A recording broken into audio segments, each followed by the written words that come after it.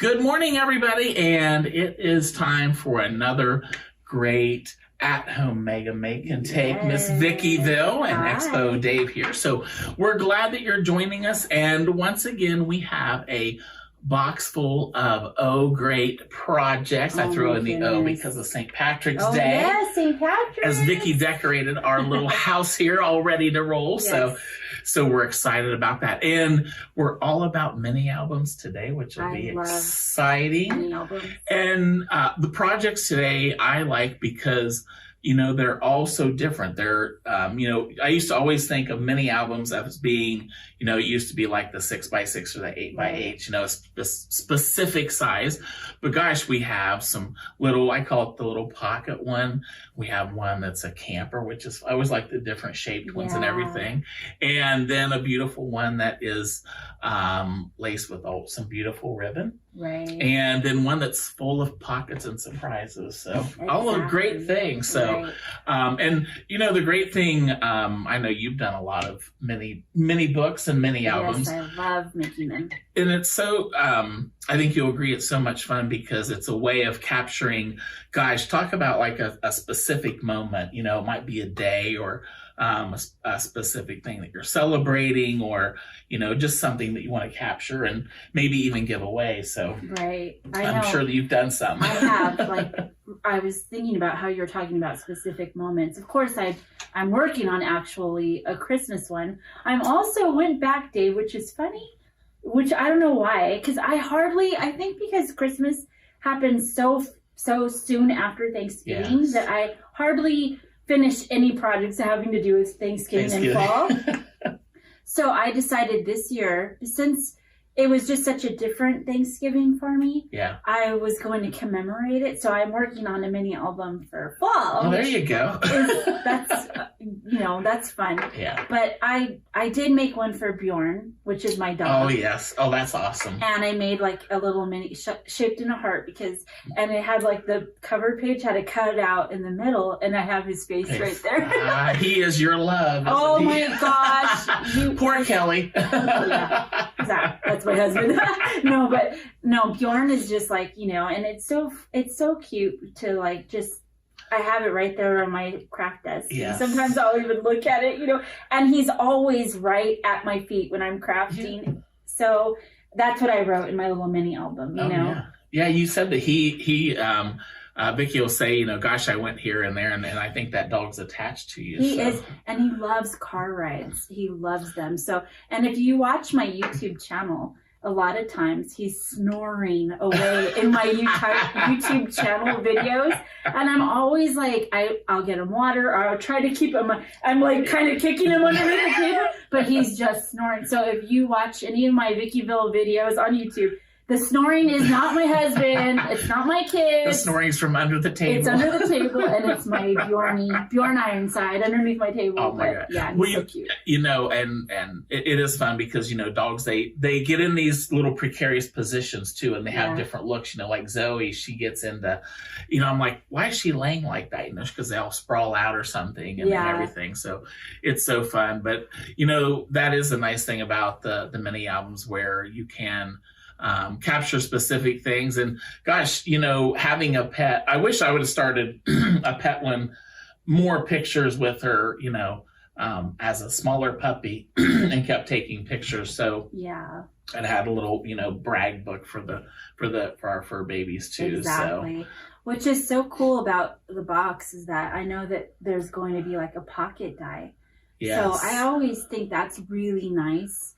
This you're going to see coming up here. Yes. It's so nice because you could make, and it fit in your purse or in your planner bag or in your backpack. And it's always nice to share your loved ones with, new friends. And so if you have like these little mini that don't take much space in your purse or, and that's so rad about this box. I can't wait till we're, all of them in that one too. Well, you're talking about the smaller one and it's from Stamp Anything. Yeah.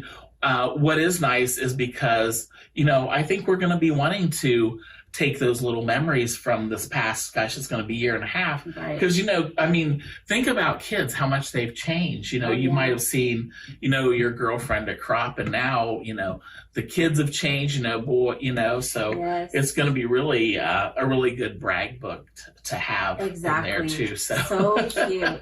So cute. And I know that there's just so many things that, you know, during this time of quarantine that maybe we wouldn't have had the chance to or time to even think about making a book. But, you know, there's been so many holidays within this quarantine where it's like, you know, it's movie night or game night or our different instead of having that summer vacation by the beach, now you have everyday things, or backyard. You know, I know you have a nice backyard. It's sitting back there, so just I think that's really nice, and making a mini album with these, you know, all those things, because sometimes, you know, I love my 12 by 12s. Don't get me wrong. I still love I'm still an OG. That'll have my heart till the day I die. But sometimes that takes up a lot of real estate in your craft room, or, you know, so having these mini albums that are shaped differently and, you know, for the holiday or whatever it might be,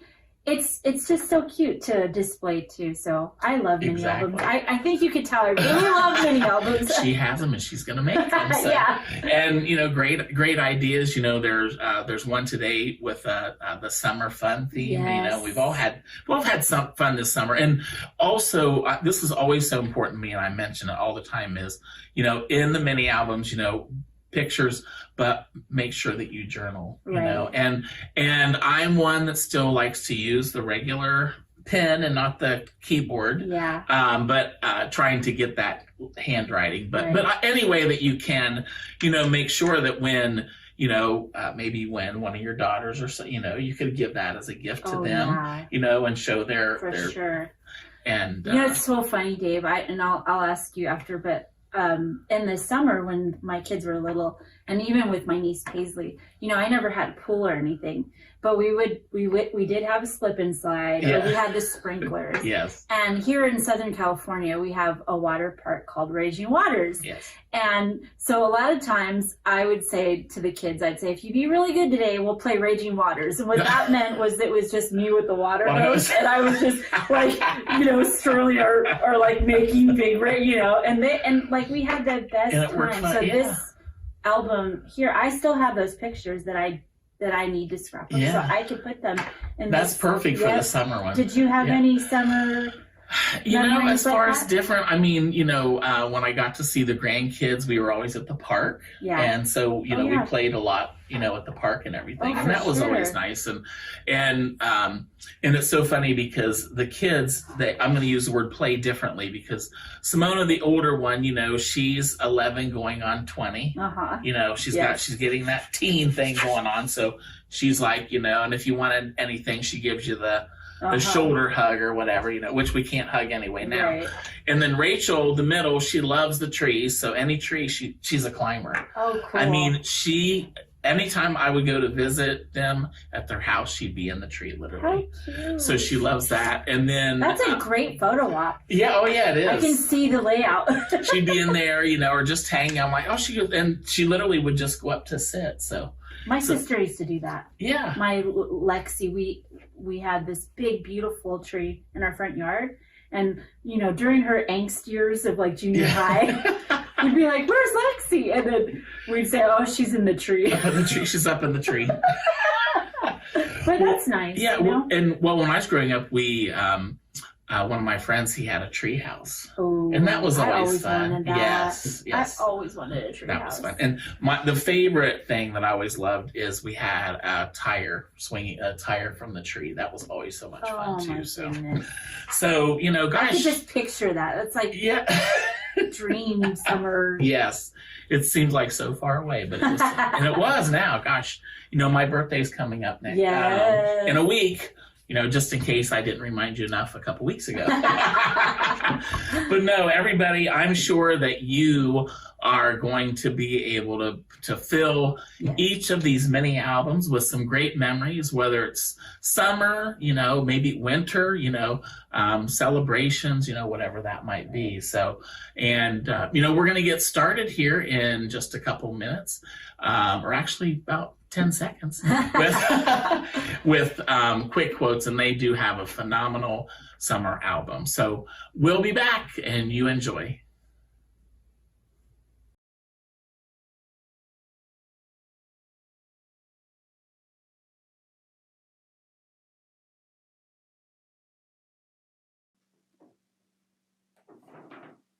Hi everybody, thanks for joining us. We are Quick Quotes Scrapbook Company, and we are going to do the Summer Fun mini book Make and Take with you today here. First off, I wanted to let you know what we have for a special for all of our Expo friends today. We have 25% off of all paper packs and page kits. So we have lots of new page kits on our website. You can save 25%, and all of our paper packs, if you see any, I'll run through them here in a little bit too. If you see any papers that you like, we also have the 25% off of all of our paper packs as well. So this is through the 9th of March. Use code SAVE25 at shopquickquotes.com. And while I'm talking here, if you want to grab your kit and start punching out pieces, I am going to flip through the book we'll be doing today. And just so you know, if at any point there is, you're either getting behind or getting a little frustrated or something, I'm going to try and make this as simple as possible. It's not a very difficult one to put together, but it's a fun one. But there's also very clear instructions inside your kit with a picture, and then you can always come back and watch this video later as well. So I'm going to show you how to put the book together, bind it together. I'm going to show you how to do the little flip-flops on the front. We're going to play with some Powder Puff chalking inks. We have a little tag here. So while you're punching all your pieces out, we'll kind of go through this. Some fun little spots for you can put little sayings on here, because we actually in the kit give you a strip of quotes and poems that you can use in there. This paper line also comes with a 12 by 12 quotes and on our website, you can also find a 12 by 12 sheet of extra quotes and poems that match this paper line. The paper line that we're using today is called Popsicle. It's actually one that we are low in stock. So this one was a very popular one. Today you can save 25% on this paper line. It's called Popsicle. So use your code SAVE25 and get the whole paper line for 25% off. And most of our paper packs are around the $11.99 regular price, so you'll save 25% on those. Okay, so you are punching out pieces. I'm going to go ahead and get things set here. And if at any point you have questions, you just let me know and I will do my best to answer. The first step, well, let me show you these directions here. So if you've never done our kits before, every page kit or mini book that we do comes with a very clear picture. We usually have suggestions on which powder puff chalking inks to use, and I'll show you how to use those here in just a minute if you've never used them. I know some of you have collected every single color we've ever had, which is awesome. We have brand new colors on our website. We have the new nature collection, which a couple of these were suggested on here. We had a delay in shipping, so some of those didn't show up until just now, but there's lots of colors that will match this project that you're doing today. This one actually suggests Sandstone, Baja Blue, and Babbling Brook. And if you have received Babbling Brook, we do realize that there is a spelling error on Babbling Brook on the ink lid, so we missed that, and it showed up like that, and we apologize, but we know it's there. On the back is step-by-step instructions. All of our kits have If there's any cutting directions or ribbon cutting, we always have that at the very beginning so that they're very easy to follow and you have all your pieces ready to go. If there's any diagrams that we need to go by or extra steps, we put in a second sheet that has those extra steps on there. So you can see here, we have one diagram, which is a very simple diagram. We're going to cut 3 12 by 12 sheets at 6 inches so that you have 2 6-inch pieces there. So that's where we're going to start. So if you're still punching stuff out, totally fine. I'm just going to walk you through the actual kind of beefy part of the kit where the actual book goes together, and then you can embellish on your own however you would like to. We have some extra stuff in there for you too. We actually, and it doesn't look like I have it here, but in your kit, we put a special chipboard in there that has quotes and poems and sayings. This one is a cardstock one. This is what the regular kit comes with. But for our Expo friends that pre-ordered this through Stampin' Scrapbook Expo, you actually have a chipboard adhesive die cut sheet in there to choose from too as well for some embellishments. Okay, so to get started, we are going to take your 3 12 by 12 sheets of paper, and we are going to cut all of these at 6 inches. So put them into your cutter, and I'm going to attempt to cut all 3 at one time. You definitely don't have to do that, but you put them into your cutter. And I don't worry about the direction too much because either any way that you fold these for pages, it's going to look pretty cute because it's kind of an all over print. So I'm going to put these in, cut it at 6 inches. You can do these separately if you want, but you need to do all 3 12 by 12 sheets at 6 inches. So you end up with 2 stacks of 6 sheets of 6 by 12 papers. And I'm going to try and go kind of at a slow pace so that everyone can keep the same pace. If you want to work ahead, go ahead. If you want to just sit back and watch and do it later, that's fine. So I'm going to keep these in exactly this order. So I have this one on top. This is going to be the first page. This one next. This one, third page. And then we just repeat the pattern for the next pages. Okay, so I'm going to set that aside. And I believe that's actually all of the cutting. Oh no, there's actually one more piece. Okay, so let's go ahead and do this while we have our cutter out. There is a paper. It is, I believe, about, let's see the directions here. We have very specific measurements on here. It is 2 3/4 by 12 inches, striped on one side, green on the other. We are going to cut this at 4 inches and then 4 inches again.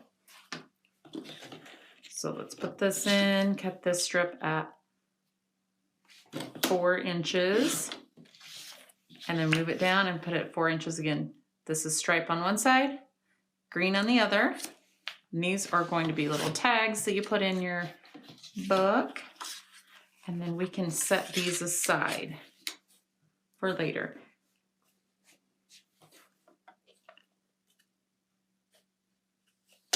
Okay, so this is also, these are going to be tags in your book, and I just want to show you a real quick way to make an easy tag. It says clip each corner. What I do is I lightly fold the corners together. I don't crease it here. I just fold it together in the corners and I snip the edge. Then it gives it a very even cut on each side there. So with all of these, go ahead and snip the corners, turn these into tags.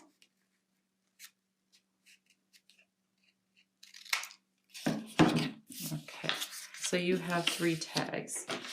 So in our book, just so you know where those are going, there are tags in our book on the small pages you can see here. So these we can set aside for right now. We are going to start with scoring the pages. So actually I'm going to use my trimmer here. Some of you have an actual scorer. If you do, that's great. And we are going to score each page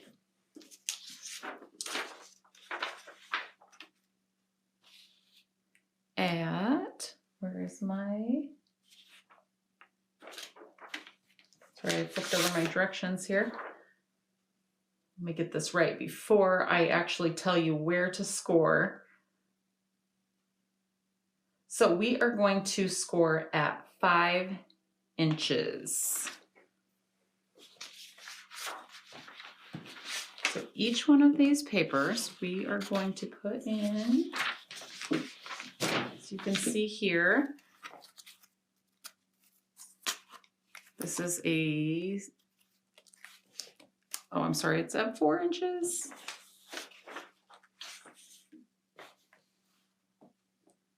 Measure these.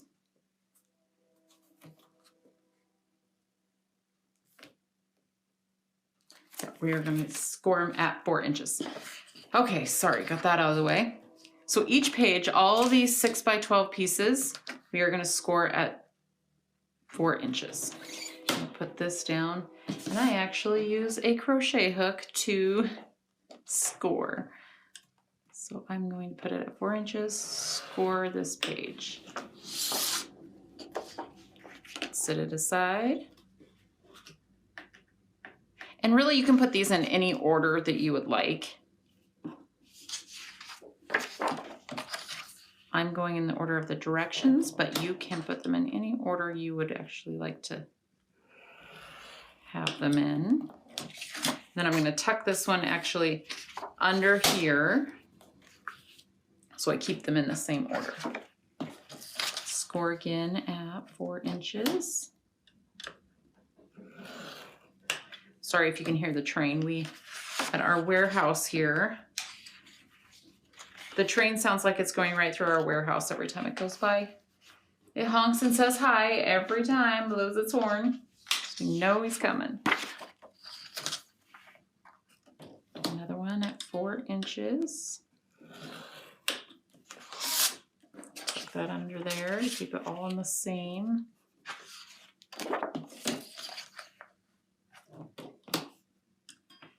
So again, this is, most of this paper is out of our popsicle line. This came out last year, but it's still very popular. These yellows and teals and greens. My last one, I'm scoring at 4 inches.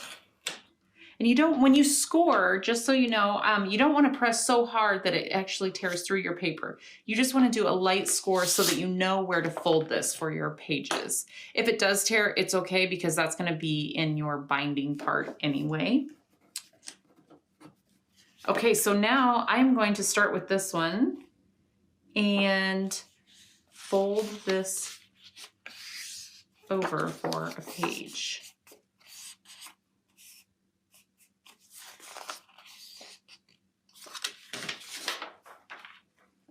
And then under here, fold this over.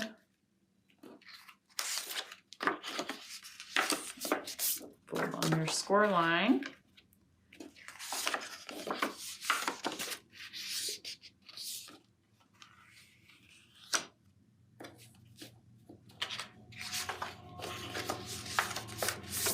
There's the train.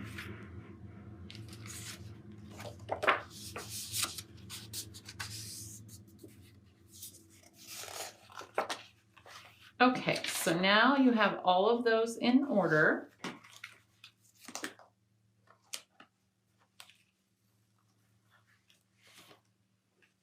And you can see if you open these here, it has a little page, the next is a big page. Once you have all of these together, I am going to crease these as much as I can here. And this is going to be your binding. Okay, I'll move this out of the way.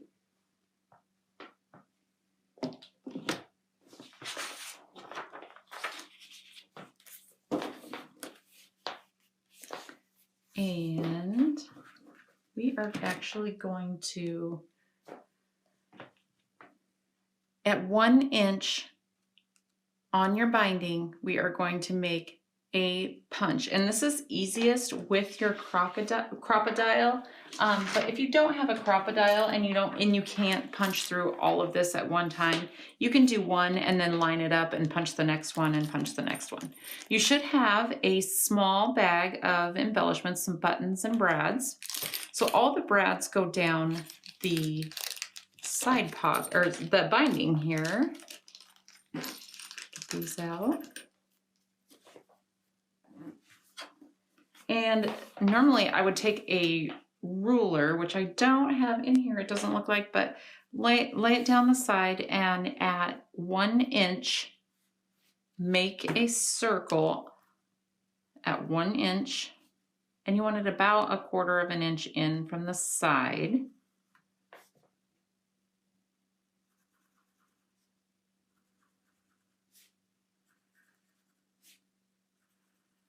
Mine might be a little bit off, but if you put a ruler down and make a mark where you need to make the holes, and then we will punch where that hole is. And put your brads in so that your book is held together. And again, it is easiest with the crocodile, but if you don't have it, just do a couple pages at a time. And then you can line them up and do it again with the next page. Use it for a guide. It's much easier if you use a ruler.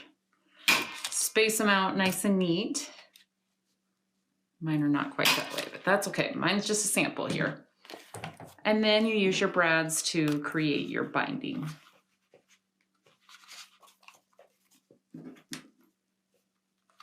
This is one of the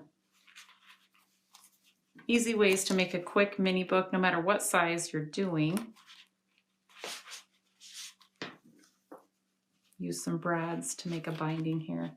With a lot of our mini books, and especially with our Club Q kits, we do different mini books all the time, and it's always fun to figure out different ways to make a binding and fit more pages in so that you can fit more pictures. But this is a very simple one here. You fold the paper over, make some marks, and then you have your book started. So you want it just about 1/4 of an inch in from the left side, and then you want them all spaced 1 inch apart. And you can see here, this is in step 1. This is what we did here. We have our 6 by 12. We scored at 5 inches. We folded it over, or we scored at 4 inches, I'm sorry, and folded it over, lined them all up, and then punched our 5 holes to attach the pages together. So in the second part, we're going to work on the front cover. So to make your front cover pocket, there is a piece that looks kind of aqua on one side, and there's a floral print on the other side. So this we are going to actually turn it into a pocket, which means we only want to put adhesive on the side, the bottom, and the side, so that we can actually use this to use for pocket at the top. And what I did is I put this almost to the bottom edge of your book. I went just a little bit up from the bottom edge. So here is a good place to start your chalking as well. This one I have is Baja Blue. These are our Powder Puff chalking inks. If you've never used them before, we have tons and tons of colors. We use them for a soft chalky look. They go on wet, but they actually dry permanent. So they don't have the mess of chalk, but they have a soft chalky look. And this one just adds a little bit of dimension. It's a very similar color to what our paper is, so it just adds a little bit of dimension and color around the edges. And you can see in a minute here when we do the flip-flops, what it looks like on some light colored paper.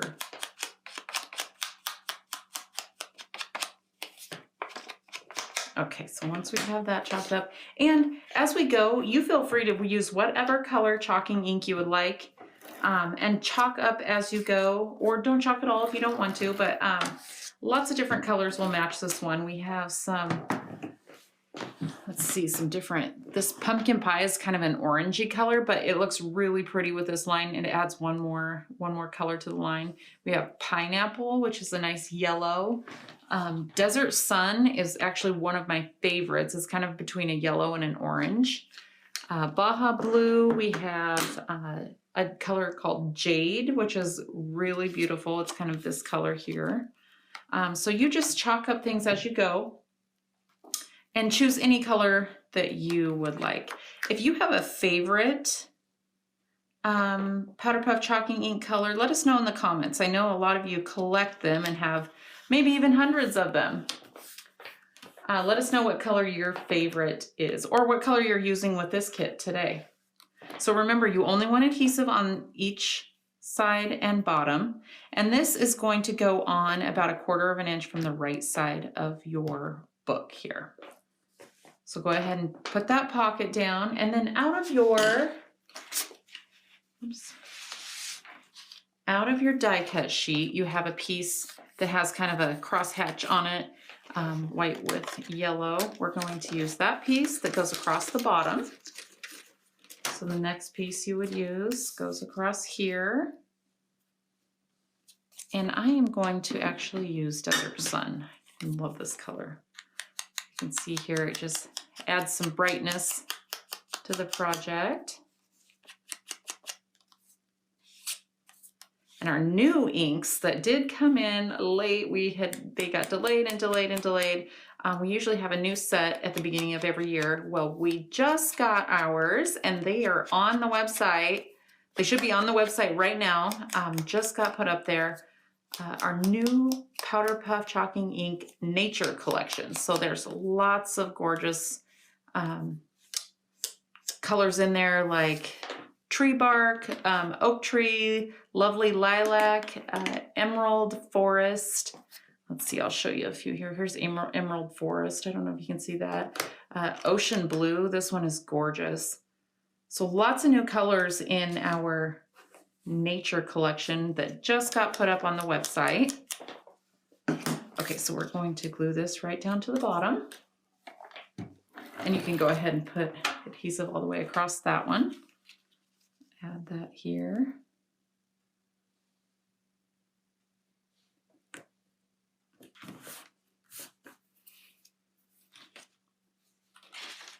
And then next we're going to actually work on the little flip-flops. As soon as I find mine here. So you have a piece that has 3 sets of flip-flops. And chalk those up any color you would like. On mine, I did each flip-flop a different color. You can see here, I think I used Desert Sun, Aqua, and Desert Sun maybe, or Tiramisu. Tiramisu is also a good one. It's a little more brown, but it works as well. You can also, if you wanted to do that, which we have the tails on the end of this Powder Puff chalking ink so that you can kind of get into the corners of places. So I love this unique shape on the Powder Puffs. Or if you don't want to do one every other color, a lot of times I will do the tops in one color. And this again is Baja Blue, which we love. Do the tops in one color. And then maybe grab Desert Sun and do the bottom in another color. Kind of gives it a fun look. These are some great summery colors. And then that's super simple. You don't have to get into any of these cracks or anything. Okay. So, and like I said, as we go, you chalk them up any colors you want. We are now going to grab your skinny ribbon. And there might be a different color in some of these kits, maybe a teal or an aqua or turquoise. I have the navy blue, which I love this stripe here.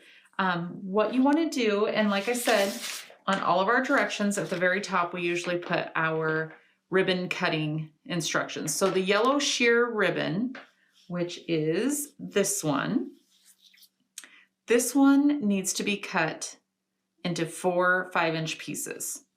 So go ahead and measure this out to 5 inches. And I have mine over here, so I'm gonna do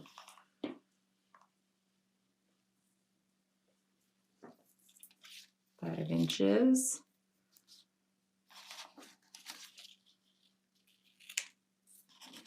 So you have with your yellow sheer, 4 5-inch pieces. Mine are a little off, but you want 4 5-inch pieces. And then with your blue ribbon for the flip-flops, you want 6 3-inch pieces. So go ahead and measure that out. Start at 3 inches. And then I just take mine and measure it up to that one. So you want 6 3-inch pieces. These are for the little flip-flops on the front of your book. Talking about summer and doing the summer book just really makes me want to go on a little vacation. Super excited. We're saving up to take our 3 boys to Hawaii this next year, and I'm hoping it works out with travel. You just never know these days what's doable and what's not, but this book here really makes me want to go right now. Okay, so once you have your 6 pieces, this is how we are going to do our flip-flops. For each piece that you have 3 inches here, what I do is I fold it in half, take your flip-flop, pull it through, and I'm going to do 2 at a time here. I'm going to grab another one, pull it through,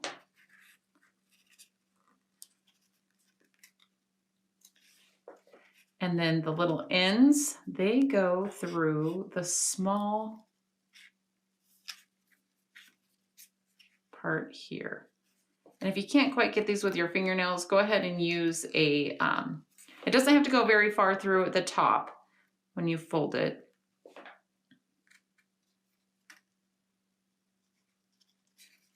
But if you can't quite get these through the hole, you can always use a little page piercer or something to poke that through the hole.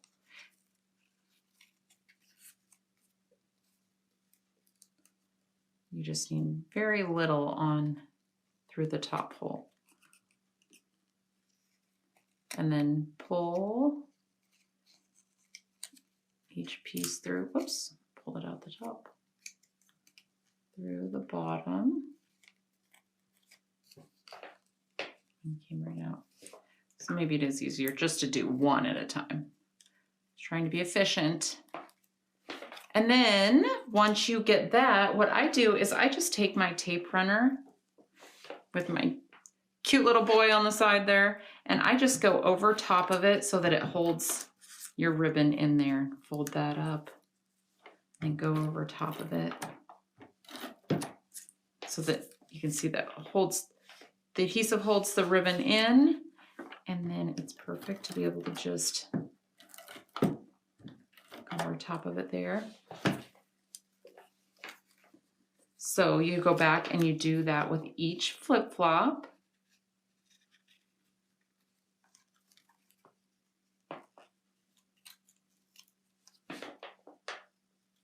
Tuck it in. This is the most tedious part of the book. It looks really cute when it's done though.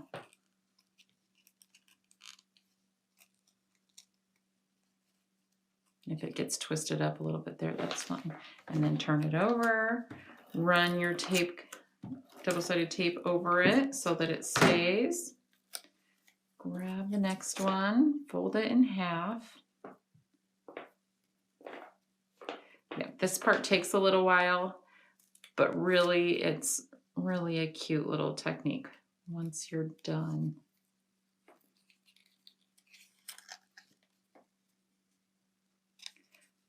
So since this makes me want to travel somewhere tropical, what are your favorite places to travel for a tropical vacation? I'm curious. Like, I have big dreams of going to the Maldives or somewhere like that someday, and I would love it so much. I think that's a little out of our reach right now with 3 little boys. Oops, I tore mine apart, but I'll just glue them back together. But what are some of your favorite tropical vacations? I might see one that comes up in the comments that I decide to go for instead of Hawaii. All the boys are saving their own money and doing jobs to save up for it.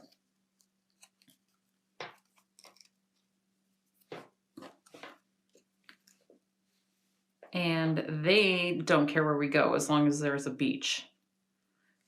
We live in the Pacific Northwest, so at our beaches, there's not usually a whole lot of warm weather. We do love going to the water, but a little different when it's tropical vacation.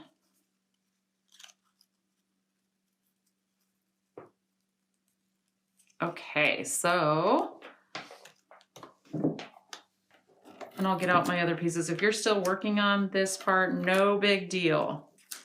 You just keep working on it. I'll just pull out other pieces and we'll kind of go step by step. I'll try to keep going kind of slow so that we can all stay at the same pace. Okay, so I accidentally tore mine apart, but that doesn't matter. You can use pop dots on the back of these if you'd like to, or you can just go ahead and put them right down onto your page. I'll put these so you'll never know that I even tore them apart.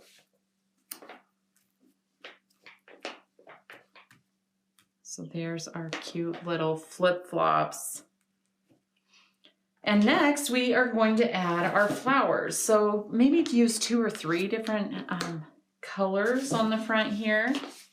And really, we use flowers kind of throughout the book. We just give you extra in the sheet here. So you just pick and choose which size you want to use. These are all just, except for these 2 here that go onto the front, these really are embellishments that you can put anywhere you want in the book. Totally up to you. Those are just extra things for you to decorate the book later. We're going to get the all the bones together in this book, and then you can just embellish as you go. You can go by our color instruction sheet. You can do it just like we did, or you can embellish on different pages. However, there's some waves here. We're just going to do the front, and then I will let you embellish however later you would like to do. I'm just going to color a few of these flowers so you can see how our Powder Puff chalking inks look on these flowers. So I have 2 of the smaller flowers and 1 medium flower. You can put them anywhere you want on here. I'm going to chalk one up with, actually, you know what? On this one I used aqua. On these bottom ones, I'm going to use some pumpkin pie. I'm going to add a little orange to mine, brighten it up a little bit. We have a couple of different oranges that we've had throughout the years. Pumpkin pie right now is my absolute favorite. And then I'm going to put, let's see, what else do we have here? Oh, this is sandstone. This is actually in our brand new nature collection pack. So I'm going to use sandstone. It's similar to Desert Sun. It has a little more orange in it.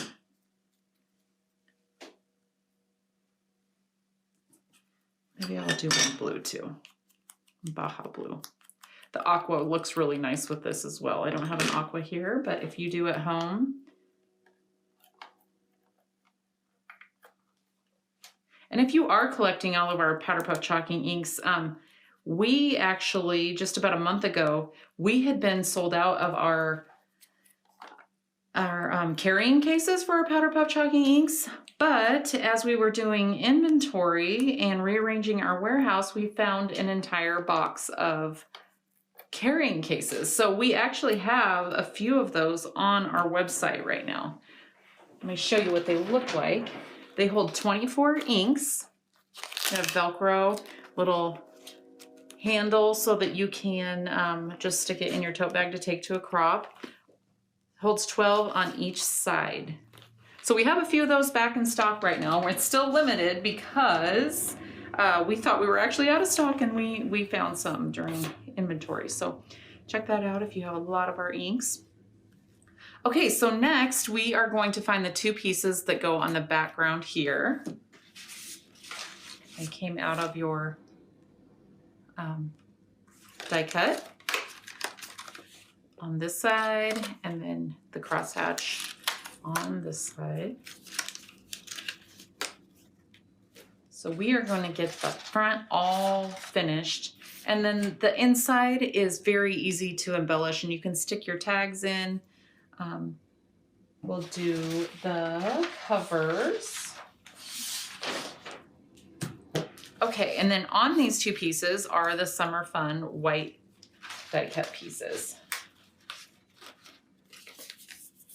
And I don't think we actually used this inside piece of this anywhere in the kit, but you could save it and easily use it for a tag or a photo backer. We normally don't throw a whole lot of pieces away. So we always tell, in our classes, we always tell people that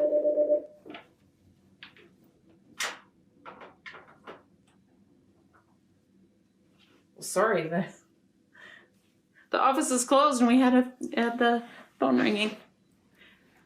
So in our classes, in our events that we do, we always tell people you can punch things out, but don't throw anything away, even if it looks like scraps, because a lot of times we will use those scraps and make them look cute on your page. So don't throw anything away to begin with. These are really good things to use throughout the book as well. So those kind of pieces you want to hang on to. So we have Summer Fun. And then out of our larger die cut sheet, we actually have, so this is what the larger die cut sheet looks like. On the other side is green. We have two pieces that go behind the words.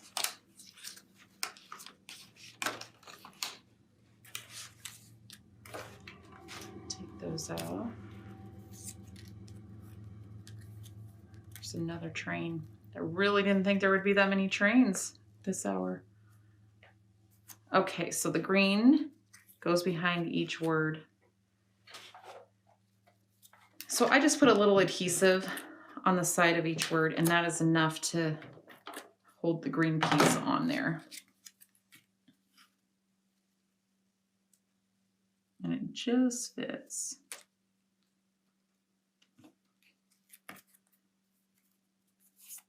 And again, chalk these any color you want. I'm actually going to use pumpkin pie again because I love this orange. Here at the top, I think I used Baja Blue and Aqua.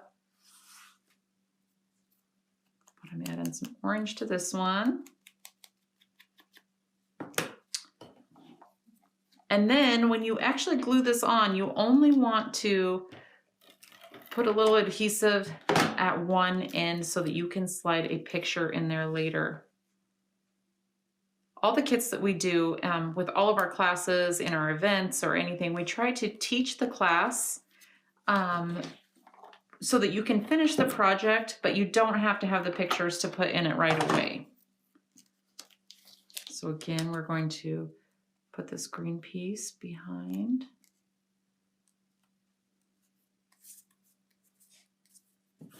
Do orange, some pumpkin pie again. This is a brand new one, so it's real bright.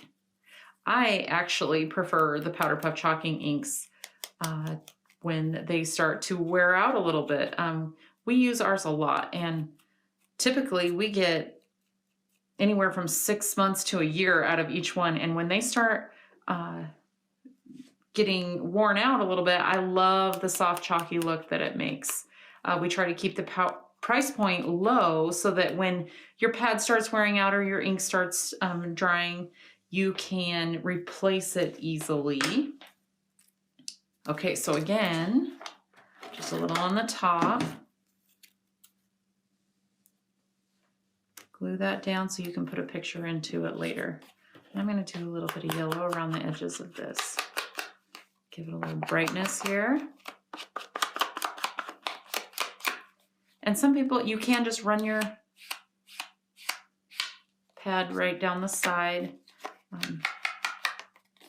Lots of different ways that you can do it. And then you just tuck this in. I just tuck it in just a little bit so you still have plenty of room to see your picture in there. So I would love to know what kind of pictures you're going to put in there. If you have what you normally do in the summer. Do you go to the lake? You go to the ocean? You go to your backyard for a pool party? This can work for any of those. Okay, so while you're getting that together, I am going to pull a few more pieces here and give you a minute. And I apologize if I'm going a little bit slower. I'm trying to keep it so everyone can keep up. Or if I'm going too fast, I apologize for that too. But you can always go back and watch this later as well. So you have the front done. The inside, we are going to put, go ahead and keep working on the front. Oops. I keep covering up my instructions here. I just want to make sure I'm doing it the correct steps so that you know what's going on here. Okay, so after you have this together, we are going to put the covers on.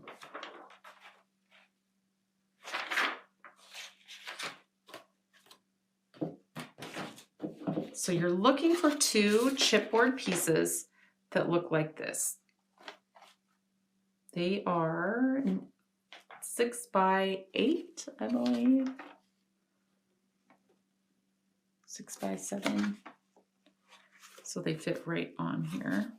So 2 chipboard white pieces.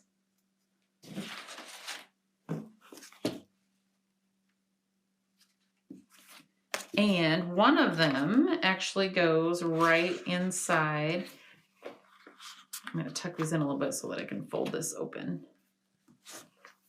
This is going to go right inside your front cover. And I am going to bend this back so that it creases a little bit and you can glue this piece onto this. And it just makes your cover a little bit more sturdy having this chipboard piece there. And again, chalk this up any color you would like. If you would like to add a little color to it, I'm going to add some Baja.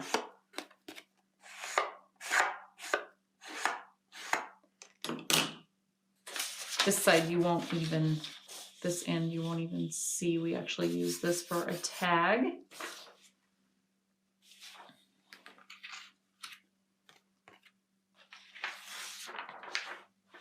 So find your two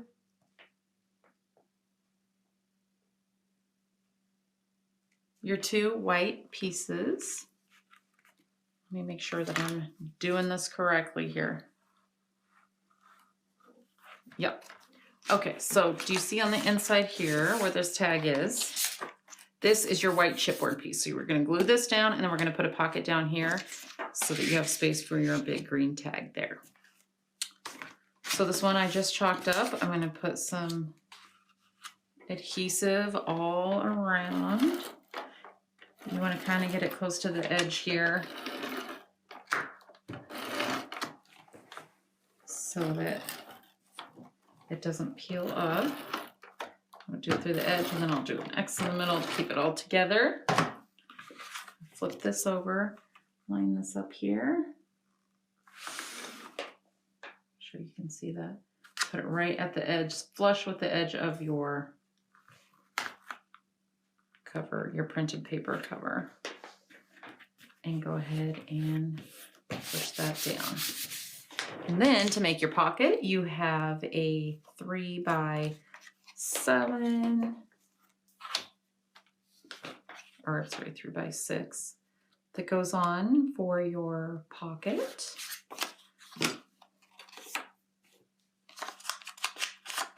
A little color around that.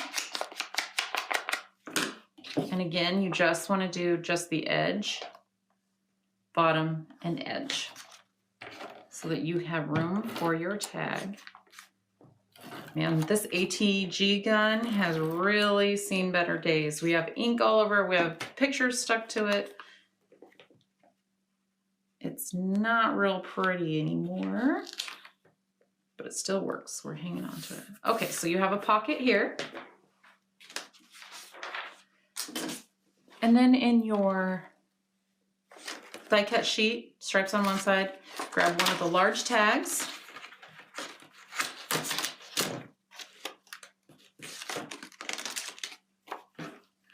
Chop it up however you would like.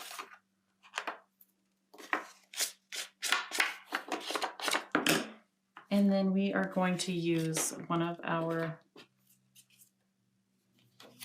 yellow pieces of sheer ribbon in there. And I just stick it through the hole. And you don't even need to tie a double knot if you don't need to. This ribbon holds pretty well. I just do once, pull it tight, and then your tag is ready to go. And a lot of times I will trim, fold these over, trim away from you. Leaves a nice little dovetail. There we go. Tag in there. And then these pages, you can either, so you want to go in and bend them back just a little bit, but you can decorate these however you want. On this page, we actually put one of the tall tags going up with a quote on the bottom. If you have a picture that fits right in there, you can always do that. I'm just going to let you decorate however it fits your pictures. And there's clear instructions in the directions if you want to do exactly like ours, like this one has a wave here. These smaller tags we have on some of the smaller pages. These are just extra sheets of white paper, and you will have it gives you a cutting diagram to cut them exactly the size. But honestly, just cut them the size you would like to have behind your picture, because you have extra white paper in there to be able to do that. So I'm just going to flip through this so you can see, layered up some of the flowers, used a quote here. So on the inside, you just embellish as much as you want. We also gave you that extra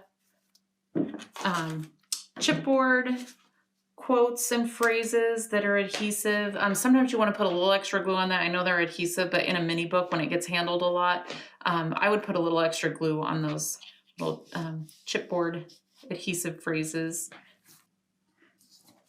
Okay, so we just have the back page to do, and then you can embellish. Let's see, your other white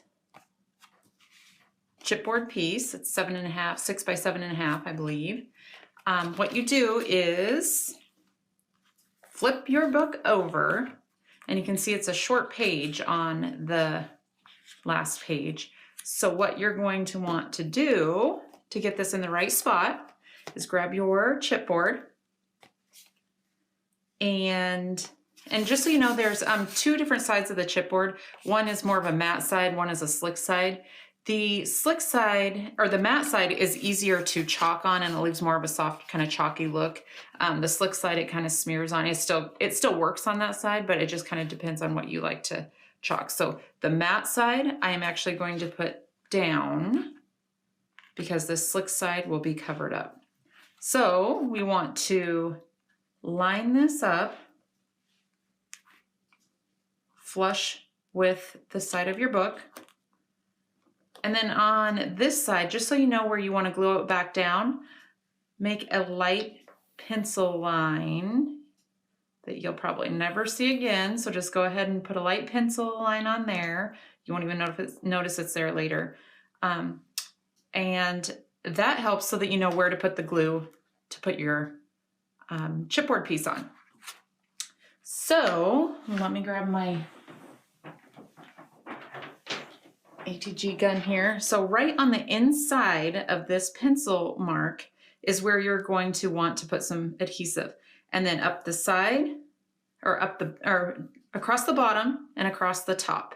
And this is going to create your pocket for your last tag. So just inside this pencil line, put a line of adhesive, and then you want to do just on this small page. You don't want to get it on this large page. You do from one end over, one end across, and then that will make a pocket. Then you line your chipboard back up, and I'm putting the mat side down. You line this back up with your pencil mark, and it should be just exactly in place. Push that down, and then when you open it up, you can see that you have your pocket here. And I also just found some Blueberry Bliss. I'm going to kind of show you what that color looks like on here too. The Blueberry Bliss is a popular color. It was in our new 2020 pack last year. So I'm going to chalk the edge of this one up. I love this Blueberry Bliss color. Okay, so on the very back, you have one piece left like this, 7.5, 6 by 7.5, and that just gets glued right onto the back so you don't have a white background. So I'm gonna do that. I'm just kind of going around the edges because mine's just a sample, but you can put a little more adhesive on it if you'd like to. This goes on top of the white chipboard. And then you have a nice matching back page there. And then in here is your pocket, and you take your last piece of sheer ribbon and your big tag, and that slides right in there. So that is all the bones of the book, and then you have extras in your kit. And I actually just found, I thought I didn't have these in mine, but we threw in an extra pack of phrases, chipboard phrases. And like I said earlier, these are adhesive, but since they're going on a book that gets handled quite a bit, I would put a little extra adhesive on these when you use them. This is just something extra to use if you want to. If not, you use them on a different project. They're kind of fun to use. So go ahead and just embellish however you would like on all of these pages.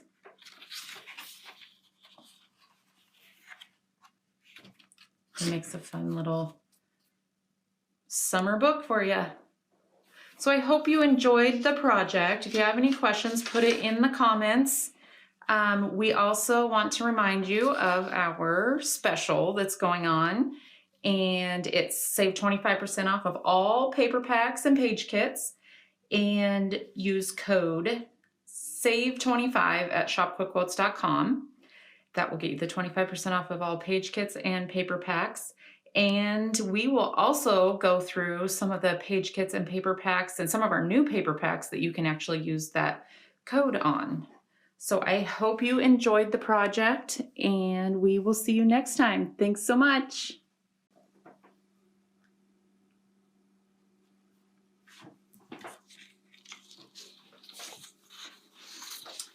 Hi everybody, it's Stacy from Quick Quotes again, and I am here to let you know what kind of deals we have for you today. We love doing some special deals for our Stamp and Scrapbook Expo friends. You saw here we have saved 25% on all paper packs and page kits. This expires on March 9th, but you use code SAVE25. And that will get you 25% off of all paper packs and page kits. And what I'm going to do today is actually show you some of the new page kits that we have on our website, because I know that we've shown over the last couple of events, we've shown some of our page kits.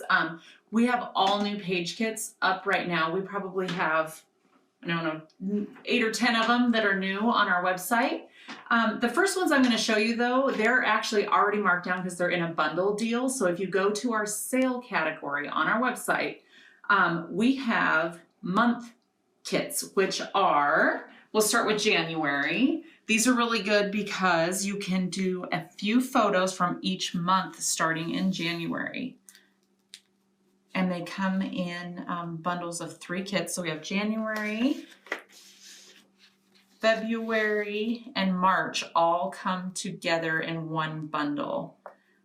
These are normally $12.99 per kit, but if you buy this bundle in our sale category, it's $29. So it saves you like 10 bucks if you get this. So we have January, February, and March all in one kit. And these are really fun kits to put together. So these you can, and then throughout the year, we will do another bundle of, so we have January, February, March, we'll do April, May, June coming out next. So grab this bundle out of our sale category for $29. And then there is April, May. Love these colors. These are made with our new waterfall and rusty nail line. And June. So April, May, June come in a bundle as well. And you save quite a bit when you buy the bundle out of our sale category. Now the next ones here are brand new kits that are on our page kit category. They are, you get to save 25% if you use save 25 for a code in the next day or two. Life is good. This one makes me want to be on a tropical island somewhere. This girl. Some fun colors in there. This has some aqua and yellows. New girl kit. This one is One Blessed Grandma. This also has Nana in there. So if you are a Nana, this kit is for you. It uses the word grandma and Nana, so you can choose when you get this kit. So these are all kits that you can use your 25% off on. Adventure awaits. In the last year, not a lot of us have had tons of adventures, but that could also be for future travel or past travel. Built Boy Tough. This amazing adventure. This one's kind of cool. This on this page here, it has a pocket on the back for extra photos. For all our pet lovers, the road to my heart is paved with paw prints. Dream big, little one. There's some greens, and then this one is in peach and kind of pinks for our little girl. Dream big, little one. Easter is coming up. We have very few of these left, but we do have some on our website. You need some Easter pages. This one is a really fun one. It comes with all the pieces to build this house and layer this tree up. Family kit. And again, these are all page kits that you can use your 25% on. And if you've never used our page kits before, you can be assured that they come with very clear step-by-step instructions in there. So they're simple to put together. The discount is also on our paper packs. So this is one of our brand new paper packs. It's called Rusty Nail. Some really rich, deep reds in there, blues, yellows. Kind of fun for some kind of antique, springy pages. The next, oh, and this actually has, I'll bring these up. This goes with our Rusty Nail line as well. These are our quotes and poems that coordinate with the Rusty Nail line. There's some really general quotes on here, so you could kind of use this for anything. Our next new paper line is Waterfall. This has some royal blues, olive green, some yellows, aqua, a little bit of everything on there also, and that's the quote sheet that matches this paper line. I took this one out of the package so I could show you this brand new paper line. This one is gorgeous. I love the reds and yellows and blues in there, some teal, some gingham. So this all comes in the Waterfall paper pack. I love this one here. So that is our brand new paper line. These you can use your 25% on, which most of the paper packs are $11.99. regularly. This is From Afar, so this is a gorgeous travel line with reds and antique tan colors in there, some gray. This one's a little bit tropical. It's called Popsicle. This one we are very low on the stock, so if you like this paper line, grab that one at your discount. Here's another travel line. This one is kind of ocean, nautical, some peach colors, some navy blue. Sweetbriar, if you did our private reserve events last year, this is one of the paper lines that were very popular that we used at our private reserve event last year. There's Sweetbriar. Hibiscus, this one is tropical as well. Makes me want to be in Hawaii. This one is very low in inventory as well. Enchanted, some greens and browns and blues, peach. And then From Afar, I already showed you that one. So those are just some of the paper packs and page kits that you can use. Your code, save 25 and get 25% off of. I would like to also show you our Club Q. This month we have a brand new Club Q kit that is made out of our waterfall paper line. And if you are a Club Q member, let us know in the comments. Let us know what your favorite part about being a Club Q member is. There's lots of benefits. One thing that we are doing is if you decide to sign up for Club Q this weekend, we are also extending the 25% off to any new Club Q members. You get 25% off of your first shipment. So the page layouts, I'll give you a peek here. The page layouts for March, this is what would ship if you were to sign up this weekend. These are the page layouts. There's two options with Club Q. So if you would like to do just page layouts, it's $19.99 plus shipping each month. You always get an extra pack of paper, ribbon, vellum, just some extra stuff in there as well. Or you can do the ultimate combo. The ultimate combo comes with the 4 page layouts, the extra paper, vellum, ribbon. It also comes with a big altered project and a small altered project. So you get lots more in that one. You always get free shipping with the ultimate combo. It's $49. You also, when you sign up, you get a free pack of Powder Puff Chalky Inks if you sign up for the ultimate combo. When you do sign up, whichever option you sign up for, you also get an entire starter kit free. So if you were to sign up for the page layouts, you would also, in your first shipment, get all 4 of these pages. Let's see here. All 4 of these pages free in your first shipment. If you were to sign up for the Ultimate Combo Club Q, you also get a small altered project. You can see this is a little tag book here. This is the small altered project. And this is totally free when you sign up for Club Q, the Ultimate Combo. You always get free shipping with the Ultimate Combo. You get an assorted pack of Powder Puff Chalky Inks free. This is the large altered kit. So you can see here, it's a bigger, bigger altered project here. Lots of places for photos. And with our altered projects for Club Q, oh sorry, our warehouse is really close to the train tracks. As you can tell, it sounds like it's going right through our warehouse.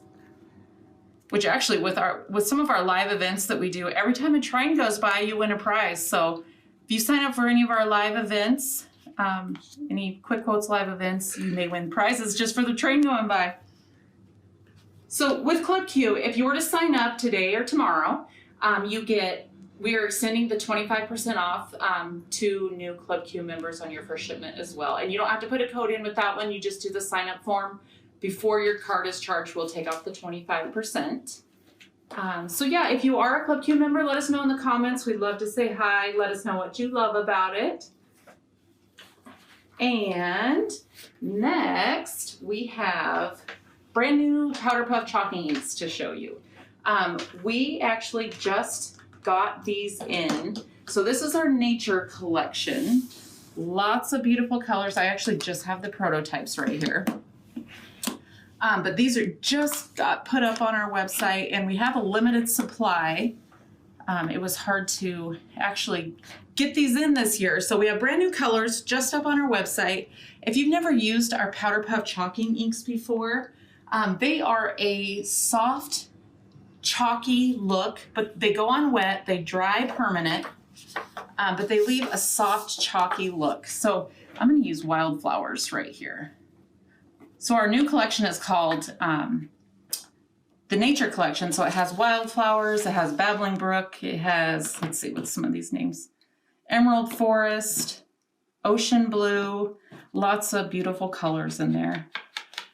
So this, you can see, goes on wet, dries almost instantly, and it leaves a soft, chalky look.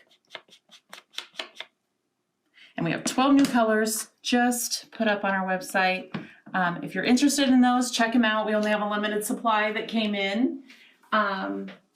We also have events that we put on as well. Our next event is on April 3rd.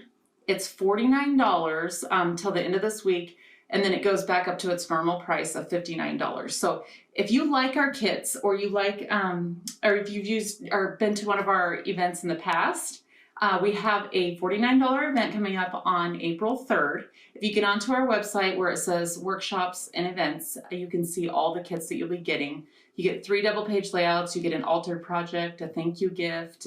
We give away tons of prizes on our live event. It's really a good time. So if you have, if you're interested in joining us for the live event, Patsy walked you through all the classes on that day. So check that out on our website. We actually have a few events coming up. So the first one is April 3rd for $49 if you sign up by the end of the week. Then it goes up to $59. On May 22nd, we have another Super Saturday, which is an all-day event. Lots of pages and altar projects that you get done on that day. July 10th, we also have another $49 event. The one on May 22nd is $119. You get 14 pages. Also, we do travel events. There's not a lot of scrapbooking involved with this, but Quick Quotes does travel. So Patsy has 2 events set up, 2 travel events. 8 days in Ireland, July 2022. Also Egypt and the Nile Cruise, which is a 12-day cruise in November 2023. So check that out on our website because these events are amazing and Patsy loves seeing all of you there. If you've done one of the events or the travel events, let us know in the comments because they always have a really good time. So check out that on our website.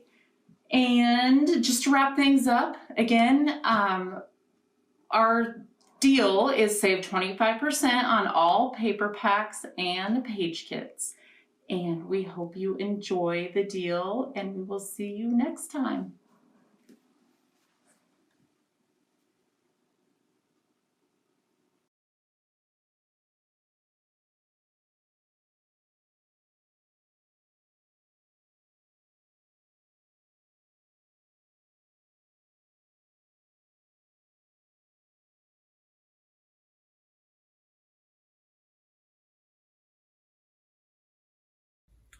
Welcome back, everybody, and we had some summer fun. What did I tell you with Quick Quotes, everybody? And you know, I just love their albums and everything. We were talking earlier about, you know, they just make it so simple and easy. Some cutting, minimal cutting, which is everybody loves that. You know, they want to get right to it. And the paper, beautiful popsicle line. You know, she said it was a release from last, I guess, a year ago, but it's still so popular, which I can see. It's got the turquoise color, which I know you love. Beautiful. And Stacy always does such great instructions too, you know, very step by step, she was talking about, if you don't have a crocodile, an option to making your holes to put your brads in and everything. Mm-hmm. And she was showing, the important thing on the mini albums, as she was saying, is, making your score line, because you're going to be filling this with all kinds of pages. And once it's flat now, but once you start putting your pictures and your memorabilia in there, it's going to really fill up. And let's see. The other thing too is with this mini album. I mean, you could take this, as a model and make, but the brads, even changing out the brads, you could make this a totally different type of a mini album as well. Yeah. Just by using, what they've used. But a lot of the not horrible thing, a horde of them, good things is that I think the flip-flops are adorable. So cute. There's so many cute elements in that. I mean, the little side pockets, you could put pictures, journaling, you could put even, all through here, it has the little tabs that you could mark, if you wanted to put a specific thing on the tabs. It's just full of little, I love the little swirly, all those just little extras. And, as you got, you have extra papers and things too as well with this that you can add in your album as well. So, and love the little pieces of ribbon. I know So you love the cute. ribbon I love too. it. So everybody, you can fill this up with your summer fun and get some more goodies from them. Oh, and their chalks are phenomenal, easy to use, great colors. And I'm sure a lot of you have collected a lot of those colors too. So yes, I live by my, I don't know the name of it. I think it's like a chocolate color, it's just right by my side at all times. I'm just to do the paint. Yes, yeah. I love it. It makes such a huge difference. It does, you know? and it's just so easy. I mean, I love it. So, I like Dave was saying, they have just beautiful page kits, and right now there's a sale. That if you look under their sale option on their website, they have January, February, March in a bundle. And just for the next, I think 2 days, they're offering these 3 for $29.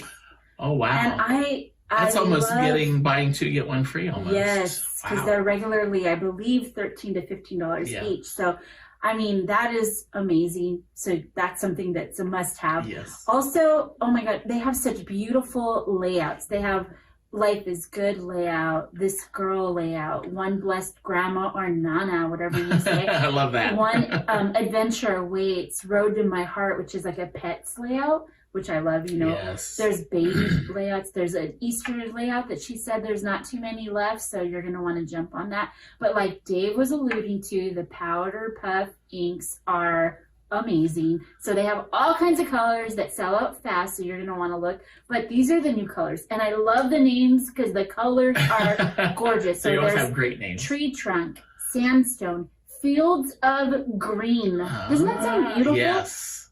Wildflowers, Lovely Lilac, Sahara Sand, Emerald Forest. There we go. Okay, Babbling Brook, Ocean Blue. This Ocean Blue, oh, I die. It's so cute. Cottonwood, Oak Tree. I mean, the colors, but those are the new colors. That's like a must-have. Yes. Oh my goodness.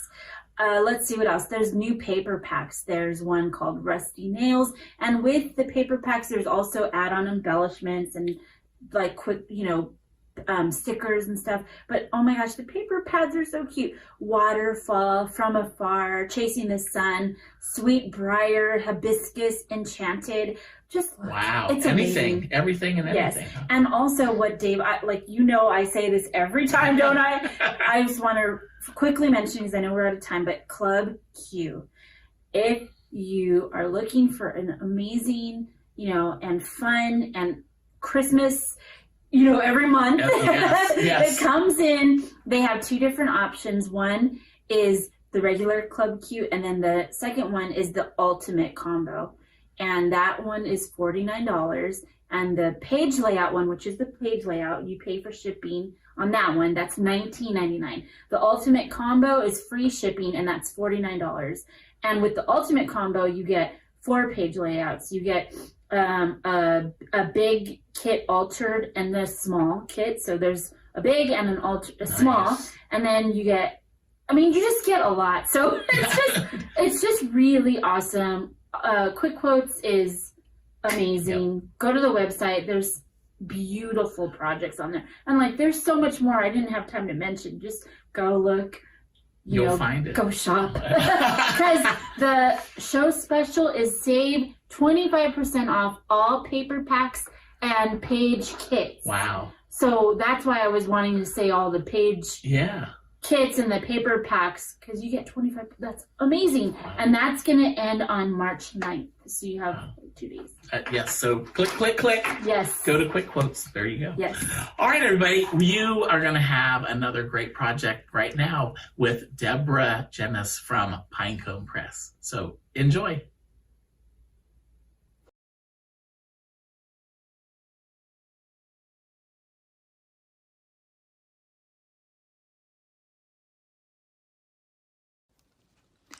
Hi, this is Deb with Pinecone Press Design, and welcome to our Say Hello to Summer class.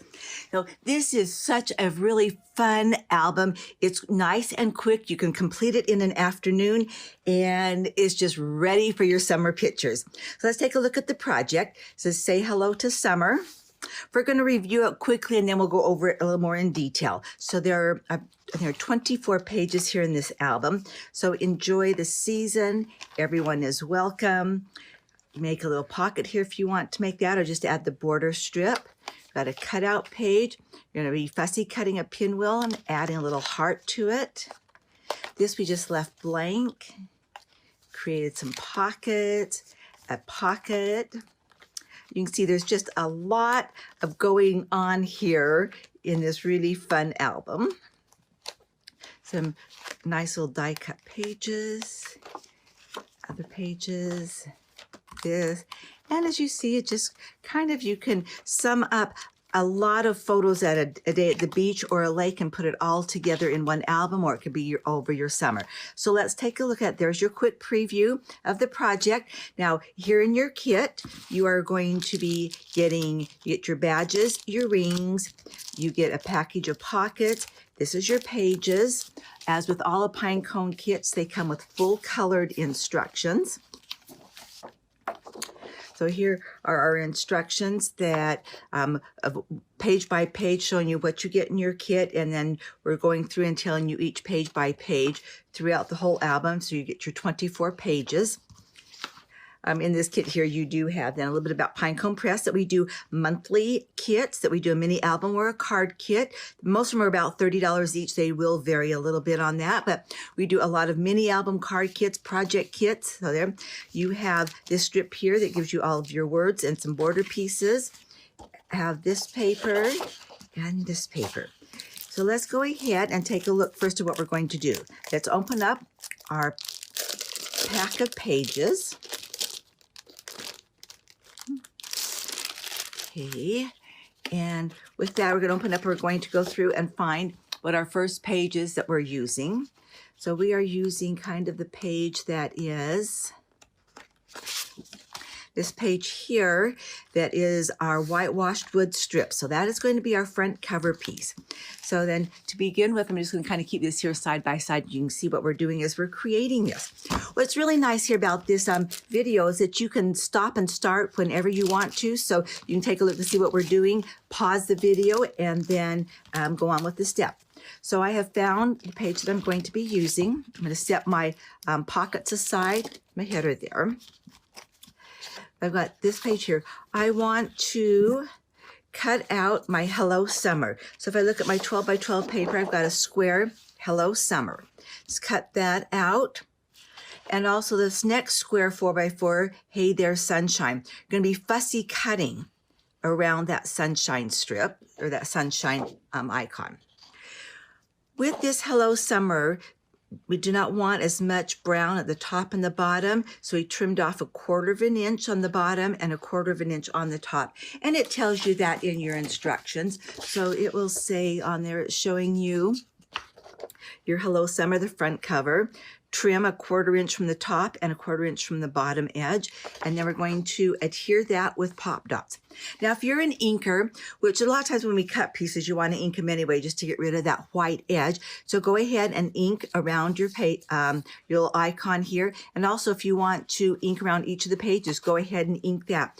We used a vintage photo and a walnut stain, the distressed inks from Tim Holtz. We want to do that.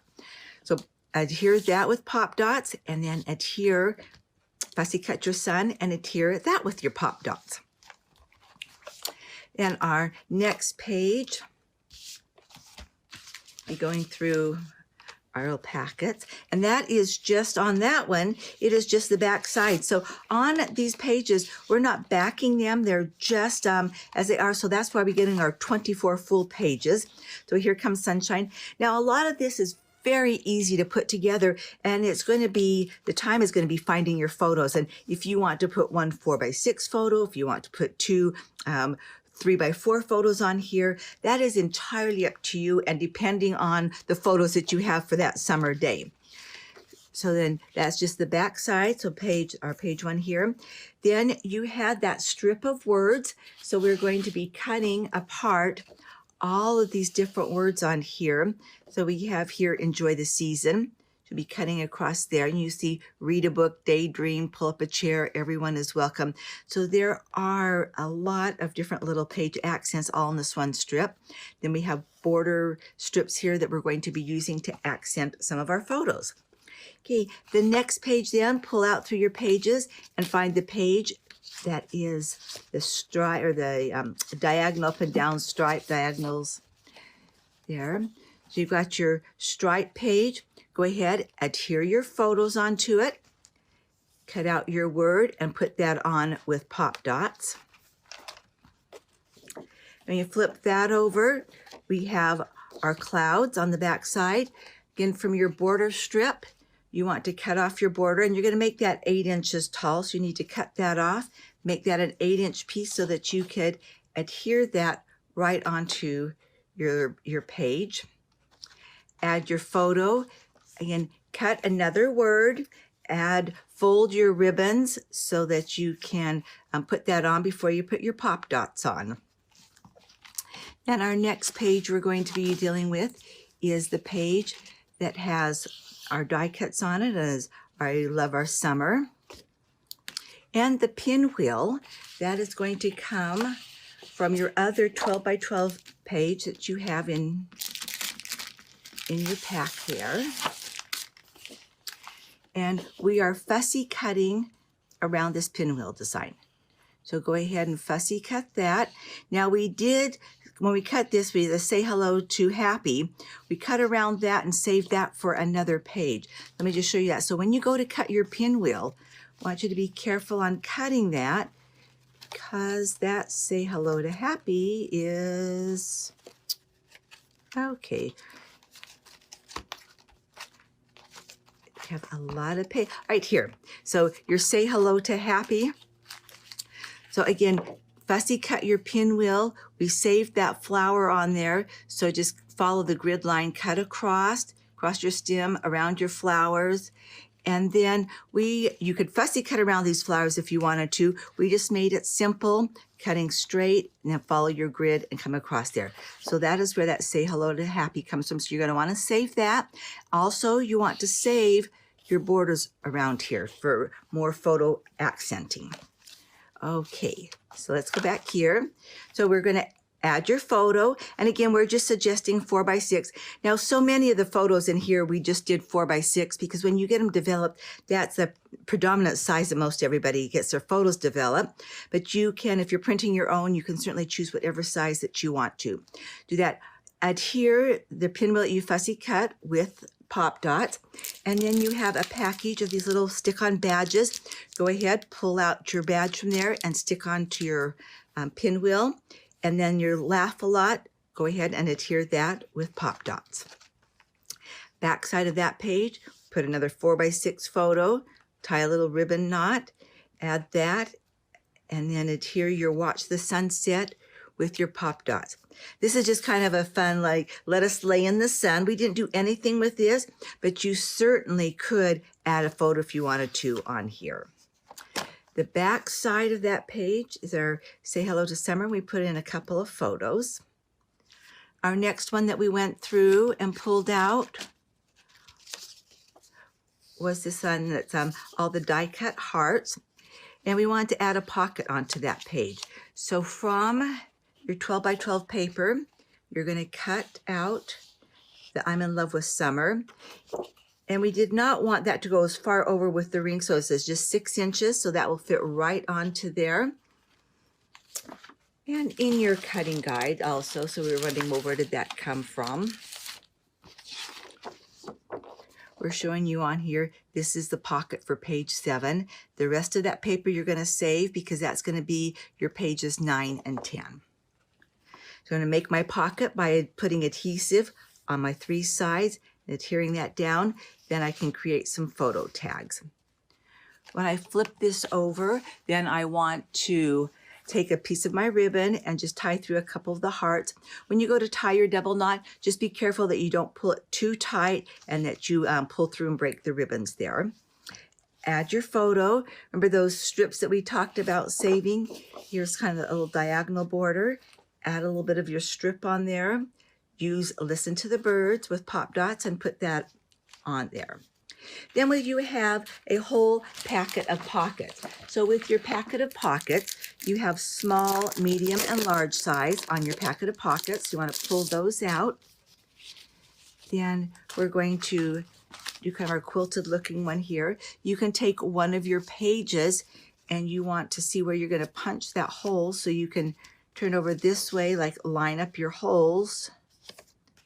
Flip that over, mark it with a pen or pencil, and then take your Crop-A-Dile and just punch that out. This isn't going through, it's not that thick, so if you just had a regular hole punch, it could work for there. You do get a little thicker down here when you have the double layers of the heavy cardstock.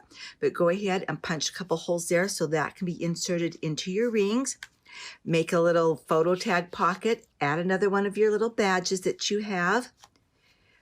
Another one of your words, cut that out and put on there, take naps, if that's appropriate. Now these are just suggested. You can certainly, that whole list of words, go ahead and put on whatever they fit your photos. Or for you that are stampers, you have so many word stamps. Go ahead and do a word stamp or journaling, and you just write what you want to make that the photos not work. With our pages here. On the back side of that envelope, we went ahead and put a photo. Before we put the photo down, just fold over in half and attach some ribbon. The next page that we did is not a page from your packet of pages here, but actually this was cut. This is the bottom portion of this. So we made a pocket. We took our 4-inch piece here. We have our 8 inches left over. So we went ahead and made a 6 by 8 inch page. And again, on this one, you're going to want to line up your holes. You just kind of take these rings apart here. You can see that. Line that up with another one of your pages and just punch your holes so that that will fit right into your page there. The back side of that page, then we just added, so you see there's the back side. And go ahead, add your photo, add your little ribbon, add a little diagonal border. Then next, you want to take another one of your pockets. So you have 2 of the medium-sized pockets. So take your second pocket, again, line it up and punch your couple of holes in it. Create a photo tag and add some ribbon. And you have that. Now this pocket already had lines on it. So it's like, oh, this is just great to add some journaling or thoughts for summertime. So use that for your journaling. If you have your own porch rules, go ahead and list your porch rules there. The next blank page you want to pull out is all the diagonal lines, the big lines. go ahead, add photos. We added 4 photos here onto this page, and then took our Feel the Breeze word icon, cut that out, and adhered that with pop dots. Backside of that has all these hearts, which are great. So then we took a pocket that had the heart on it, made a small little photo tag. First, you're going to want to adhere your photo, then adhere your pocket, create a photo tag, put your ribbon in. Now, when we go and attach ribbon like that, so you have all of your ribbons here. And if I want to see my polka dots on both sides, see, on the green ribbon, when we just made that, we just folded that in half and took a little tiny attacher and stapled that on. On my polka dots, because I want to see the polka dots on both sides of this ribbon. So I'm going to take my ribbon and I'm almost going to make like a V with it. So you're going to take your ribbon like this, fold it like that. Then when you trim, put your diagonal. That way then you are going to see your polka dots on both sides of the ribbon. A lot of times I'll cut my diagonal first, or I will leave a lot of extra so that I can get it placed and then go ahead and follow along my dots and make my diagonal cuts on my ribbon. And again, that's as simple, taking your straight ribbon, just folding a V into that. And then that way, when you go to staple it on, you'll see your polka dots on both sides versus just taking it and folding it over this way. Which you can do that also, because then it looks like you have 2 ribbons. You have a plain-sided and a dotted-sided ribbon. So you could also do that.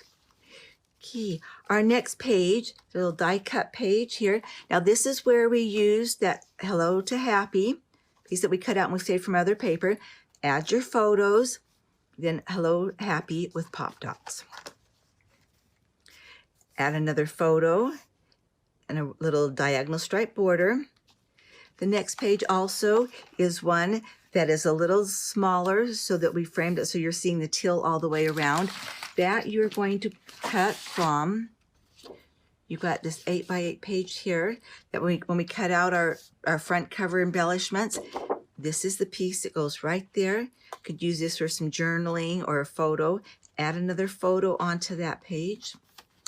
Pull out one of your badges, adhere your badge. The back side of that is another great page that already has the lines, and very faintly, if you can see here, all the details. This could be another great place to add the events of the day or the weekend or your summer.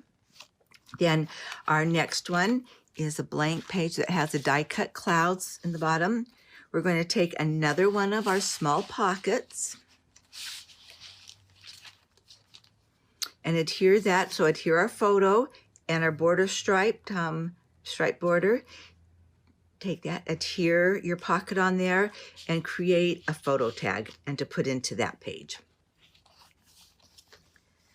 Back side of that, we added another photo just to read a book, something nice to do on a summer day. Add again a border. This one here has so many fun summer icons going on. So you truly could put a photo like right in here, and then you see your little flip-flops, your popsicles, or Let's Ride Away. We just left this blank, but you could create and put some photos on this page if you want to add more photos. The back side of that is a great little word place. We've got a summer afternoon. We're going to relax with friends, which we love. We laughed until we think until we'll die, then maybe not, but barefoot on a summer night. And that kind of completes that page. Again, if you want to add more photos, certainly just add more photos onto that. Our next page, pull out, it has a little scallopy along the bottom edge, the side edge. The little sunshine, everything is better. Pull that page out, add your photo, add your ribbon. Back side of that, we've got this really fun floral. Add your couple of photos. Smell the flowers is one of the word icons. That's completed.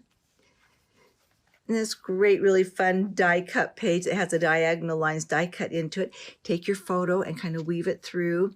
Weave through your summer words here. And that came from this page here. So cut out that square and you can weave that through. We added a badge. Then on the back side of that, we added another photo, took a piece of our ribbon and added that to our photo, folded it in half and clipped the edge so that you've got that really fun little spiky edge there, and then add a badge onto that. Now on your last page, we have our polka dots. It's already punched for us. And you have one large big pocket.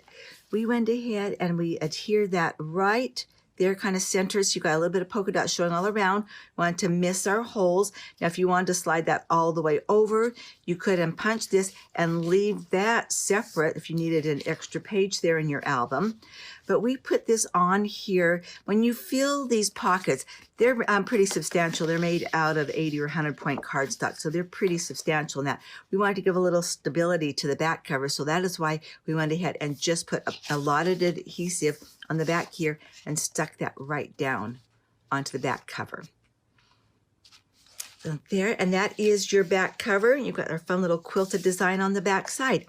Now, because this is such a simple album, we're just using our rings and to bind it. So you're going to line up all your pages. The pages that are cut a little narrower, like our little floral page, when you go ahead and put your rings through, make sure that that is slid all the way to the left so that you catch the little holes there. The same when you get to your pockets, they go all the way to the left so that they catch with the rings. Now, if this is going to get a lot of use and have a lot of kids looking at this and opening and closing and playing with it, you might want to get the little clear ring protectors and put those onto each of your holes around your pages there. But as you see, this is just such a fun, simple album. Sometimes, you know, with Pinecone press kits, you could be hours and hours making a project. This one is just such a fun project that you can get completed in a simple afternoon. It's going to be longer going through and getting all your photos prepped for it than creating the album. But you'll have a really fun album here. Now, if you like this and you like the quickness and that, on our site, on pineconepressdesign.com, we have 5 more different kits that are kind of in this feeling that are a little more simple to put together, a little more basic album. So please go to Pinecone Press Design, check that out, and enjoy your summer days. Thanks. This is Deb. Bye-bye.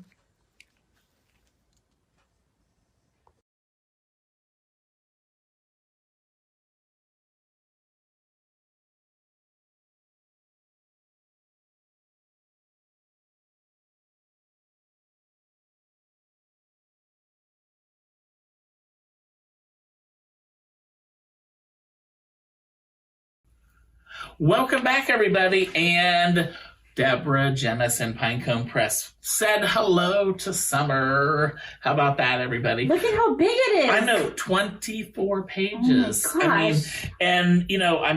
First of all, I love this whitewash paper look. I love that. I like the wood, the paper, the wood. But you talk about, places to put pictures. All over. All these, and I love adding the ribbon to each page too. That's just like a great embellishment.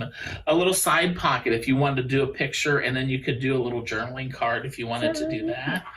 And you got the pack of embellishments to put in there, and do a little bit of fussy cutting, with the pinwheel. So more places for pictures as she showed, and the little tabs pulling up. The little bicycle. Bicycles, it always reminds me of summer. I don't know. Because you were always riding your bike. I was. Around town. I used to be able to ride my bike without my hands. Oh, there yeah. you go. I could do that too, just for like a little bit. Yeah, I can almost ride a bicycle now. But no, just this album is just full of places to put. And Deborah, you talk about great instructions.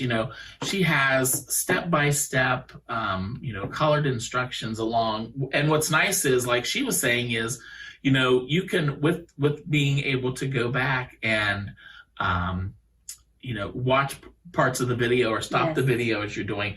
I think that's such a plus to be able to do that with, all the projects and everything. And Deborah, I was talking with her. She was here a few weeks ago dropping off some kits, and she always uses tons of ribbon, on her projects.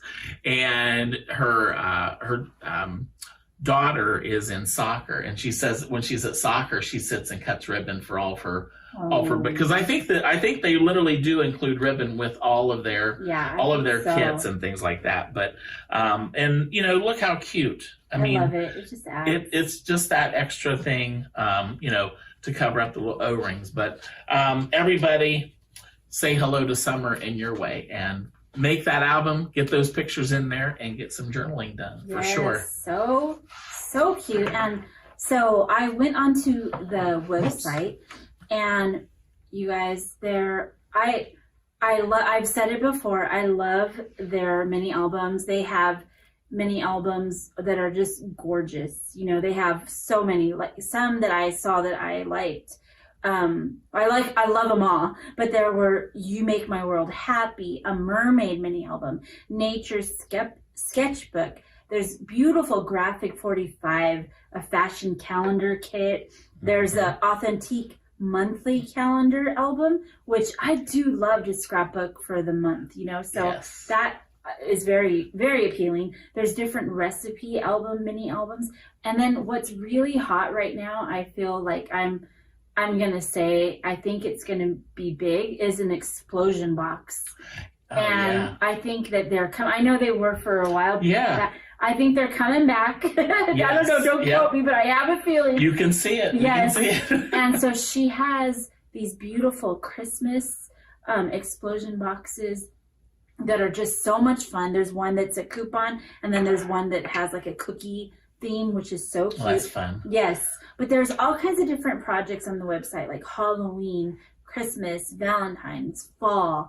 And like Dave was talking about, there's just beautiful ribbon bundles too. Mm-hmm. So to me, I love decorating my mini albums with just all kinds of ribbon, because it's kind of like the jewelry of your mini album. Oh yeah, that's true. It's kind of like the earrings and the neck. It just gives it that real flair, So there's so many different ribbon bundles.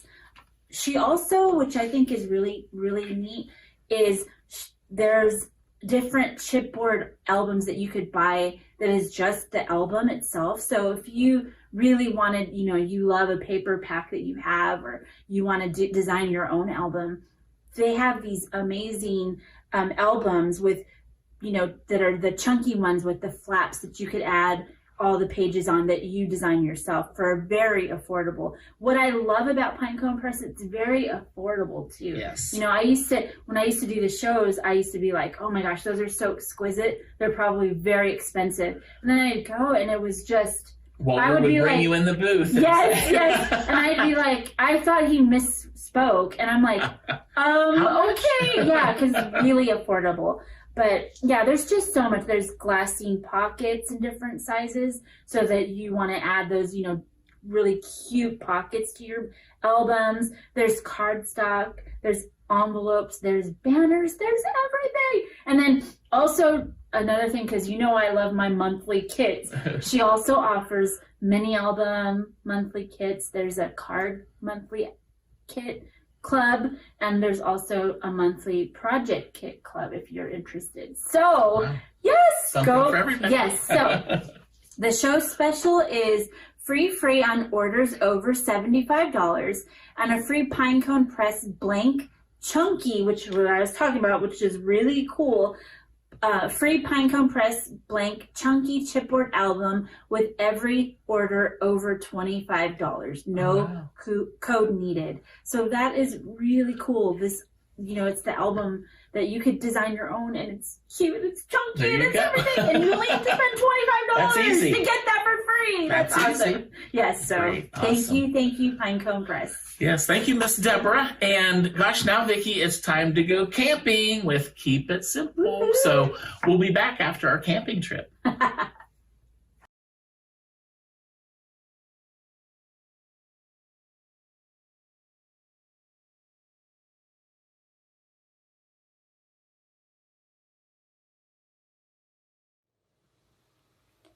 Hey everybody, it's Jenny McGarvey from Keep It Simple Paper Crafts. I am thrilled to be with you here today because we are going to create this adorable mini album. As you can see, it's in the shape of a vintage camper, and it is full of items from our Hello Adventure collection.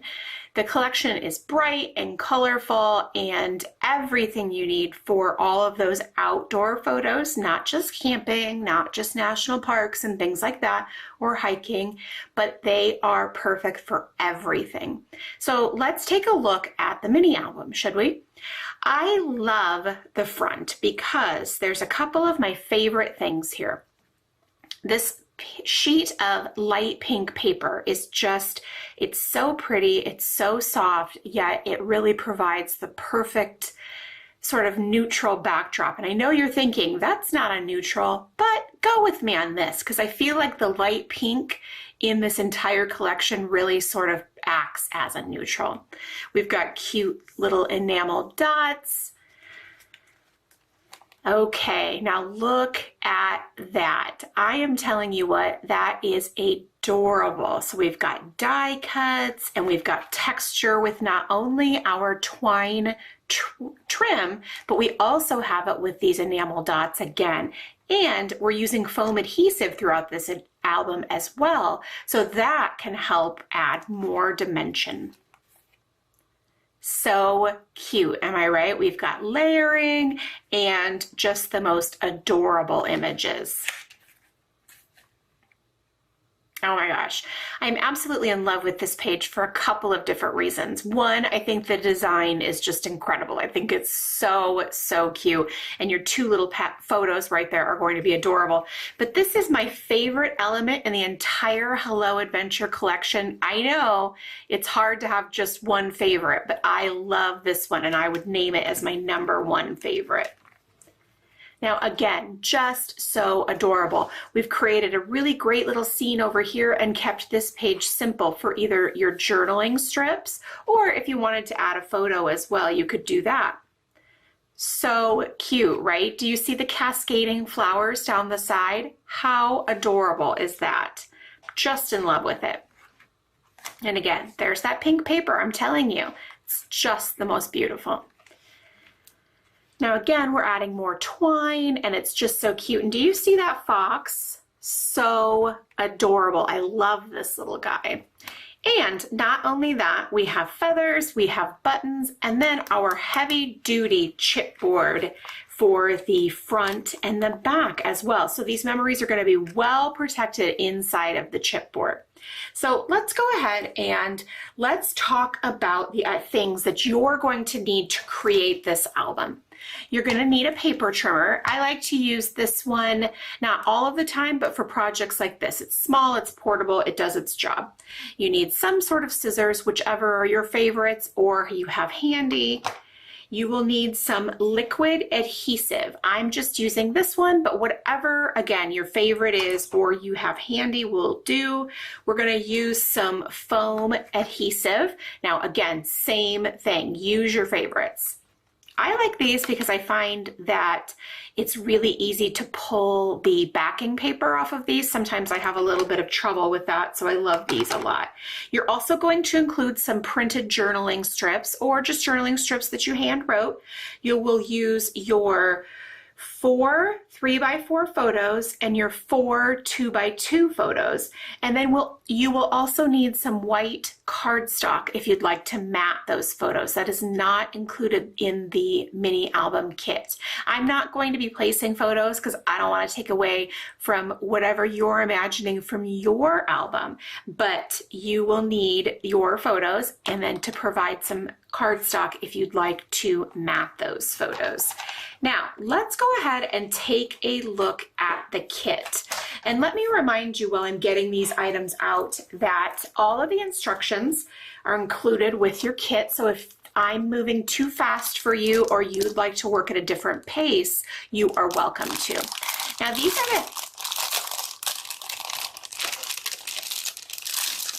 are the heavy duty chipboard cover. So the front and the back, you'll get 2 of these. They are so thick. I don't think I could fold them in half if I wanted to. So they're really going to create the perfect base for your mini album. You'll also receive the 2 rings so that you can attach your mini album.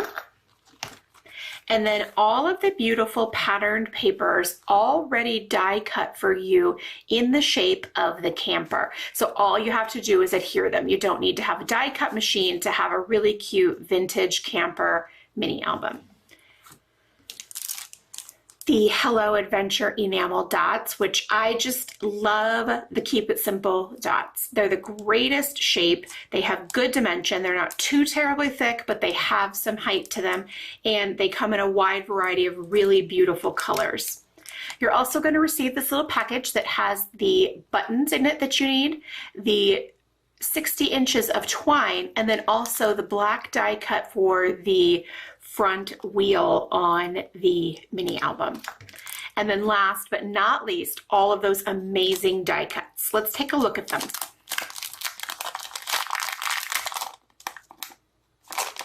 As I already told you, I am a huge fan of the Hello Adventure collection, so you won't be surprised to hear me talk about how cute I think this is. So many adorable shapes, and we're going to be using most of them, but we won't be using all of them. So you will have a few left over at the end that you can place in the album or on your other projects as well. So cute, right? I just love it. I think it's a really, really fun collection. And again, obviously it leans towards camping and all things outdoors. However, I think that even if you're not a camper, you'd find lots of ways to use this really adorable collection. So why don't we go ahead and get started with creating? Okay, so we're going to take the front cover of our album, okay? And we are going to take our papers. You see these all here? I'm going to find a teal one. Now in yours, just like in mine, the holes might not be completely punched out. So go ahead and get rid of those little guys so that you can put those rings through at the end. We're going to use a liquid adhesive to adhere this, and again, go ahead and just use whichever is your favorite. Don't use too terribly much. You don't want it to squeeze out the edges, and you don't want to have any buckling or anything like that from overuse. Now you also could use a really great tape runner on the back of this as well. We just like the liquid adhesive because it really bonds to the page. So again, I'm keeping that really light. I don't know if you can tell that or not, but it's really just a very light layer of the adhesive to give it a good bonding to the chipboard, and also at the same time not come out the edges or be too warped or anything like that. I'm going to press that down to make sure we've got a good seal right there. And then we are going to take the light pink, see this guy right here. I'm going to punch the holes out. And then we are going to trim across the middle, okay? So that's where your paper trimmer comes in. And again, this doesn't have to be exact. So I'm going to line this straight line of the bottom up along one of the lines on my trimmer, just so I can get a nice straight edge along there. And then I'm going to move it down just a tiny bit, but again, still doing the same thing, making sure the straight edge of the camper goes along the straight edge that is right here.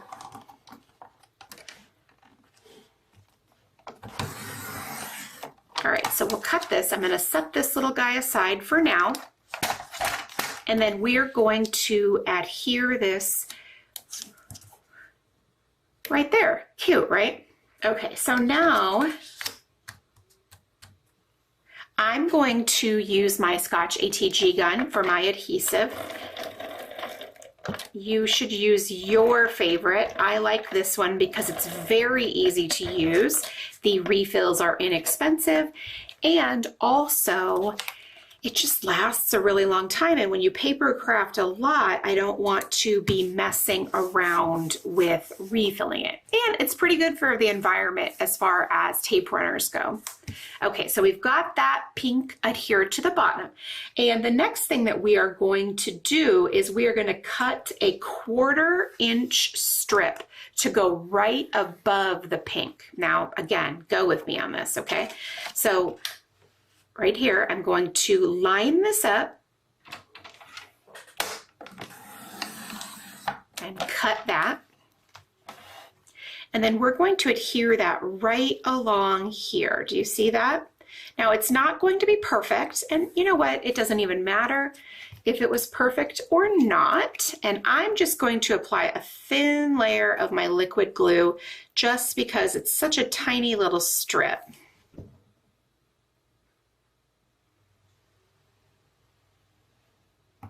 There we go.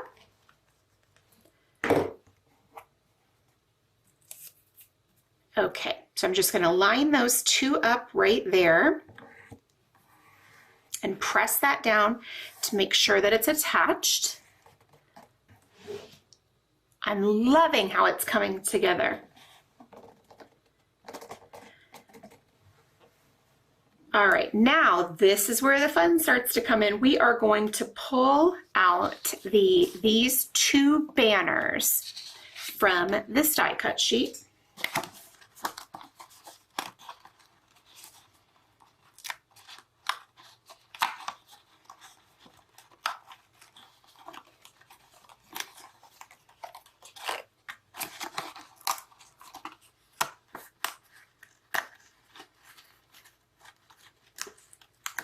Okay, so next we will use the dimensional adhesive to adhere this to the album. So we're going to take the smaller of the two. I like to start at an edge if I can. So let me pull out my adhesive or my dimensional foam.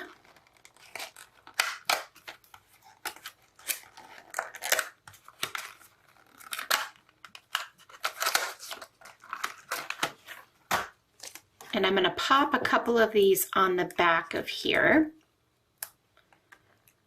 I'm not going to put one on each because I don't think that it needs it. I think that I'm just going to use them on the ends, but you should use as much as you are comfortable with. I think for me, this provides enough support and enough adhesive. Now, didn't I just tell you earlier that these were easy to come off? This one is, of course, super sticky. There we go. Maybe I was just pulling the wrong thing. Now, of course, my fingernails are a little bit long currently, so that also makes the crafting a little tiny bit harder, but that's okay. Alrighty, so I want to make sure that I line the end of my banner with the edge of the camper, and then we're just going to have it meet in the middle because we're going to have both of these come together right here, how cute, and then have this end meet over here on this edge. So we're just going to do the same thing. I'm going to add the adhesive to the back of the banner, and I'll use one in the middle this time for a little bit more stability. This one is one flag longer than the other one, so I want to make sure that I provide a little bit of support there in the middle. Now, I will say this adhesive does seem to be a little bit different than these round circles that I'm used to because it's a little bit stickier pulling these little guys off. So I may have to rethink my choice in the dimensional adhesive. All right, so now we've got that. It's so cute, and it's just sort of the perfect accent. Now, a couple of things. If you didn't line it up perfectly, first of all, it's okay, but if that bothers you, you can always remove it. Second of all, like on mine, it's just hanging off the edge, the tiniest bit. That doesn't bother me, but if it does bother you, you could trim it with your scissors right there. All right, so now we are going to go ahead and put that little black circle down here.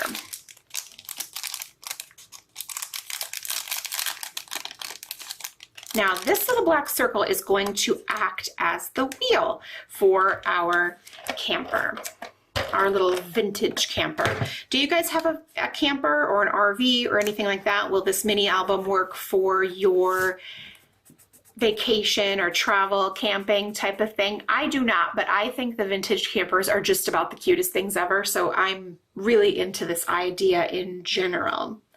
Okay, so now we are going to take the little navy blue circle die cut, this little guy right here, and we're going to adhere it on top of this right there, just to give it that sort of the little hubcap or the wheel cover. So cute. It's adorable.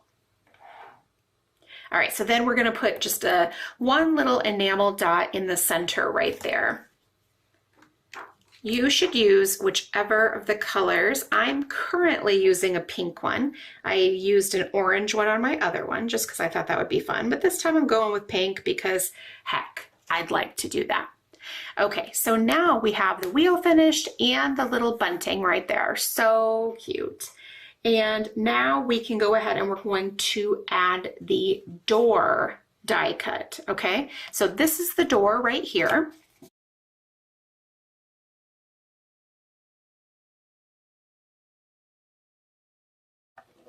Now remember, if you need a little bit more time, it's okay. You can refer back to your instructions for this mini album. You do not have to do it at the same pace that I am. It's okay. So now after we have the door, we're going to go ahead and add the little window as well on the top. Now it comes with the window printed on it, but we're going to pop a little window up just for some added dimension.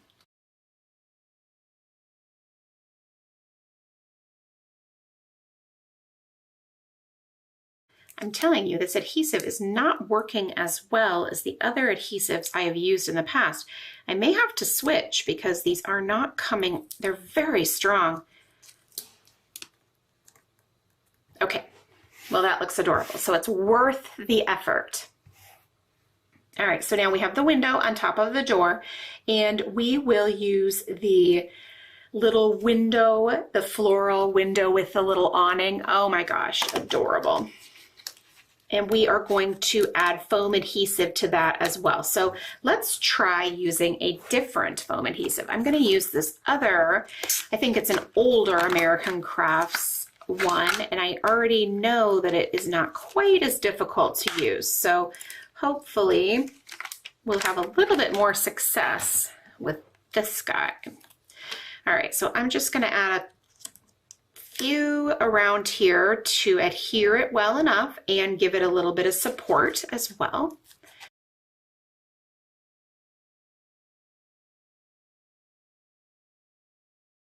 Okay, so now we're going to take this little guy and I'm going to have the flowers overlap the dark pink strip. Super cute. Okay, then I'm going to take my enamel dots and I'm going to add an enamel dot, a little teal one, in each of the little scallops along that window. Now, sometimes because of my long fingernails, I have a little bit of a hard time getting these teeny, tiny little enamel dots down correctly. So apologize in advance for that if we struggle with that today. But look at that. That turned out, oh my gosh, I have to show this to you. It's so cute. Do you see that? Oh, it's so adorable. I absolutely love it. Just the cutest. So I'm going to scooch that little guy up there. This one too. Oh my gosh, absolutely perfect. Now the last thing that we're going to add right here is we're going to take this little Greatest Adventure die cut and adhere it right below that window.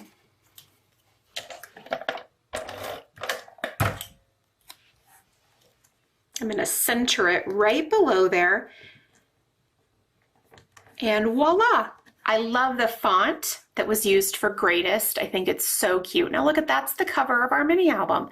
So now if you wanted to add, you know, say alphabet stickers to say like 2000 or 2021 or, you know, the year of your trip or, you know, that kind of thing, you absolutely could. There's so many different options. I mean, same thing right here, or a tiny little face poking out. It would just be so cute. Now we're going to turn it over and we are going to decorate the back side. Now the back side, will include the yellow polka dot paper. So we are going to find our yellow polka dot paper in all of these really cute papers. I guess I already knew what that one was. I love these. They're just so pretty. All right, there is our yellow polka dot paper. It's really kind of an orangish yellow. All right, now I do have one of my little guys I need to pop out right there. And we are going to adhere it to the back of the cover, okay? So I'm just gonna go ahead and add my adhesive. I'm not gonna go crazy in the interest of this video. We're gonna add that right there. Again, lining it up nicely, but also making sure that we're leaving the holes so that we can place our rings at the end.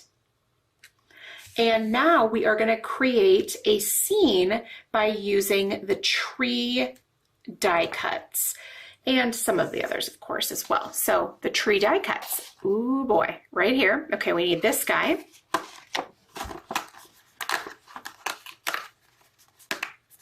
We also need, oh my gosh, so cute, right? We're going to take this, the hedgehog who is catching butterflies. I love it. And then we also need the teepee, wherever that one, there we go. Okay, let me move these out of the way. So we're going to create a really cute little scene using these guys. So now on the teepee, we're going to use the dimensional adhesive on the top of this, and then on the bottom I'm just going to put a dab of regular adhesive. So I'm going to put a tiny little foam square right there, and then I'm going to add a little bit of adhesive right there, and I'm going to place this in the middle basically of the page. Now I'm going to take the hedgehog and use foam adhesive on the back of this one. Again, I want to use enough to make sure it sticks and to also provide support, but I don't need to go crazy. I don't need to back the entire thing in foam adhesive. Finding a balance is good.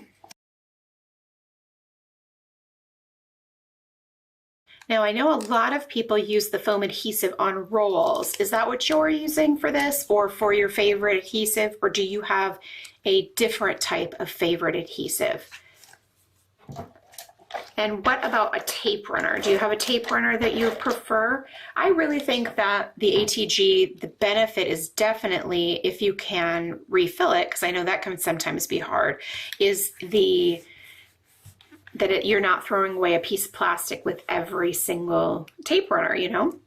All right, so now the next thing that we're gonna do, we've got this whole scene, and remember we've got some dimension to it this time, if you can see that, so fun, is that we are going to take our twine and tie a cute little bow to put at the top of our tree.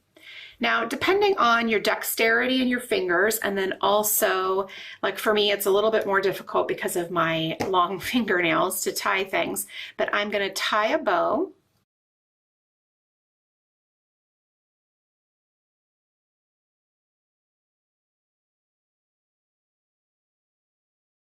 Okay, so now I kind of want to make sure that both sides are nice and fluffy, and then that my tails will match and the loop sizes match as well. So I'm going to kind of puff these up just a tad, squish them in a little bit to make them nice and round, and then I'm going to cut the tails as well, just because I want it to look uniform and cute.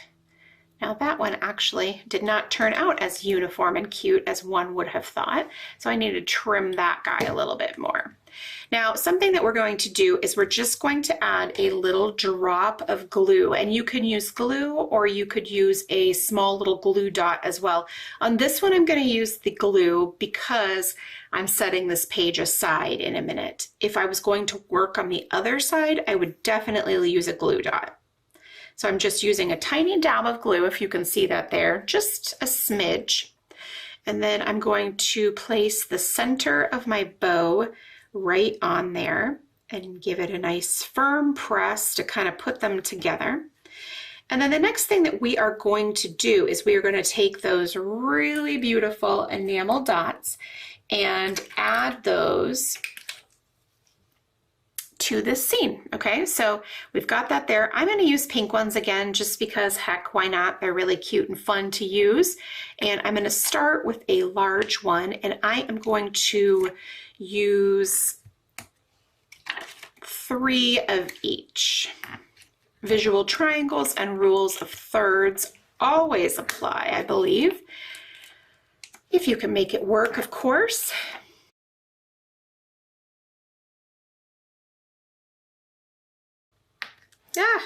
All right, I'm just gonna get another one.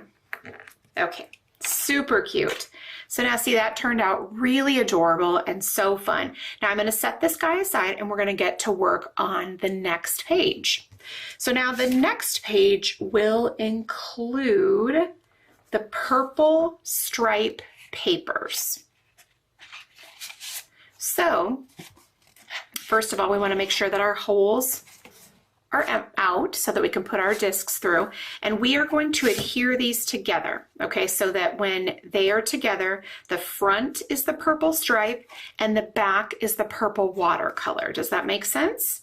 Okay, so I'm going to use the tape runner again.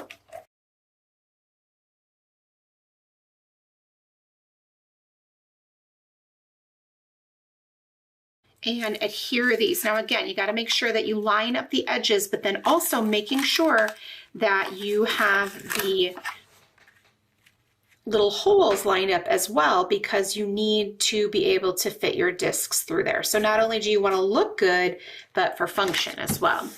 All right, so we've got these adhered together. Now, we are going to put our 3x4 photo in the center of this page. So if you have your 3x4 photo, you can go ahead and add it. And if you matted it, that's wonderful. I'm just going to put my photo mat down because I'm not including photos, remember? I do not want to distract you from the beautiful memories that you are capturing in your album.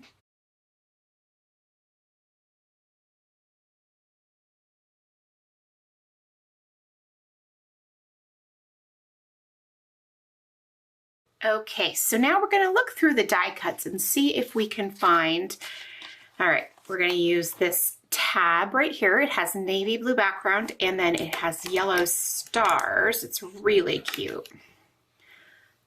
You see the detail? I don't know if that's zooming in correctly or not. I don't think so, but there we go. So cute.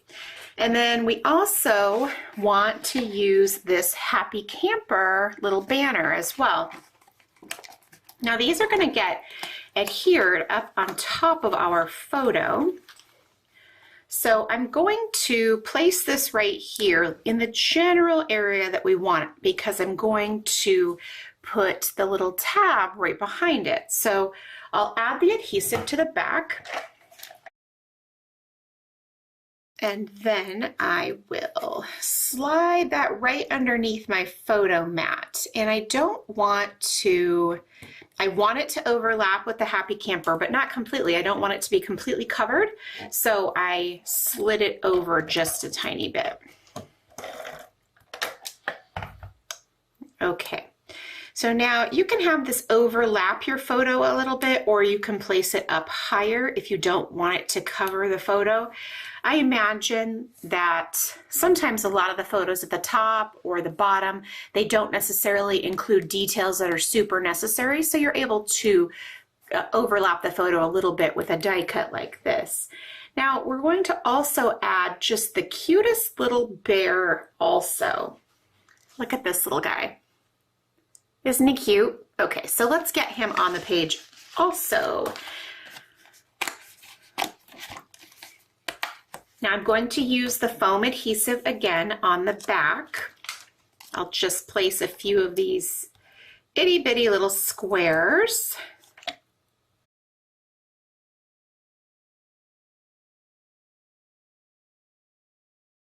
Now he will overlap the photo a little bit, so hopefully that won't infringe upon the integrity of your photo, like cover up a face or important details, something like that. If it does, you could choose something a little bit smaller to go right here.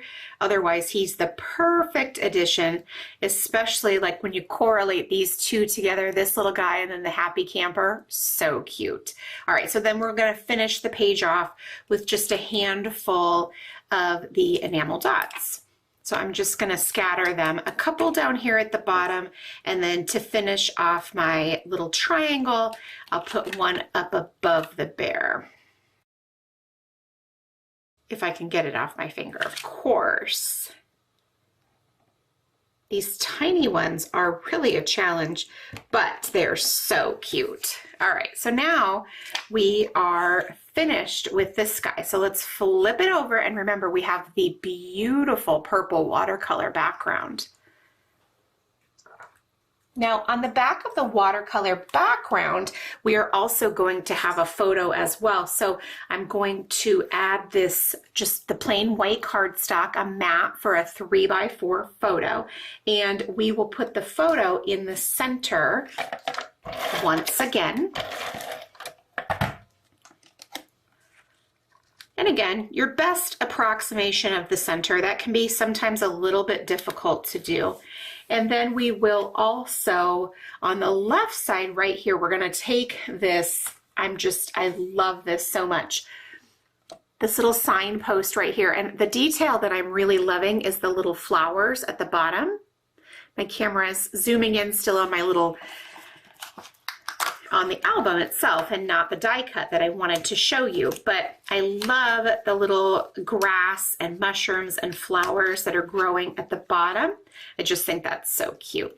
Now let's go ahead and add some, you guessed it, adhesive, the foam squares right there on the back. Now again, I'm just sort of scattering them throughout for both adhering to the page, but also to provide support since we are lifting it up just a tiny bit. And I don't always actually peel off the back of all of these also if I include a lot for stability. So that's something to keep in mind too. Sometimes I'll just do a couple and then leave the two in the center with the back still on, since I'm placing them there mostly to add stability to this piece so it doesn't get smooshed down in the middle. Now, I mean, we can't leave it like this. I mean, it's very, very cute, but let's add a little bit more, shall we? So we've got this little cutie right here, and we're gonna pop this little squirrel out. And we're going to put him on the right hand side, so just across from that sign, just with the tiniest bit of adhesive.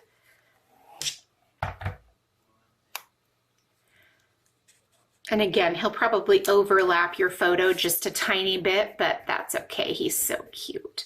Now we're going to find this tab, and it says wild on it. It's large and it's pink.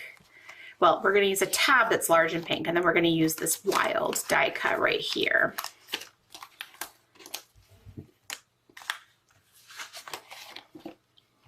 I love looking through here for all of the die cuts that I'm trying to use because they're just so cute, and it gives me so many ideas of how to use all of the bits and pieces in the Hello Adventure collection on my regular pages. Just so much fun. Okay, so we're going to do a similar thing that we did before. So we'll adhere this tab sort of in the center above the photo mat. And again, you can overlap your photo or you can tuck it behind, and then we'll add some adhesive to the wild and put this guy right next to it. I love how they look overlapped. And then the detail on this little tab is just so cute. It's dragonflies and flowers and grass, and it looks great together. Now again, it wouldn't be complete without a few enamel dots. So let's go ahead and add a couple of these to this page. They're just sort of the perfect little addition because they're very colorful and fun, but they really don't take away from anything at all. And then we'll add a couple more down here.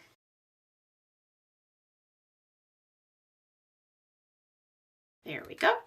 Okay, so we are finished with our purple page. So we'll set that one aside. Now the next one that we are going to move on to is we are going to get the yellow and navy pages. So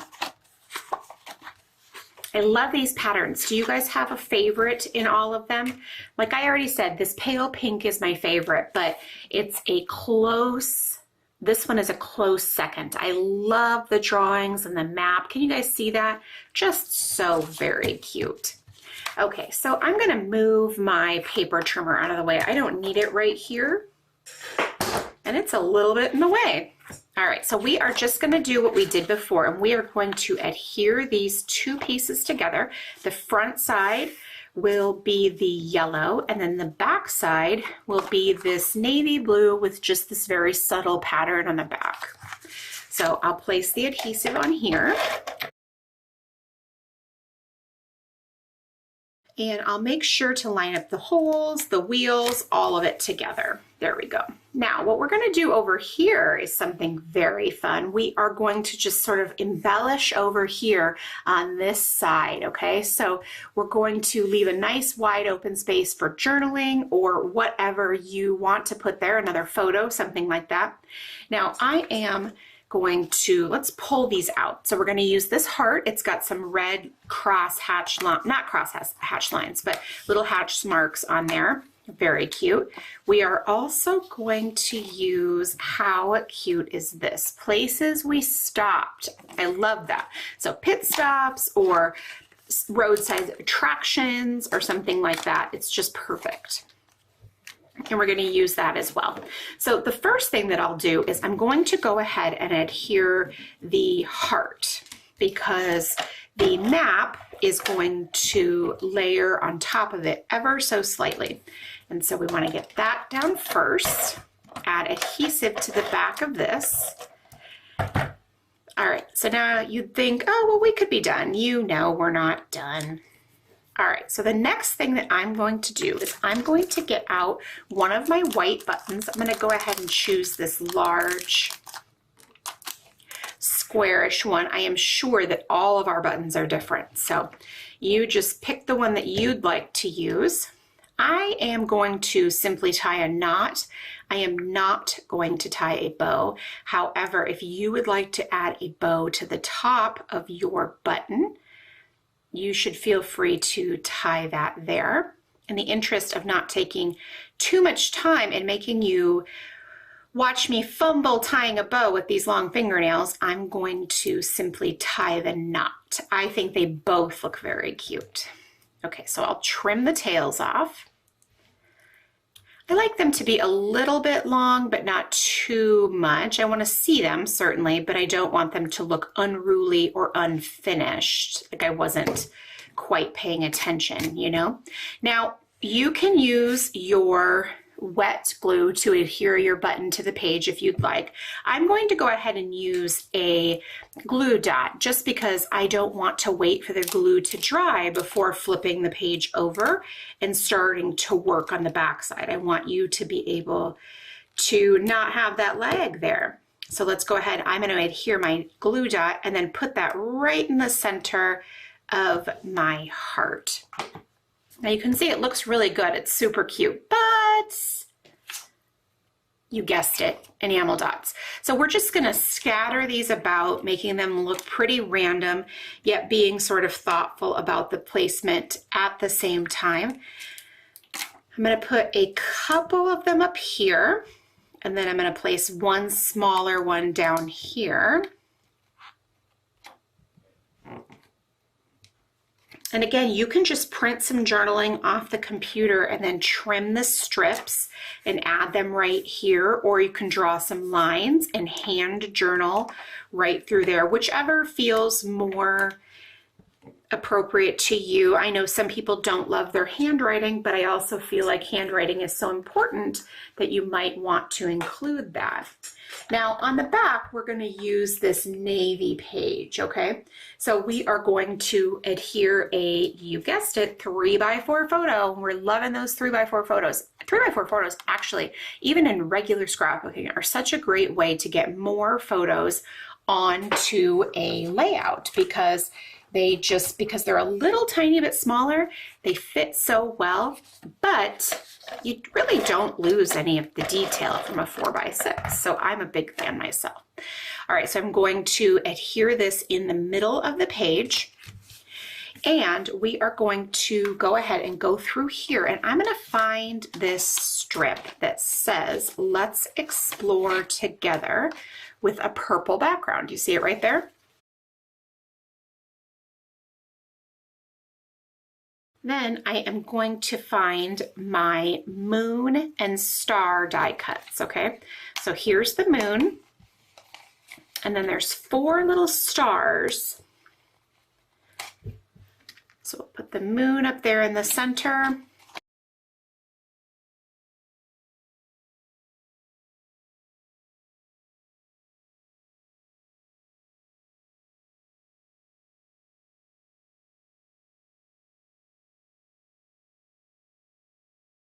Now I'm going to use my wet glue because this is a tiny little detail, and while I love my Scotch ATG gun, it does not do great with tiny details. So just a little bit of glue to get it to be stuck to the page, but not warping or having adhesive come out the sides. You guys know what I'm talking about.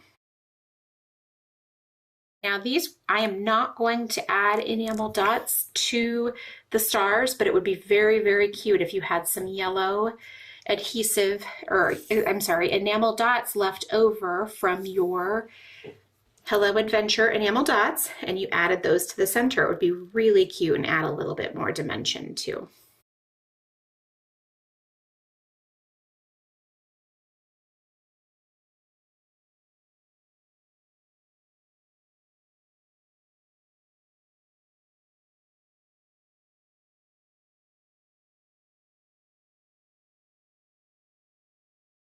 I am now looking for just the most adorable little lantern, which is perfect for all of your outdoor adventures, especially when it's pink and orange and navy blue, am I right? Okay, so we will of course add a little bit of foam adhesive because we haven't done that yet on this page.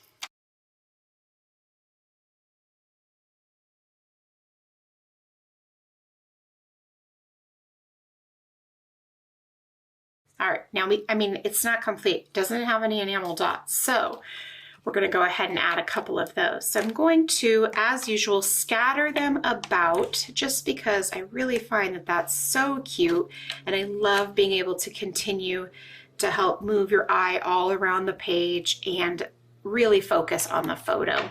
Okay, so now look at that, another page finished. All right, now we're gonna work with our greens. Now this green buffalo check or buffalo plaid, whichever you prefer to call it, I hear people refer to it both ways, is our next page. And we're going to do as we have by popping these little circles out and then adhering these two together.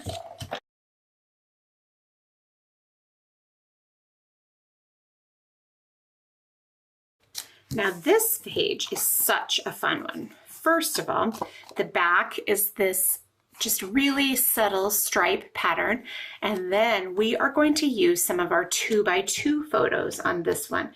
So we will, let's see here, we are going to take our 2 photos, okay? So remember, we've got our 2x2 photos, and we're going to place them at an angle. I love this because it just makes it so playful and fun. Definitely one of my most favorite techniques. Really sets the mood just by simply angling the photos. So we'll do the same thing for both. Now remember, if you would like to include photo mats, you'll have to cut up a piece of your cardstock and you'll be able to do that, as they are not included with the kit. Okay, so now we have these both right here, and we are going to, let's see here. Okay, there's a couple of yellow strips right here. We're gonna take these little guys And we are going to place them on the sides of our photo. Wait till you see when we put this down, the pop of color that just these simple little yellow strips provide is so cool. And it really makes me think of washi tape. If you have any washi tape in your stash and you've been a little unsure as how to use that for in your projects, I think something like this is such a great idea. Adding it just right here to the side of your photos really provided. Look at that, it just really is very subtle, but it's super cute. Okay, so now we can take the car die cut. So let's get that car die cut. Where is he? Oh, there we go. Do you see that? I love it. And we'll adhere that with foam adhesive in the center of the two photos. No detail left unturned in this either. You've got the spare tire on the back, you've got the luggage on the top. I love it. All the things included. So we'll add the foam adhesive.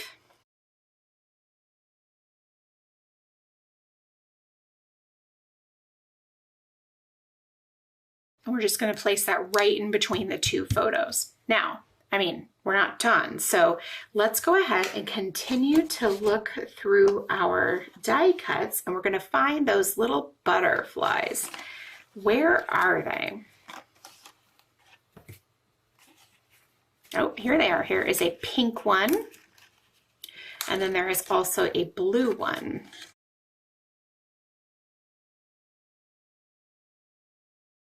All right, so we're going to place this blue one up at the top, and then I'm going to place them both sort of facing different directions, if you will, like their antenna pointing different ways, just to give the impression of movement. So we'll place some foam adhesive on the back.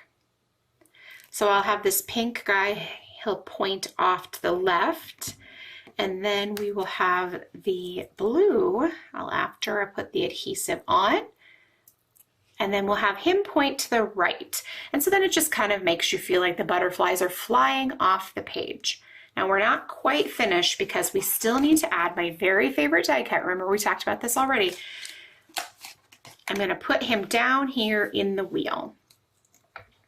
So I'll put a couple of these teeny tiny little foam squares and pop them down at the bottom.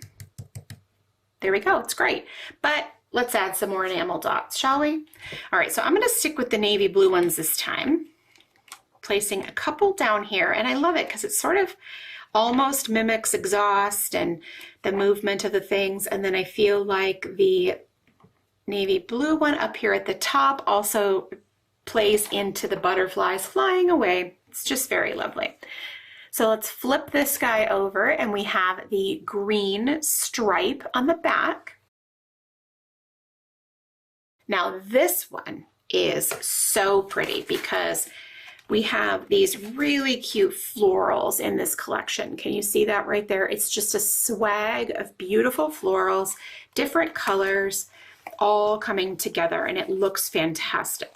So we're just going to pop this out and then add some foam adhesive to give it that dimension off the page, of course.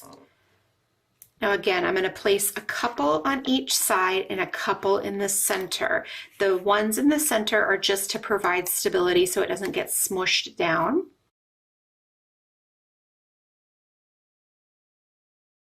And then we're going to place this on the top in the center, and so you'll be able to add your journaling right below here, like your strips of journaling. And again, if you don't want to add journaling, if you'd rather add another photo or a couple of small photos right there, you absolutely can. Now I'm going to add some of these little yellow enamel dots right here to the centers of these flowers. So we're going to do a yellow one in the center of the yellow, a yellow one in the center of the turquoise, and then also a yellow one in the center of this little navy blue flower. If you would like to do all of them, you certainly are welcome to. And if you'd like to match the enamel dots to the florals, you're welcome to do that also. I'm sticking with yellow. I like the bright, cheerful pop that gives. And then I'm going to add just a little tiny cluster of the navy blue ones down here just for some fun. And then you can build your journaling right around that as well, staggering the lines, if you will.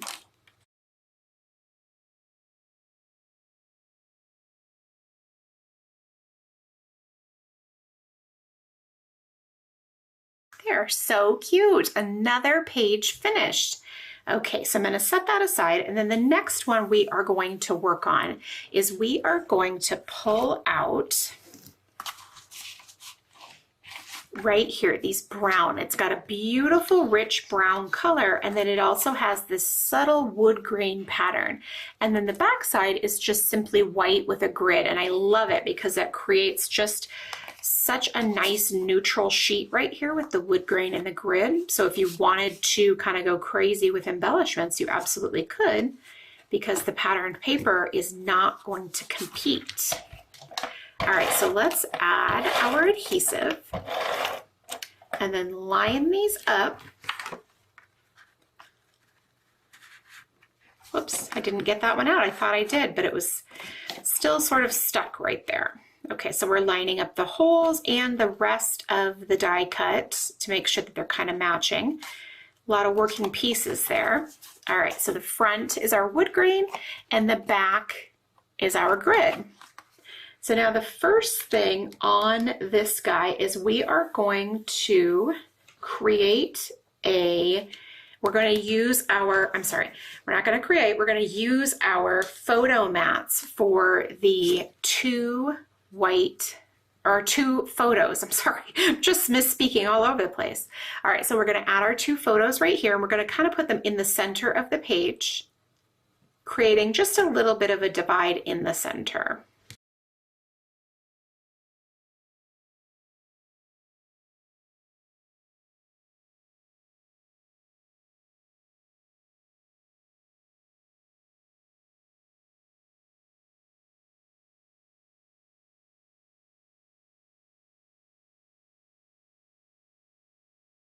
All right, so now we are going to find our snail die cut. You see, oh my goodness, he's so cute right here. He's got a little pack on his back.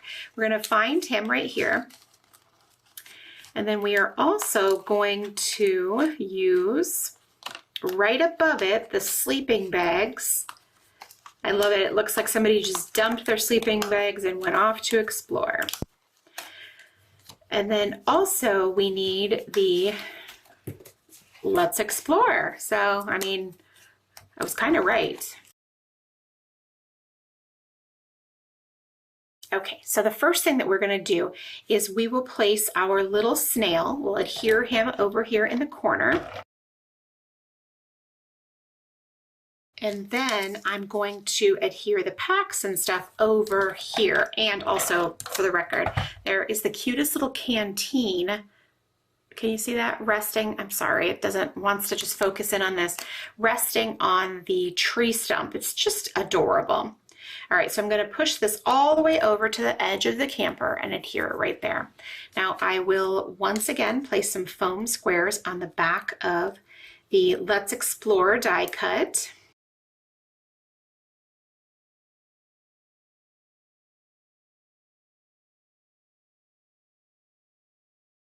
And then we will have him rest. So it looks like the snail is crawling right above, and then it'll layer perfectly with our little sleeping bags. Isn't that great? Okay, now we're not finished yet. We're gonna look for one more right here. This Campers Have S'more Fun.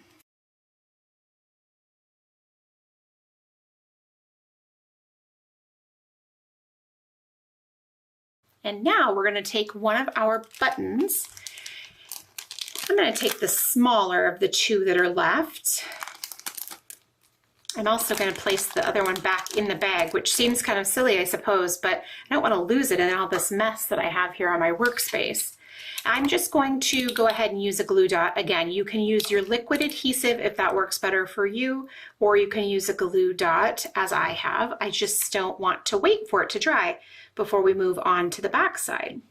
Okay, so we have that there, and then we will of course add our enamel dots. I'm gonna put some over here right on top of our cute little snail. Although I'm not sure snails are really cute in real life, but in this instance, they are positively adorable. Okay, so we've got 3 over here and 2 on the left side, and they are just creating the perfect little offset. Look how cute that is. Just adorable. All right, let's turn it over. And then this is the white with the grid, if you will recall. And on the back side of this, we are going to create a little something. So we are going to, you're going to take out the rest of your pieces and pull out this teal little guy. Now we are going to create a photo mat for a 3x4 photo out of this. So we'll trim this apart, and I'm going to first just trim off the edge right past the holes, just to give myself one nice little solid straight working surface. Then I'm going to do a very similar thing on this side. I can always cut more if I need to. And then let's see, I think this should work. I'm going to just take the corner of the top right here and line that up and cut that right there. And then just cut off as little as possible at the wheels. So now I have my photo mat for my 3x4 photo out of one of those adorable little campers. So now what I can do, after I set aside my paper trimmer, I'm also going to stack my pages back up because they're falling over and I don't like it. Okay, I'm going to adhere this in the center of my page right here.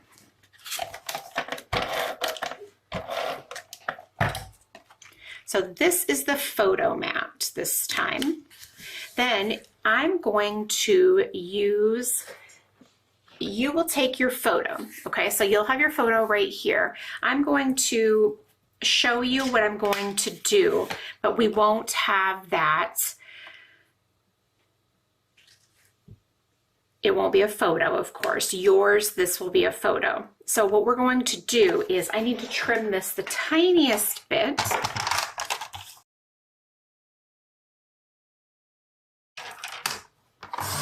Okay, now remember, you're going to be wrapping your photo. I'm just wrapping a piece of cardstock. Now you're going to take the twine that you have, and we are going to wrap this around our photo a couple of times just to give some beautiful texture to this page. So I'm going to start in the back, and what I'm going to do is I'm just going to lay it about where I'd like it on my photo. So I want it to crisscross my photo at the bottom, and I'm just going to put a little bit of washi tape on the back. It's very hard, I think, to hold the photo in place while wrapping it, and I think that washi really helps give you an extra hand in this case. And if you're anything like me, you have quite a few rolls of it, so I may or may not ever use all of it, and this will help me use a little bit of it, and I'll enjoy looking at it while I'm wrapping. So I'm just going to wrap this around my photo a couple of times, and so you can see right here it'll be down at the bottom, and then I am going to bring this together and tie a little bow.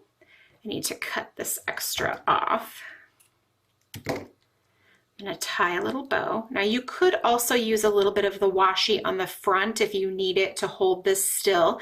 The beautiful thing about the washi is that the adhesive is not very firm, so it would just peel right back up when you were finished. Okay, so we're going to tie the little bow.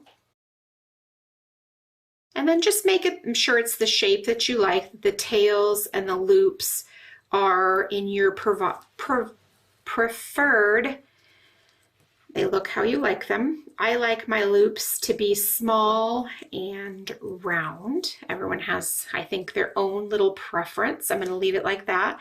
And then I'm going to trim my tails off. Voila! So now I'll go ahead and add my adhesive to the back. And then just adhere my photo right on top of the mat. Now, we have a couple more elements that we're going to continue to add here. It's so cute. We are going to find the Stinkin' Good Time. So cute. I love it. And we are going to put that on top of the photo mat now. And we will use some of our foam adhesive just to give it that dimension. This page is going to be great. There's so much going on. Just texturally, you have the foam adhesive, you have the twine, you have enamel dots. I love it. It's just so cute. All right, so I'm going to adhere this right up here. And then now we're going to go through our die cuts and find these little florals and pop these right out. There should be 5 of them. When you're finished, there are 4 of them on this one page, and then on the page with the cute little fox, see the fox, you will find the little yellow one. Now we're going to place foam adhesive on the back. We're going to stagger them across here. So let me show you. I'll put the foam adhesive on the back. And then I'm going to start by putting the pink one closer to my photo. And then we'll move in with the orange one. I'm going to move it out further away. And then the yellow will bring it back closer to the photo. This just provides some movement on this page with these florals moving in and out. Very cute and makes it a little bit more interesting. Now again, we'll move the turquoise one out a little bit, and then this dark blue one will be closer into the photo. Okay, so now what we're going to do is we're going to take our enamel dots and we're going to mimic that with our enamel dots and place those in between the photos, or the flowers, I'm sorry, not the photos.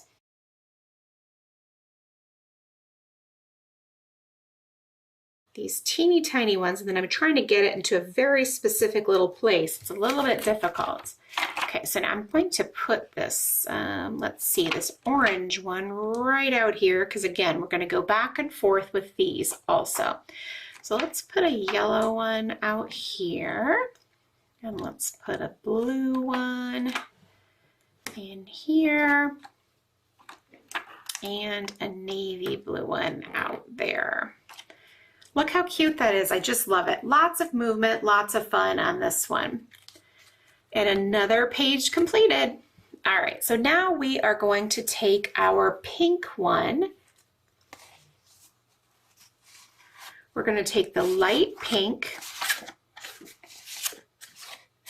and that page. These two are going to go together. I know they're not the same and we've been using the same ones, but we're not going to do that this time. So now the front of this will be the light pink, and then the back side is going to be this polka dot. So we'll get our adhesive on here.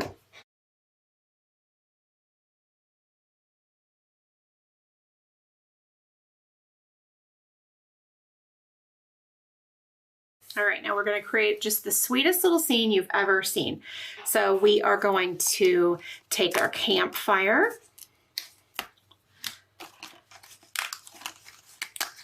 and the tree, and then we need remember the little fox that I just showed you that is roasting marshmallows. So these guys are going to create just the most adorable little scene right down here.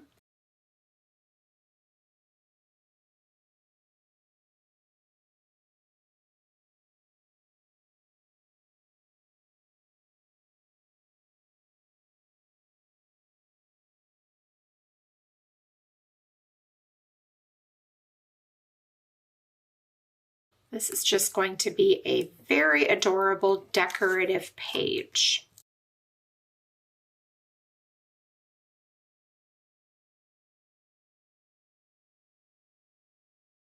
Okay, so now we're going to pop that right there. And we're also going to find our banners. So we have, let's see, right here. It's like a little clothesline, if you will.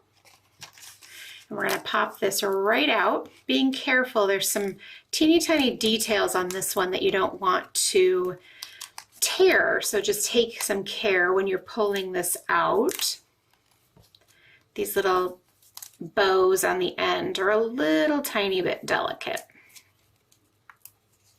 All right, so we're going to pop this up and we're going to have it come in between the two holes right over here and then up to the center, not completely all the way up, just partially, because then we're going to put something else up there at the top. So I'll turn this over and we'll put our foam adhesive .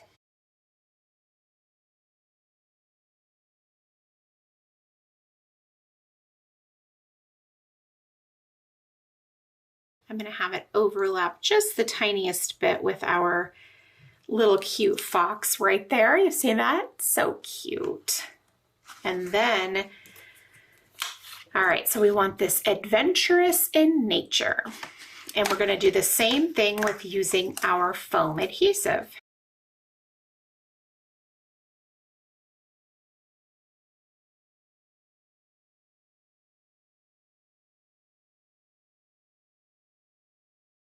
Quite cute. So then I'm just going to place that right up there in the middle and our decorative page is finished. So I'll flip this over. Remember, we have the polka dot on the back. And then on this page, we are going to just create a little adorable scene in this corner, and then we can add our journaling right through here. So now on this page, we need our cute little fox. You see him. And then we also need these two little mushrooms that might be growing in the wild. And we also need a little I love camping. Now, of course, if your mini album is not going to be dedicated to photos and stories of camping, you can leave that part out, substitute it for something else if you prefer. But if you're going to create about camping, then go ahead and use it. All right, so we'll pull this little heart out as well. So I'm going to put that there for a second, and we're going to see how these all come together. There's a little section right in here too between his tail and his head that I've just removed. All right, so he will end up being just right here. And then my mushrooms right behind, and then the I love camping. So cute. Okay, so let's go ahead. I'm going to put the adhesive on the back of here, slide it right under, and then put the I love camping right on top.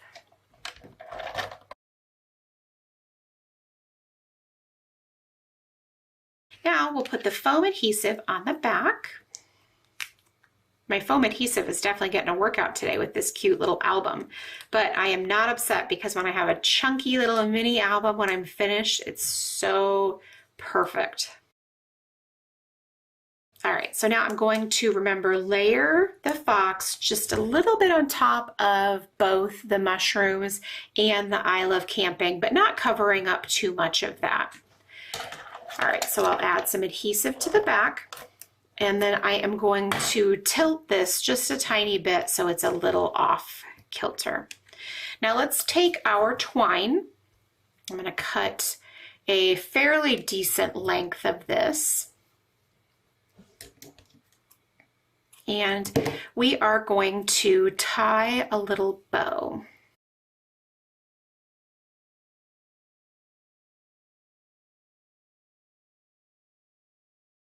All right, so now I'm just going to pull the tails a tiny bit to make my loops not quite so large because I want them to be much, much smaller. but I like making it big at first because it gives me a lot of flexibility rather than making it too small and then having to maybe rework the whole thing. All right, so we've got this adorable little bow with these super long tails. So I'm going to trim those off. And then I'm going to place a little tiny dot of my liquid glue in the center of the heart. Remember, the one that we put at a little angle, and then press the bow into the glue so that it sticks right there. Now that'll dry and look amazing, and we are going to add a few enamel hearts around that heart. So again, we're just creating little clusters.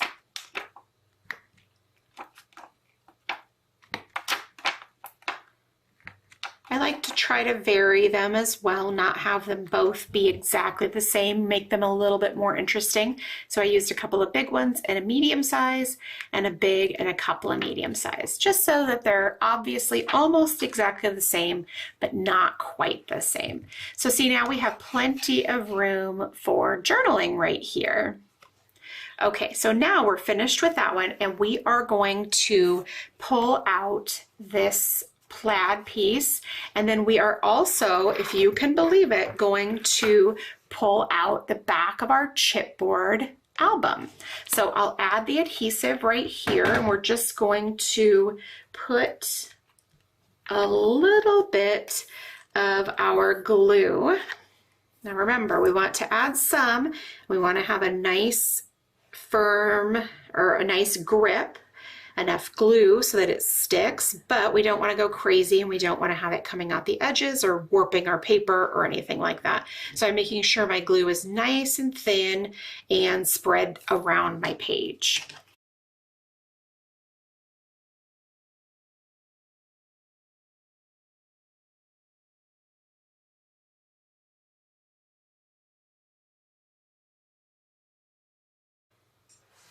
Okay, so now we can take our 3x4 photo and adhere it in the center.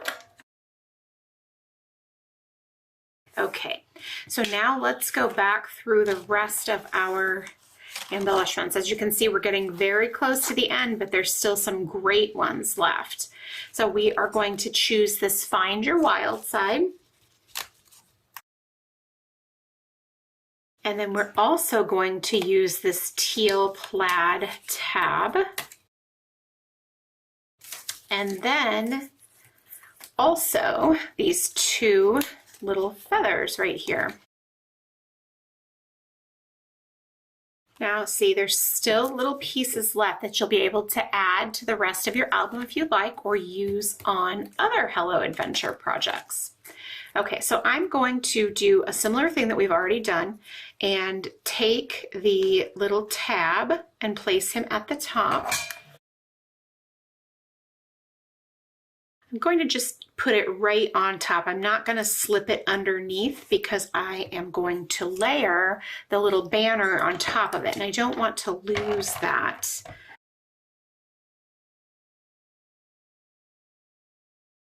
All the way to the edge of my photo, and then place that right there.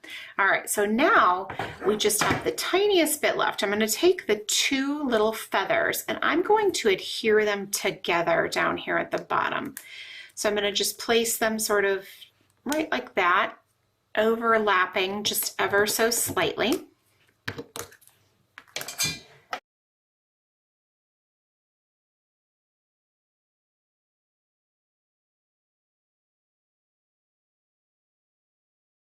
Little button, remember I put him back in the bag for safekeeping. We're going to adhere that right there on top of the little feathers. I'm going to use a glue dot, but you can use your liquid adhesive or a glue dot, whichever one you prefer.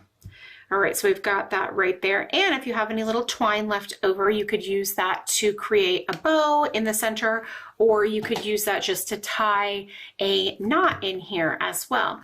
So now we're going to turn the back over and we are going to adhere the last piece of our album to the back of the cover. So again, I'm going to use my liquid glue, provided I can get a little bit more out of this guy, using enough to get a good solid adhesion, but we don't want to go too crazy.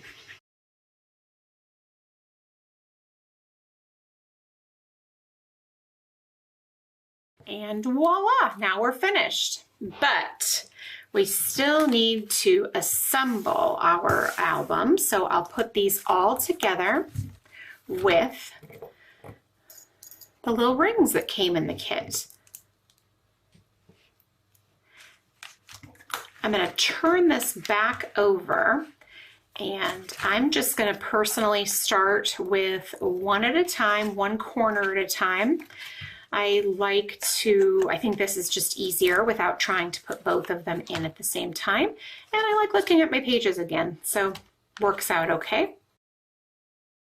Now, don't forget, you could add some ribbon to the rings to dress it up, or some strips of fabric cut, and you could trim them in, or make knots or bows or anything like that to just put around the rings for a little bit of added fun if you'd like.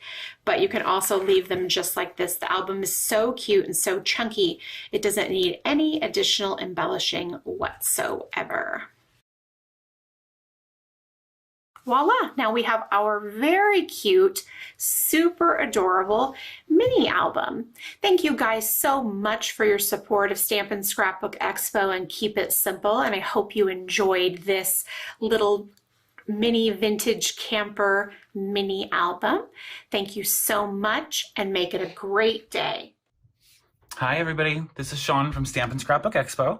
I hope you enjoyed your fabulous little RV mini album with our very own, very talented Jenny McGarvey. It was such an adorable project. I absolutely love it. I just wanted to share with you the rest of the Hello Adventure collection.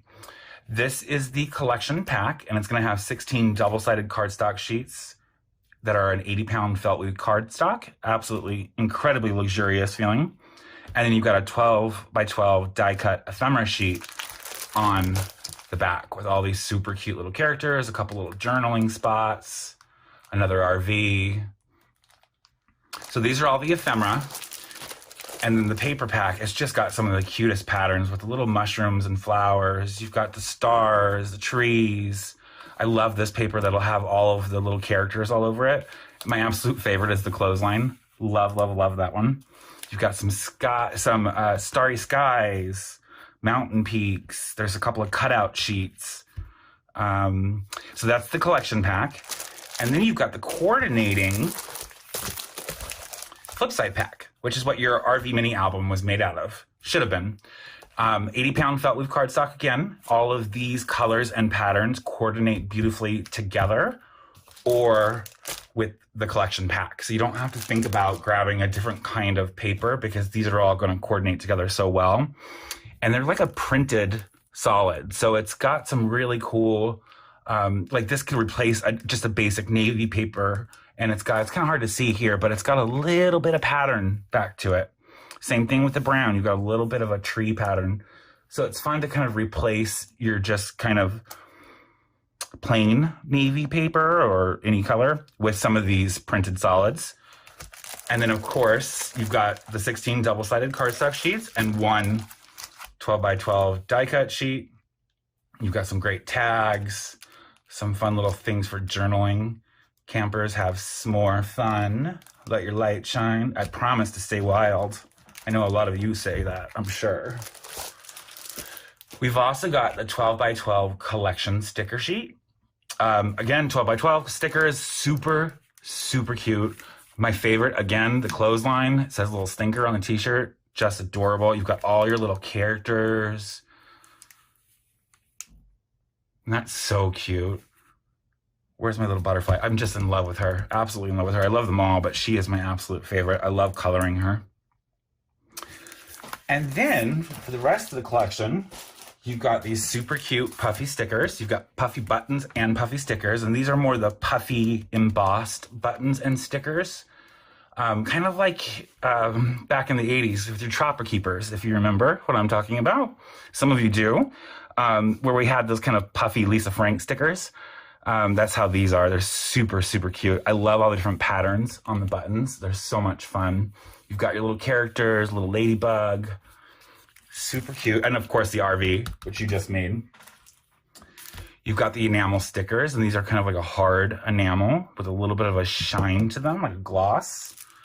My personal favorite, the enamel dots. Absolutely love. These were designed in mind for scrapbookers and card makers. So we got you both. You've got the larger and kind of medium size and then the smaller ones. As a card maker, I tend to use a ton of the small ones and some of the mediums, and I always have the larges left over, but it's nice to be able to have the option. Then you've got your foam alphabets, which are foam alphabets. Super cute. There's a little bit of a pattern to them. It's a navy with a red polka dot. You've got some really cute tags. And then, of course, on the other side, you've got the rest of the alphabet with the super cute tags. I love the sticker sheet. It's so cute. And then some of my favorite things, if you all know me, you know I love stamps. We've got a 4x6 wood grain stamp background and a 6x8 stamp set with some of the characters on it. The RV, again, the little clothesline. Some great sentiments. Adventure awaits. Be adventurous. This collection is all about adventure. And then you've got another 6x8 stamp set. They're going to have the rest of the characters on it. So there's my little butterfly, raccoon, a fox, a frog, super cute tent. The other one is going to have the skunk and the rabbit.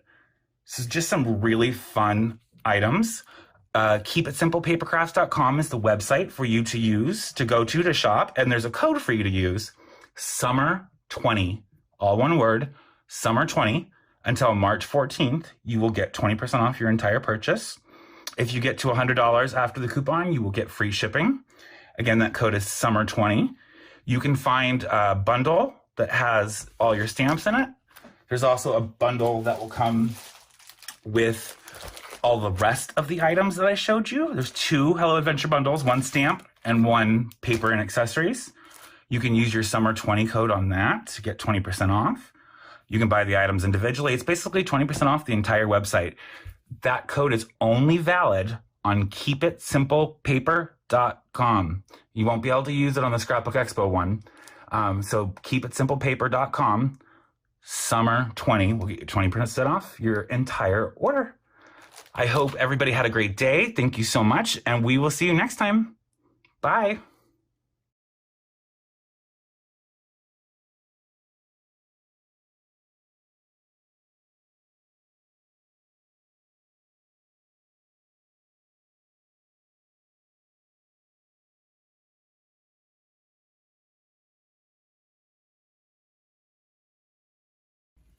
Welcome back, everybody, and we made it back from our camping trip with Keep It Simple and the Hello Adventure paper. So, we were talking at the beginning, I love the different shapes of mini albums, and you don't get much cuter than a little camper. Right. I think we had a camper like this. It was called a Scotty camper, but it wasn't as cute as this one because being able to add all of these great Hello Adventure papers, different designs, different colors that you can add, that Jenny, she did a great job, showing and putting together.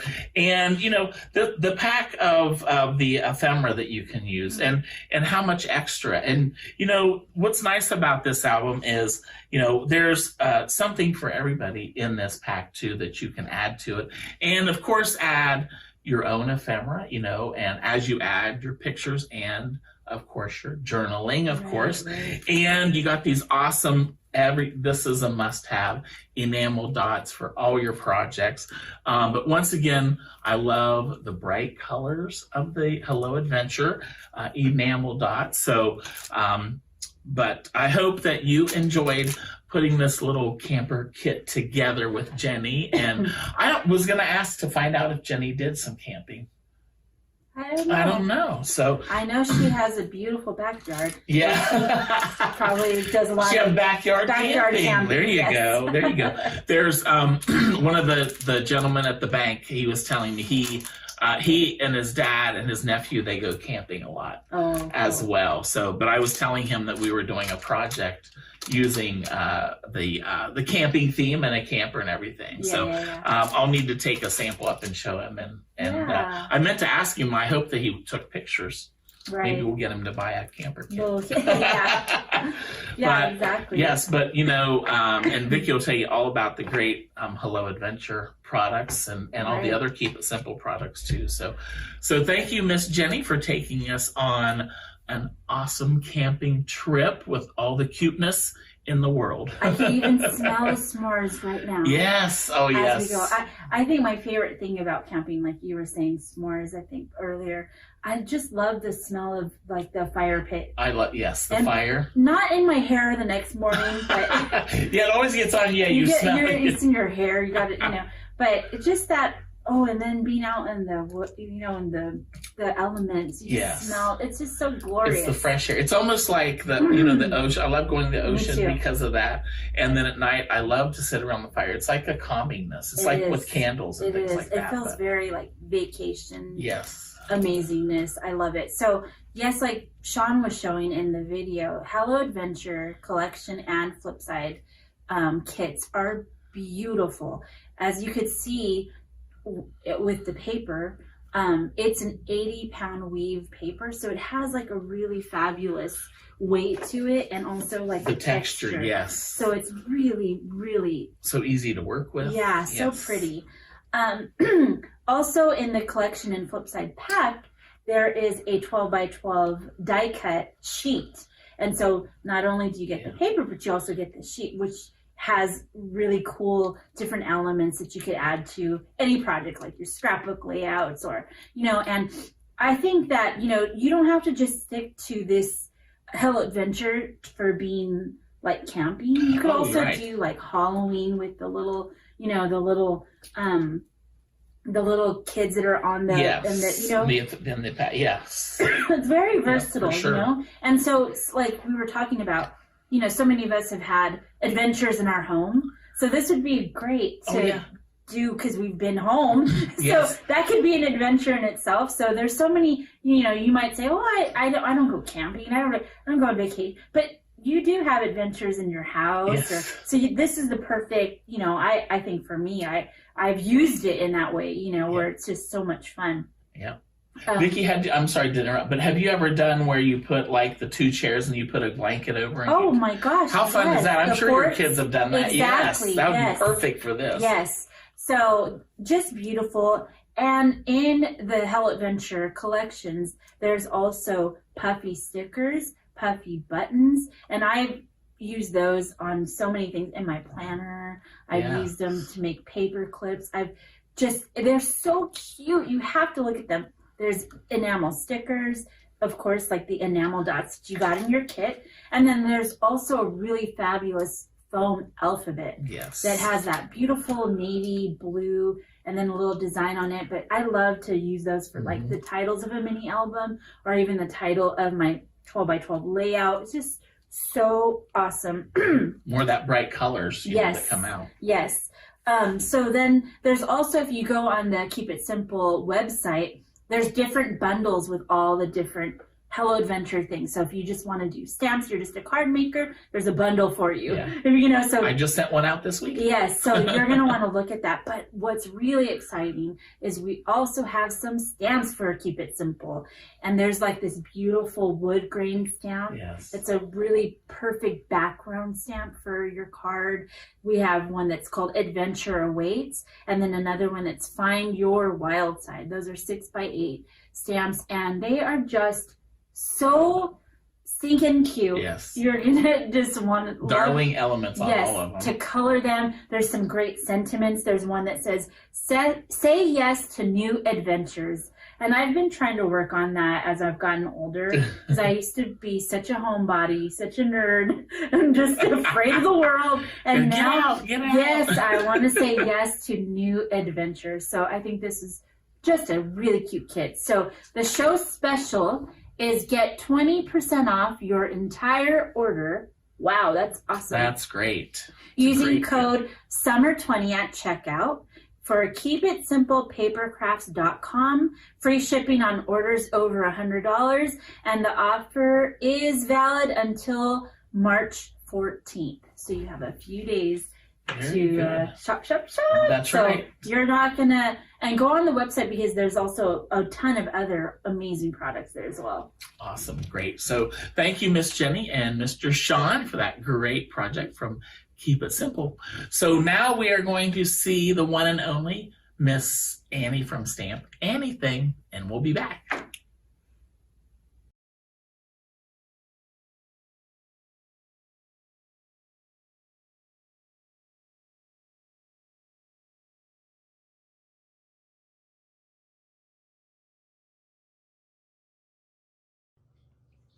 Hello everyone, it's Annie here from Stamp Anything, and today we are going to do a super fun gatefold accordion mini album. So welcome. These are going to be what you should have received in your kit contents. The first thing you should have received is our latest die to make mini albums. It is a gatefold die. And then these will be your insert pages on the back side. Then you're going to have a little Ziploc baggie that's got your buttons, your little threads, and some die cut little beach tropical images. And then you're going to have a series of this gorgeous, absolutely beautiful double-sided paper to make the inside of your album. And what we're going to end up creating is something like this. So it's a gate-folded album, and you would pop it open. And when you do so, here is your little accordion area. I mean, look at how many pictures and memories this can hold, and it is double-sided. Now, granted, you don't have to do as many squares.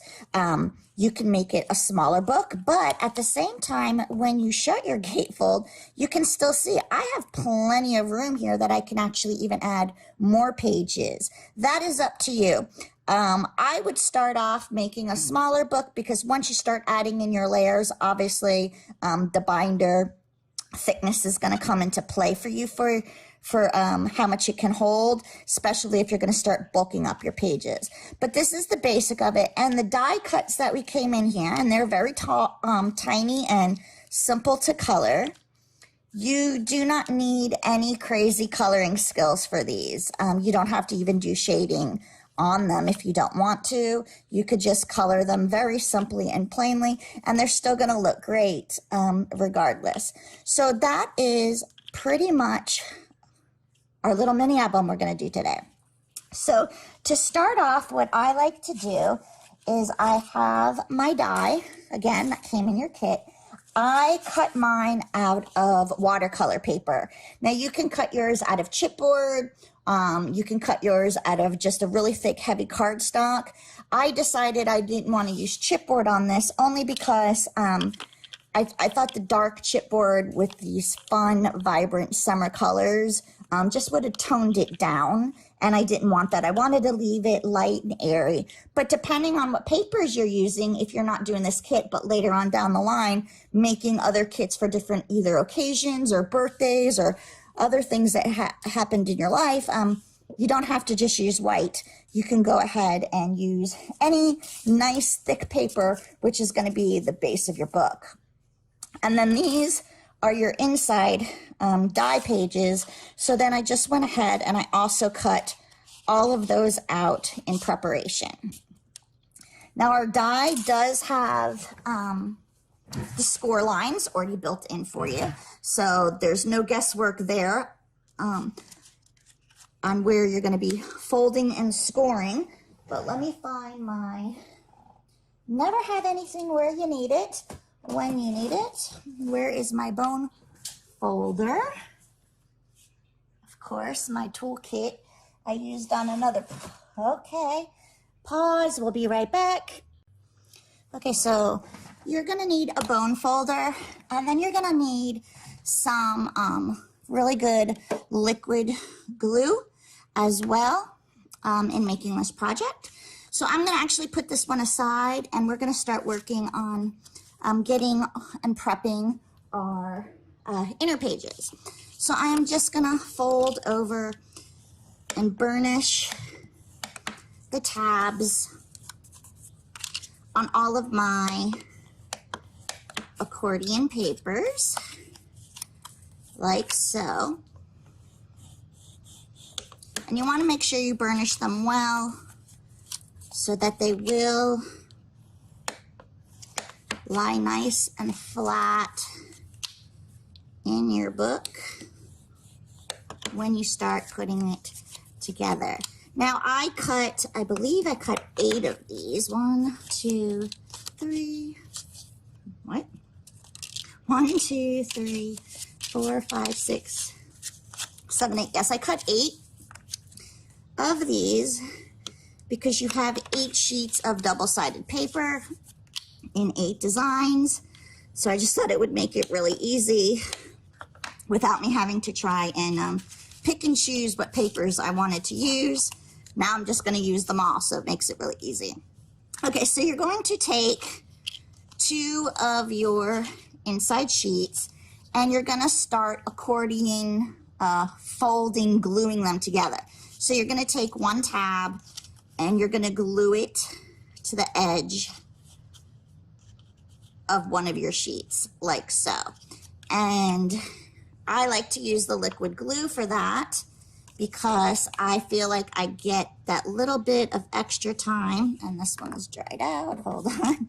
You get that little bit of extra time with the wiggle room to make sure that it's on nice and straight. And they're all gonna line up together because you used the die. You didn't hand cut any of these. And that's what's really great about using a die, is you know that they're all going to be exactly the same size. So I just adhered this tab there, and then I'm just going to make sure to go over and burnish it on the tab on the inside and then on the out. So now you need to make your next one, and now your next tab is going to go on the opposite side because you want to start making that zigzag accordion folding of these items. So you're going to be doing this, repeating on each side the tab of where you're gluing it until you get all of your 8 pieces put down to make that long, long accordion fold. And again, just make sure you burnish your pieces nice and well, and just keep checking that you are gluing them correctly on the sides that it needs to be. Is my light glaring too much on you? Okay, let me just move that over. Sorry about that. Okay, and now again, we're going to be doing our next one. Again, back to the opposite, lining up the die, makes it perfect, and then a good, strong burnish. And a lot of times people don't burnish. They just, will use, a hard pressure with their finger. But I find that actually burnishing it with a paper folder, a bone folder, you're just really making sure that contact is there, especially when you're using that thicker type paper, because over time you don't want your pages to start uplifting because you didn't burnish it really well to get that adhesion with your glue. Now you can use a super strong double-sided tape to put these tabs on as well if you'd like. Again, I just prefer to use the liquid glue so I have that little bit of wiggle room when I'm putting my pieces together. So by all means, either use your glue or your double-sided tape, just so long that it's lined up and you burnish it well to make sure you get that really great connection. Like so. I've got some glue here on my table. Clean that off in a few. All right, so again, I just keep checking so I make sure that my pages are folding in and out the way I need them to go.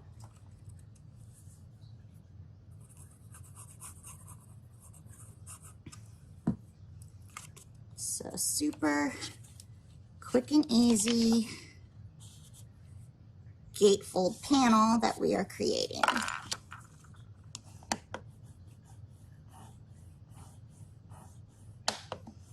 And again, you can do this with a heavy cardstock. I am using watercolor paper, and you can also do it with chipboard. Chipboard, you're really going to need to burnish depending on the thickness of your chipboard, because you want it to lay as flat as possible when it's going into that book.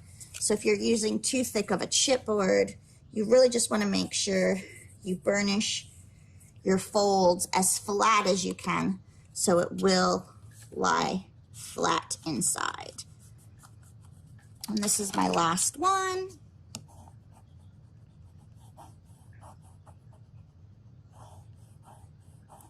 Just burnishing that and then opening it up on my last one and burnishing my tab. And also by burnishing, you're making your tab a little bit more flush as well, so that when you put your designer paper on top of it, hopefully you don't get a big old buckle with that. Okay, so those are all of our inside sheets. So it makes it, there's your book. So now you had gotten your double-sided paper as well, and this is a 6x6 sheet. And the reason why we designed our book the way we did is because your face here is now a 3x3. So all you need to do is cut your paper in half and then in half again, and you get perfect squares for your book. And again, they're double-sided, so you'll be able to make actually 2 books of this paper, because when you cut it in half, you'll have one sheet you don't need at all, and then the other half you're going to cut to make your 3x3. So you're going to end up with where's this one? Let me find the little cuts of it. So we had this, and where's the other piece of it? Well, you know, hopefully, okay.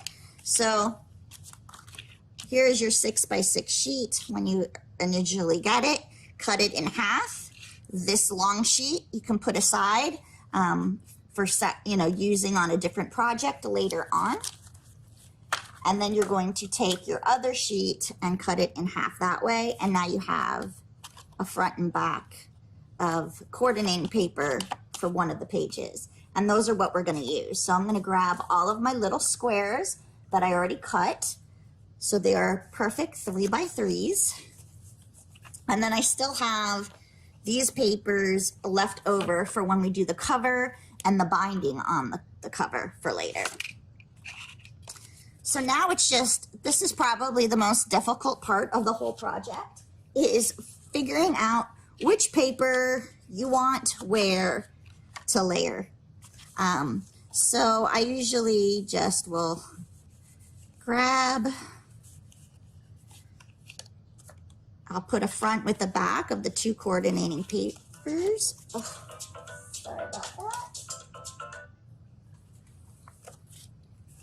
Just so I can see which papers I like. And if I'm using the ones that are already coordinating, it kind of makes it a little bit easier for me to figure out color-wise what I want to put where when I get there. Now, when I cut this piece of paper is this one here.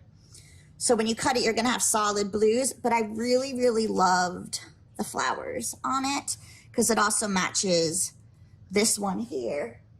So then I just cut it so I made sure that that would be one of my squares, because otherwise you just end up with the solid blue. But again, completely up to how you want to do it. And now I'm just going to play by layering my papers how I want it to be. I personally would like to have the hibiscus type flowers to be the first one you see when it opens. That's this one. So then I'm going to put the coordinating paper, that's the back side of it, next to it. Then I'm going to go towards, let's see, put some cute little of the banner flags. And then the coordinating piece that goes with that. And this is just how I'm going to continue to play so I can see which pieces I want to go where in my book. And it's completely up to you. You don't have to do, there's really no rhyme or reason to it. It's just what might look aesthetically pleasing to you. Okay, so then I know that's going to be my one side of my panel. And then I'll just get these pages prepped for when we flip it over. Okay, so now it's just a matter of gluing them in place. Now, the only thing you want to keep in mind when you're gluing them is your paper is going to be folding. So the thicker when you are gluing paper that folds, there are times that when you fold it, the score line is going to push your paper. So when you're doing one that has a fold, I always like to spot check it as I do it. And I'm going to show you what I mean when I get to that one. So I'm going to just go ahead and lay down my very first square. So I'm just going to glue up my back. Ooh, lovely. And then I'm just going to go ahead and place this on my first square. First square is always the easiest. But then I like to actually fold, so I make sure that it's not going to push it off to the side. And if it does, it's not the end of the world. You just get a piece of your scissors and you just trim off the little excess.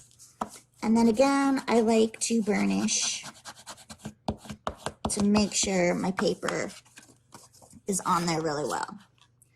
Okay, so now we're going to do that second piece.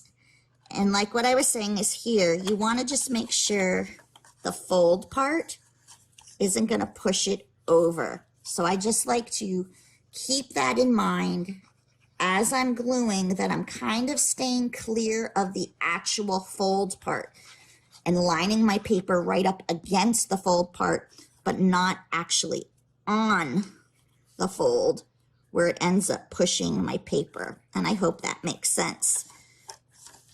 Because remember, you're going to be adding all of these layers and your book is now going to start getting a little bit thicker. And you just want to make sure that nothing is getting trapped for when you fold it. So just try to keep that in mind as we continue gluing all of your pieces, that you are gluing up next to the folds, not on the folds. And so that is why you'll see me kind of putting it in at a 90-degree angle, so I know I'm not catching that way. And see, I did have a little bit of a wiggle room here, and I did shift it. And then you can go ahead and burnish. Now the next one is a up, so you're gonna want to glue it on this side. But again, if any of your pieces do end up going a little bit over, just take a really fine scissor so that you can, no, let's get that on there. And you can just trim off any of the openings there. So this one kind of shifted when I pushed, so you can see I have a little bit of an overhang here. You can, where's my, there we go. So a little bit of an overhang there. I'll just go in there later at the very end and trim that off. That had nothing to do with my push that I'm trying to be so conscious about. It was actually on the top, but that happens. Next, we got this cute little watermelon paper. And most of these papers, there are no like top side direction that it needs to go, except for maybe one or two of them, and the watermelon's one of them, because the watermelon's not going in a random pattern. It is pretty much all just going straight down. So you're gonna wanna just play to your paper in that way as well. And we'll just go ahead now and breeze through getting the rest of all of our papers glued down for our inside of our book. And again, it was great because there really was no measuring of these little squares. It was literally just cut your 6.5 sheets in half and then in half again. You can see we're still doing well. This one feels a little tighter than I would have liked, so I probably went too close to my edge. So just gonna reinforce it. And then we have these cute ones with the sunglasses.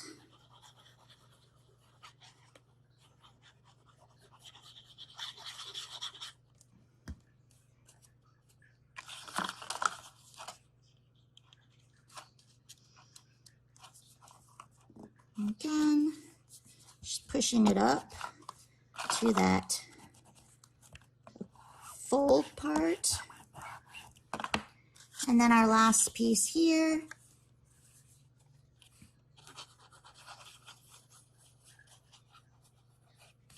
Hold on, I got a dry glue bulb.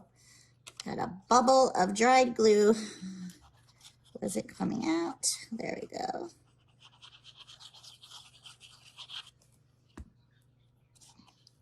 And then this one you just want to butt up against that last tab.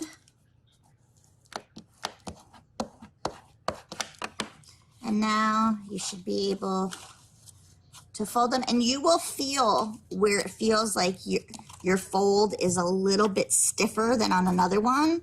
And that's the ones you just want to make sure you go and brandish it a little bit harder if needed, because you might have gotten too close to that edge. So now we have our accordion fold on the one side. We're just going to repeat by flipping it over on our next side. So I'm just going to continue the process by now doing the other side. And these little mini books go really, really, really quickly if you have, you know, coordinating paper, and you don't have to think too much of what paper you want to go where, because it all coordinates beautifully. And that is something that our paper packs are great for, which most people, you know, if you're buying paper pads, they are going to coordinate. So you take out that big guessing game, as opposed to when you're buying pieces of paper, designer paper by the individual sheets, when you have to sort of figure it out with what's going to go with what. So I am a paper pad lover And I just absolutely love having it already coordinated for me so that I don't have to think about it as much. Now, if you've never tried our paper before, you'll also notice our paper is a nice thick paper. We are going over those tabbed pieces. And if you were using a thinner paper, you would see that crease of it when you lay your paper on top, because it would have like a little bit of that bulge there.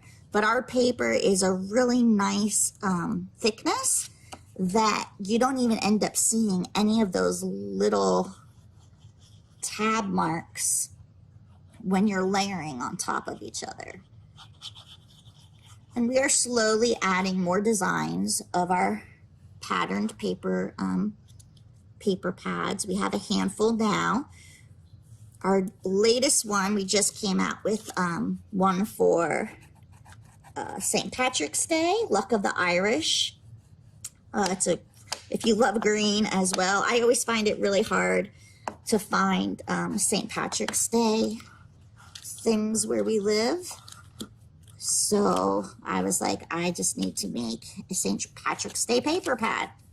And then we also just came out with our Welcome Spring, which is a really great soft palette of pastels and plaids and cute little bunny rabbits. So if you wanted to make cute little memory books for your kids or your grandkids or whoever is in your life, and you wanted one to tuck away in their Easter baskets, that would make an adorable little gift for them. But we also have Valentine paper. I mean, most of our paper pads are themed because, like I said, we are just starting out adding more and more. So we try to go with the bigger occasions first that we know people would want. But if it's a 6x6, just know you just have to cut it in half and in half again, and it's going to work marvelously on this little mini album. And when we designed our dies, that was one of the things that we tried to make sure happened in the design process. Because I don't know about you, but sometimes I really hate when I have projects and it's like cut something at 1 5/8 or 1 13/16. And not all the time, you know, your rulers are going to have all of the little markings for 1/8 or 16ths. So that starts to prey on my nerves a little bit when I'm trying to measure things out. So when we designed the die, I was like, no, 3 inches. I want it nice and simple. Make it, people don't have to do math while they're crafting. Because I, for one, am not very good at math. And I have to use my little Amazon Alexa machine half the time when I'm crafting by asking her, this plus this is what, so I can figure it out. And I didn't want to have that happen when you're designing. I wanted it to be all engineered and done for you, just so that you can enjoy the craft part. Okay, so now we're at our flower piece, and I'm probably this way I like it the best. Okay, so we're almost down to the nitty-gritty. Almost with our ending pages here.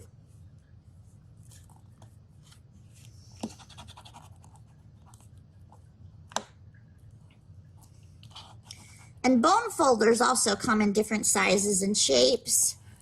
This is the one that comes in our toolkit. I am not really a big fan of the skinny one because I sell card bases, so I don't need them for scoring, you know, my paper to make the line, even though you can do that with this one if you needed to make a fold crease. But I know I needed something wider because I like to burnish my papers and my layers together. And those little ones that look more like a pen type width, they're just not wide enough to give me the pressure that I need when I am trying to burnish my paper down like this.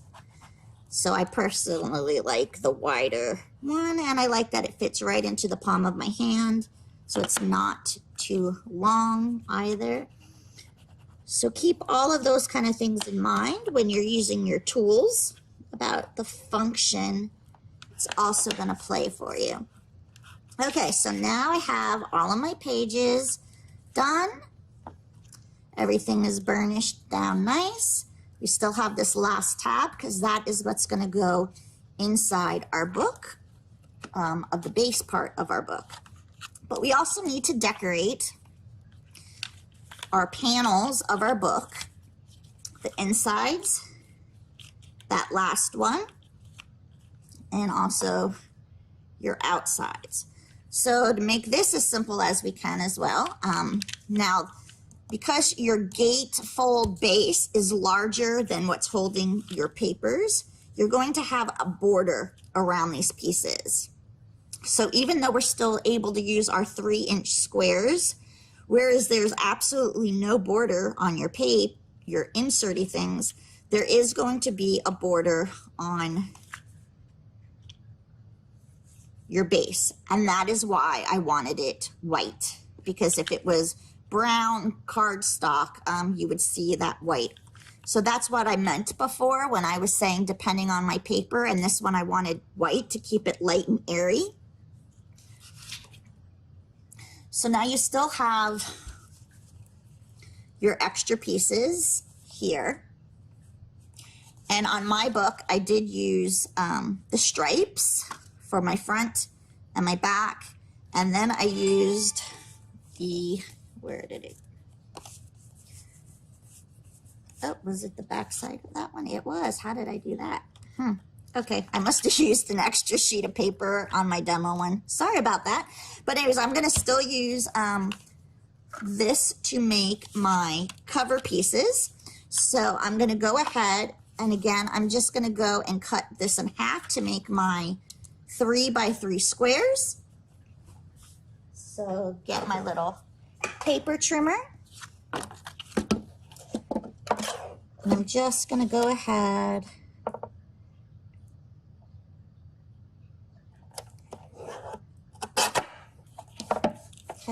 and now I have the 3-inch piece for the back. And now we also want the pieces for our front side panels. So I'm going to take this piece now and cut that also in half. So it was 3 inches, so now we're going to go down to 1.5. Like, wait, that doesn't look right. This ruler on this one I hate. So we're going to do it at 1. See, this is the 1. That's where it throws you off. You know, let me grab my other one really quick. That's what I'm talking about. The ones that have all those little freaking squares all the time, they just drive me insane with all the marks on them. I know it's helpful to have them, but when they have the one that has marks for every measurement, it kind of drives me a little insane. And then we'll have that piece there, but because that is our window area of our front door panel, and we want to have that border, because you have to remember this is now a 3-inch square cut in 2 to make the gatefold. So by having a 1.5 sheet there, it'll end up being flushed on the one side to give you that border. And so you just want to keep that in mind while you're doing those pieces. Now we also need to cut our paper for our inside. So I'm just going to go and grab another patterned paper that I like for my inside, and I'm going to use that blue like in my demo there. And again, I'm going to cut the first piece to be the 3 inches because that is for that back panel. And then take that second square and cut it at the 1.5. Okay, I'm going to put my cutter aside for the moment. We're going to go ahead and start gluing these in. And then we're going to get into the little binder part, because that is where the math, I call it math, it's not really math, starts to change. But first we're going to go ahead, I am going to score and burnish on our fold lines, like so. Flipping it over to do the other side. And we are just now making the formation of the casing of our book for the outside.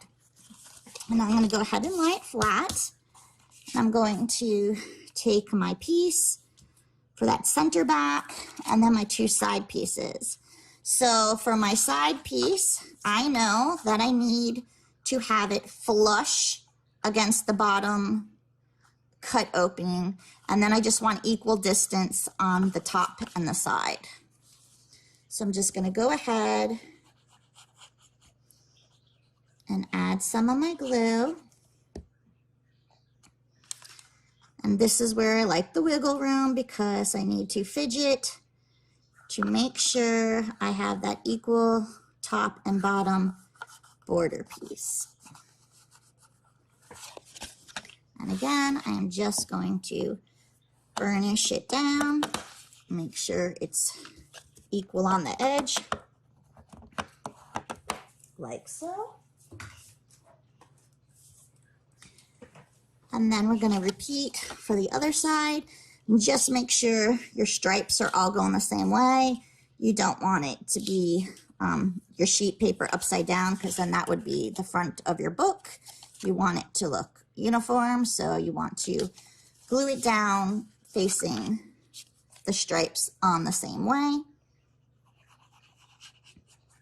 That's if you chose to use striped paper. You had your paper that you could use any of the extra that you had. So you don't have to use the striped paper if you don't want to. Okay, now I have this one down, and I'm just going to burnish that like so. And now I have my last piece, and again, with the stripes going in the direction I need it to be, I'm going to go ahead and also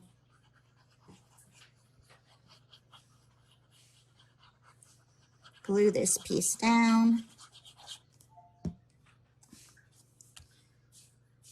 And I'm going to center it in the center, but also in the middle. And you just kind of want to eyeball it that all of your papers are at least lining up.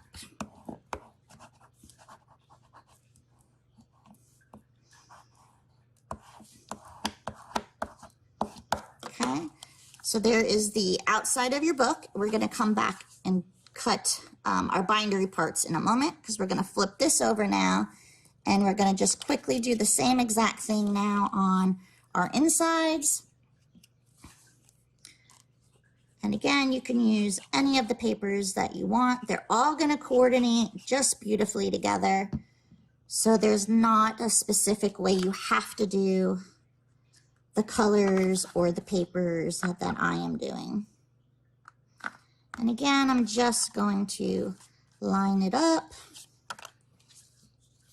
center it as best as I can, and burnish. And then go ahead and do the other inside door panel as well.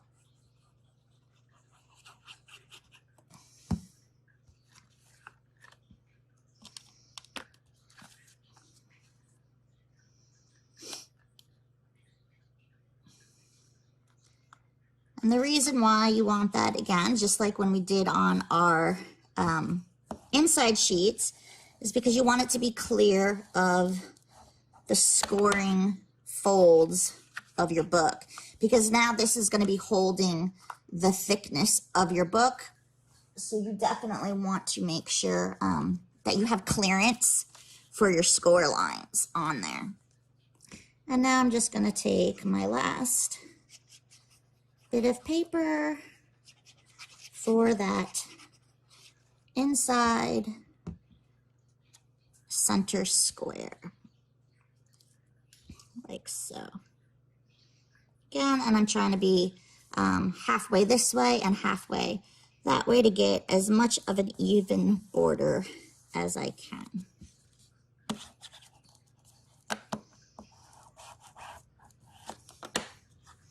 So now there's your insides and your outsides. Now for these binders, okay? So our binder part of our, here, is about 3/4 of an inch. That's how thick your book is going to be. So because I don't do well with math, like I said before, I don't know, like if you were to shave something off of 3/4. So what I normally do is I literally just cut 3/4 with my paper here, because I know it's going to be the right height because it's the 3-inch. I usually just cut a small slither shorter with my cutter than the 3/4, just so that I get clearance on those borders, because if it was the actual 3/4, it's going to be on the border, and over time it might start to fray and, you know, get a little bit of a lift on it. So I just always like to do it a little bit shorter than that. Now my favorite color is green and yellow, so I am gonna try maybe, and then if we do the inside, let me see what we put on the inside. I just wanna make sure. Oh, we still have the solid blue that you can also just do. Where are the bubbles? Okay, I'm gonna use my little banners for my inside piece. So I know I'm going to use that paper. And then on my outside, I actually think I'm going to use the yellow. So these are the ones that I'm going to take. So now all I'm going to do is I'm going to go and cut them into a little bit less than a 3/4 inch mark. And again, that's just so that I know then I'll have the clearance for it. So depending on the paper trimmers that you're using, now let's see. I really hate the markings on this one for little pieces. So this is saying here, this is the 1-inch mark. So I would need to go, I'm thinking this must be the 3/4 inch mark. So I'm just gonna go a little bit less than that. Just kind of eyeball it, and then let's see if that was the correct way to go. All right, there we go. So I made it my cut less than the 3/4, and as you can see, I'll have a little bit of that border part on there. So good to go. Go and cut your less than 3/4. You only need 2 for the front and 2 for the back. So again, just eyeballing it with my cutter. If you happen to have, I had the Fiskars one that has like those orange blades that you slide across. I actually prefer that cutter for when I'm doing smaller strips, because I feel like they have that little bit of an extension on that cutter, and it just, for some reason for me, works better than this Tonic Studios one.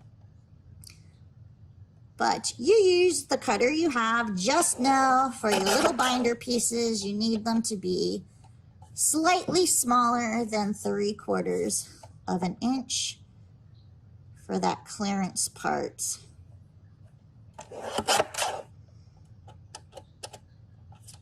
And then we have our slips right there. So now I'm just going to go ahead and adhere them into place on my little borders of the binder. And again, yours might look different if you decided to choose a different paper. Just gonna lift this up so I can make sure that my tops and bottoms are pretty much aligned with the tops and bottoms of my polka dot paper. And then I'm going to do the same on this side.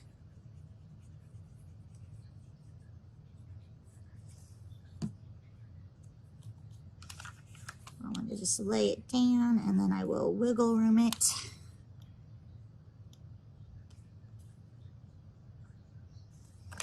Like so. And then I'm going to burnish it down. And now we have the cute inside of our book. And now we're just going to flip that over to repeat our 2 binder borders on our outside.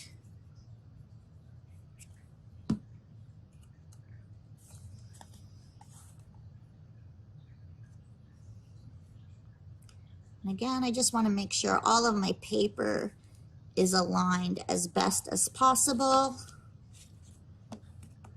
so that border, at least on the top and bottom edges, are as even as possible. So now some of the papers you'll see have, I don't want to say discoloration because it's not, they were shaded on some of the edges. So like here you can see it had a darker coloring around the corners of the edge, and the yellow one had that as well.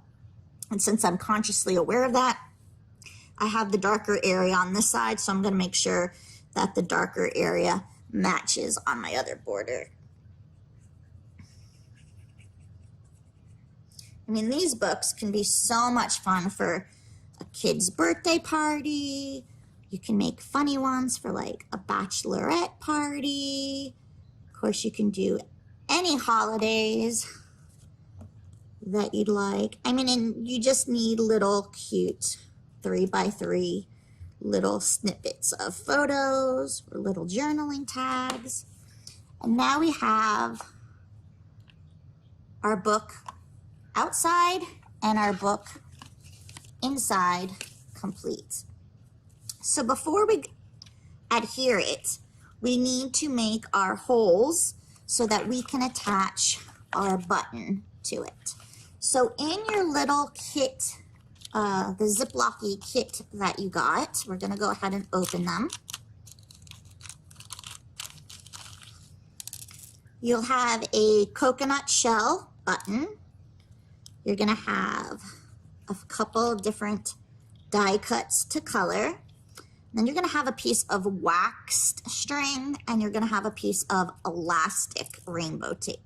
And your color might be different because it was just a roll of rainbow elastic. So some people might have got a piece that's blue and green. Others might have gotten pieces that are pinks and yellows. It's just, that's how it happened. But so what we're gonna do now is we're gonna take that waxed thread, and we're gonna need to make a hole for our button. So I am going to grab, if you have a needle, or if you have an awl, an AWL awl, that'll work as well. If you have a piercing tool for your dies, that will work as well. So whatever tools you happen to use is what you're gonna wanna grab. This is my awl and my piercing tool. Basically, it just has a super fine tip at the end to punch holes, or, you know, get your dies out of your paper off your dies. So we're just gonna want to kind of eyeball where we want this button to be.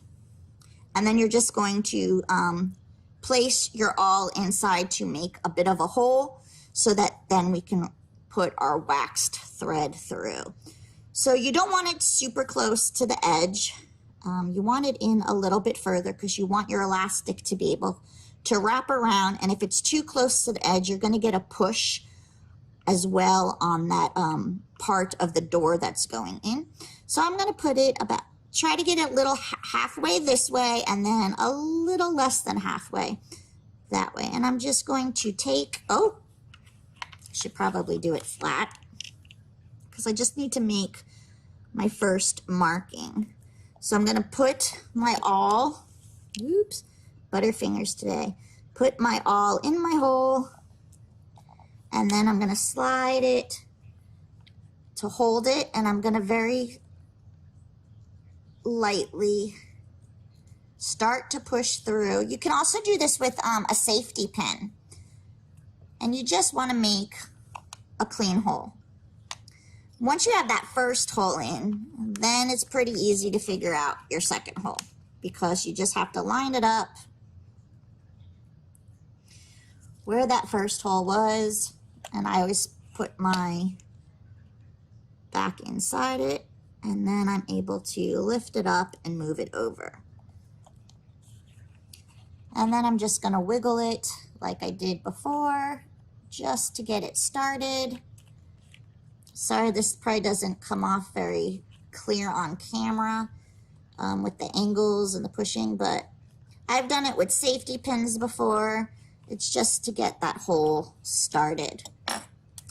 And it doesn't have to be a gigantic hole, because you're going to be using wax thread, and wax thread goes in pretty easy, as opposed to if you were using like a DMC type floss or something of that nature.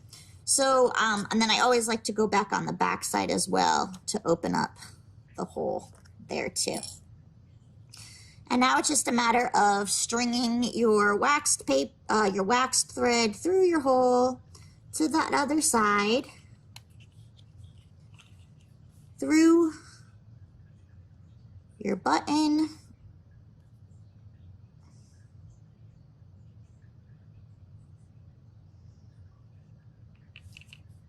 then down through that other side of your button,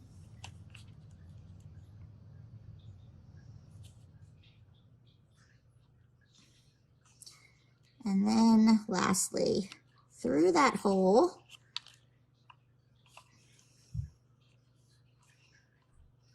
Sometimes you have to, when it starts to fray, just kind of pinch it, and it'll make the wax will get back in place. And now you have your button, and then I just make a square knot. So hopefully, if you're familiar with a square knot is you knot it your normal way first, and when you're putting the, okay, so I'll just explain as I'm going for a square knot, because it holds better, especially with waxed threads. On cotton type threads, you don't necessarily have to do a square knot, but on a waxed thread, it's gonna hold your button in place.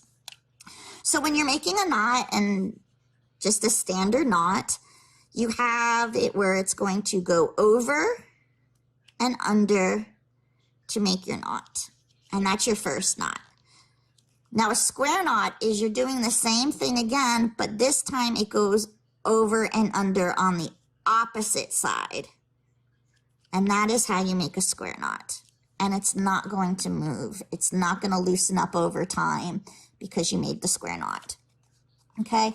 Just keep in mind when you're tying it, not to tie it super, super tight, because you still need your elastic to be able to go underneath your button. So you want it to be the knot tight, but you don't necessarily want the waxed part on your button super tight. And once you've made your square knot, you can go ahead and cut that thread. Most people don't do square knots, and they just might do a double knot or a triple knot thinking that's going to hold. But over time, depending on the threads that you're going to use, it can loosen up.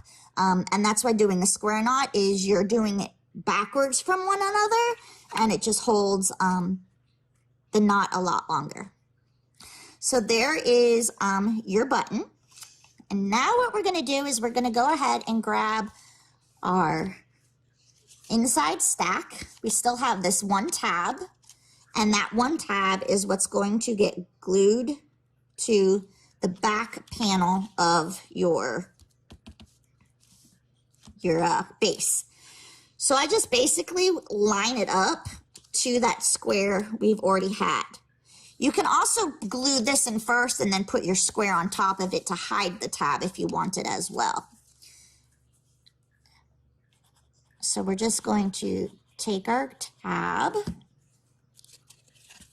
and I'm going to open this up just so I can see better. And I'm literally just going on the edge to the edge of that, pushing it down, and then I will grab my bone folder. And now that I can lay it flat, I'll burnish it in. And now I can fold my book up and inside. And there we have the makings of our book. We're going to go ahead and put this aside for now, and we're going to quickly, and I do mean quickly, all of you guys know I am a colorist, so I normally color the chibi kids with their hair, and I just lost the pin for my glue, so it'll probably dry out, but we'll just put it aside for now. We are not going to do fancy coloring with these guys. We're just going to do nice, simple colorings. You don't even have to use the same color markers that I'm using. You can do whatever you have. You can do it with colored pencils. You can do it with your kids' markers if you don't have Copics, because we're just going to color these all very simply. So the first one we'll start with is going to be our watermelon. So I just need a green. So I'm just going to go grab, I will tell you my Copic markers just in case you want to. But again, I'm just doing simple coloring. So I'm taking my 𝐒𝐿9. I should probably put a piece of paper underneath. Taking my 𝐒𝐿9, and I'm literally just going to color the rind of my watermelon. And then for my watermelon, now watermelon's not always red. It's got a little bit, sometimes you get darker red with the pinkier red. So I'm going to use two colors here. I'm going to use R35, and I'm just randomly picking colors. I don't even know how they're going to look, but this is how I color sometimes. So I'm going to take my R35, and I'm going to go on the bottom and along some of the side of the top, whoops, like so. And then I'm going to take my R, let's try 32, and blend those together, like so. Oop, they're so small, sorry, there we go. And I'm not even going to bother with the white of my watermelon. Simple, simple coloring day today. Now let's go ahead with our bucket of sand. So for my sand, I'm going to take some 𝐸35 and 𝐸31. And I'm just going to lay down my 𝐸35 and then top it off with my lighter 𝐸31. Just to get a little bit of a variation of the sand, nothing fancy. And let's make our bucket a pretty yellow. So I'm just gonna grab, what is this? I don't even know, Y17. And I'm just gonna go down half the side with my Y17. Again, this is not a coloring demo today. I usually do them, but today's not the day, folks. So just simply color along with me. Let's see, Y13, to then soften up our yellow and to blend it out.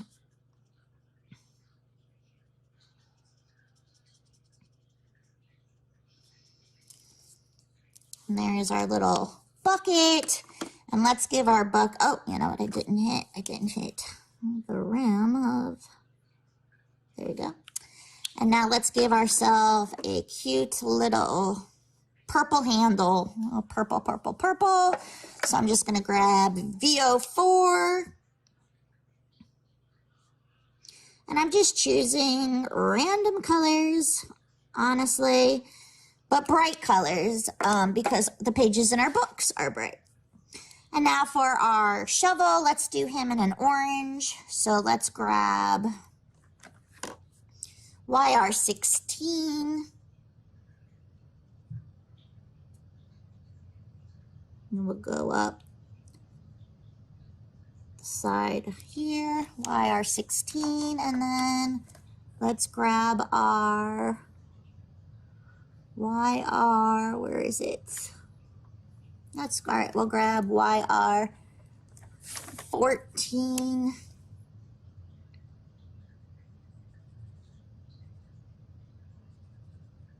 And then we just have a little orange shovel. Again, nothing fancy. Now for our seashells, we want to do our sand dollar to read white. So we're going to use our B00 and our B01. So I'm taking my B01, and I'm just going to go around a little bit on that top edge, and then with my B00, fan it out a little bit, like so. And then I'm going to take a colorless blender and push on the edges. It helps soften it up so it'll read white when we're done. Then we have the cone shell in the front, so I'm going to take, let's try E35. And I'm just going to go down the bottom with my E35. And then let's see, where is our E? Where is it? E31, there it is. And we're just gonna soften it a little bit by continuing to go up. And then I'm gonna grab my E53 and blend it all together, like so. Then we have the starfish in the background. So let's make a pretty orange starfish. So that YR16 down in the bottom. And then I'm going to grab YR61, which is a little bit peachy, like so. And then I'm going to grab YR30 just to, oh, that marker's dry. YR21 then instead to get a little bit of the yellow back in there. And there is our starfish. And now for our larger shell, I'm going to go in with E97. And again, not a coloring demo, just a quick thing. So I'm randomly picking colors. I don't even know if they're going to work when I'm doing it. But, you know, it happens. You take a chance every now and again. So that was my E97. Now let me grab my, let's see. I'll take E84, which has a little bit of a browner cast to it. The other one had more of a reddish cast to it. So that's E84. And now we're going to go back into a lighter color. So let's try E70 because it has a little bit of a rosy color to it. And I'm actually going to go over the other two colors with this to start blending it together. That's E70. And then I'm just going to finish it all up with our E21.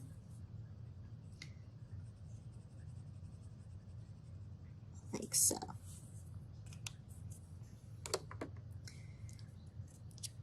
Now for our final piece is our cute little sun. So let's start with some of his rays in the background. So we're going to go in with our, let's see, YR18. We're going to use this very sparingly, but on those back point ones, the ones that are kind of behind the fronts, because those would be the ones hitting with the shadow the most. even though, again, I'm not trying to go crazy with the coloring. I'm trying to keep it very, very simple. These are not the main focal point of your album. They're just the little accents. So that was YR18. Then I'm going to go in with YR14 to kind of smooth that out.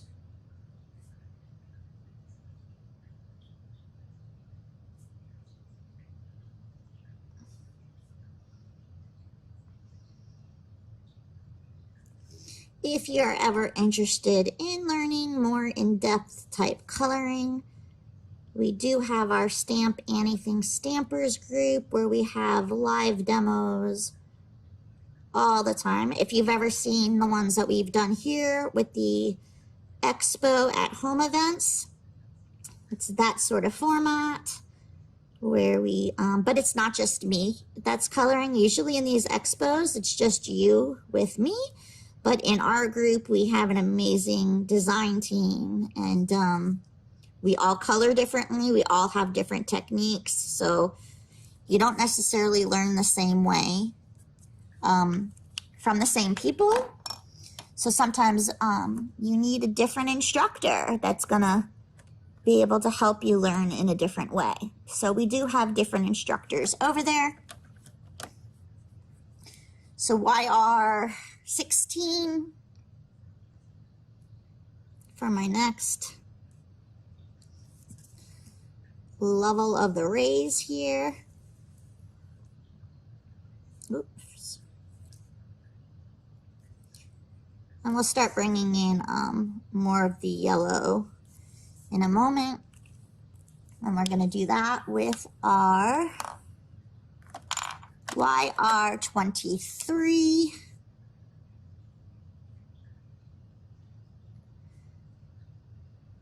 And this will start bringing in some more of that golden of the YR color, so that when we do the sun part, these will pop out a little bit better, reflecting from the yellow that we use in the actual sun. So we're just coloring in the remainder of these rays.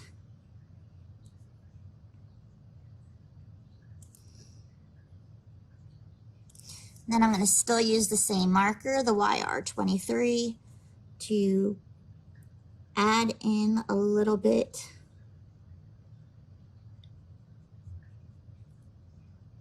down the sides here of my face. So it helps to tie it in with my rays. And now I'm going to go grab Y19 and start blending that out.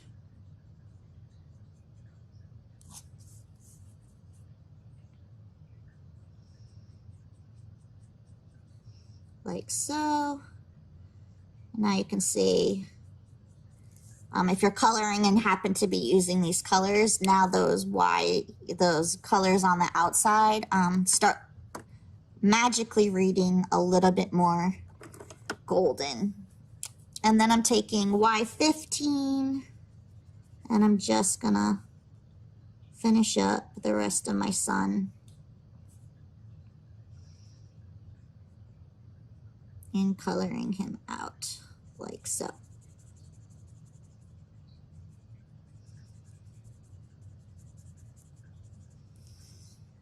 Okay,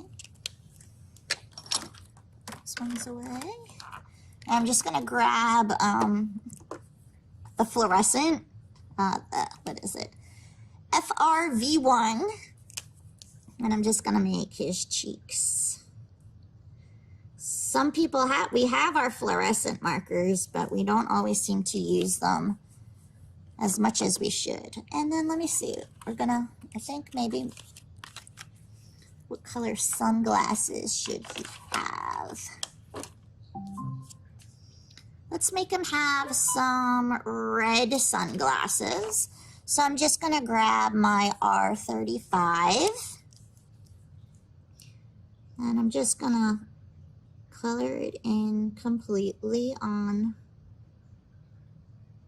and around the rim of my sunglass in R35.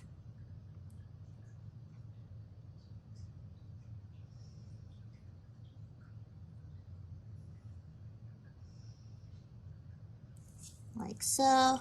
And then I'm going to grab R59 just to put a little bit of darkness around the sides there. And then just take that R39 again and just blend out that darker part like so. And now in for the glasses, we're just going to grab, let's see, that B1, and I'm going to do it on an angle like so, leave a white spot, and then do the other side and repeat that on the other glass. It gives that little bit of that he's got like that shine coming through. And then I'm just going to take that little bit of the colorless blender, just going over it because it'll soften those areas that we just added. You can also, if you wanted to, you could have just colored the whole thing in blue and then take a white gel pen and put it there. So there's our pieces. And some of them, you know, it's got the border on them. You can trim them up if you wanted to. I'll just show you a really quick trick. And I'm going to use the triangle one because it's the easiest.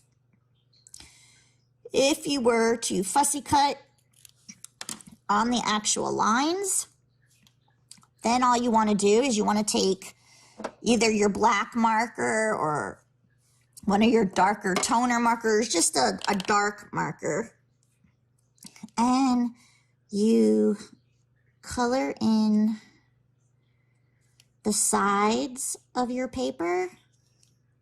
This helps and covers up a lot of the flaws with your fuzzy cutting. So if you wanted to do it because you don't like the borders for some reasons, I am not like, on the sun, I don't like that there's so much white showing, but there's no way I'm fussy cutting that. So that's why I just kept mine pretty simple. But if you wanted to, you can fussy cut it. And this is how you fix a lot of the corrections, because I am not good at fussy cutting. I always end up cutting off into my image. So by doing that with the black, it actually will help camouflage if you cut off too much. Okay, so now we're back to decorating our insides of our book. So now it's just you randomly picking a page of where you want something to go. So my watermelon, obviously on my watermelon page, is going to get lost, but I can put it on my solid red or I can put it on my green. I personally think it pops more on my red. So I am just going to glue it down where I want it to be. And I'm just going to put it randomly on the page. And then you can, now obviously if I was making an album at this point, I probably wouldn't glue them down first, because if I was gonna say put a picture on something and then doing a journal, you know, square or something, I would probably first block that in and then use this as an accent piece on top of whatever I was journaling or putting on a photo if that's what I was doing.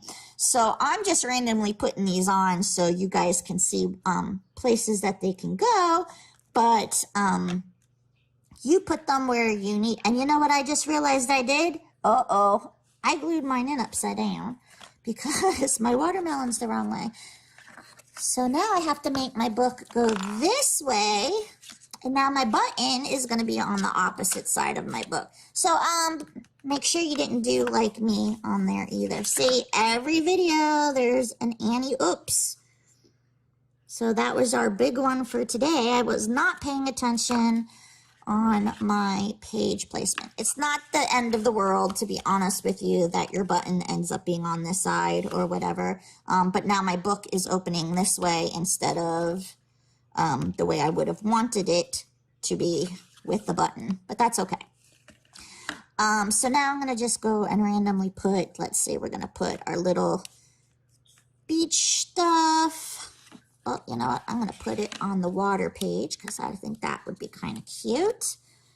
But again, if I was actually putting this together as an album, I would have added all of my other elements first before putting on my little die cuts. So keep that in mind as well when you are doing your pieces. And then let's just put our shells. Just put our shells down here. Like so. And my sun is going on my cover, so I will put that in a moment. So before we put our sun on, we need to make the closure of our book.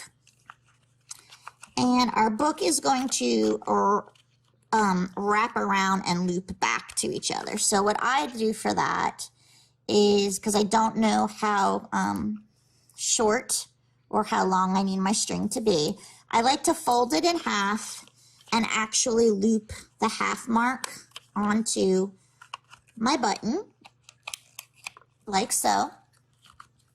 Then I can go ahead and wrap around to know how much of a tug I'm going to need for my elastic to reach.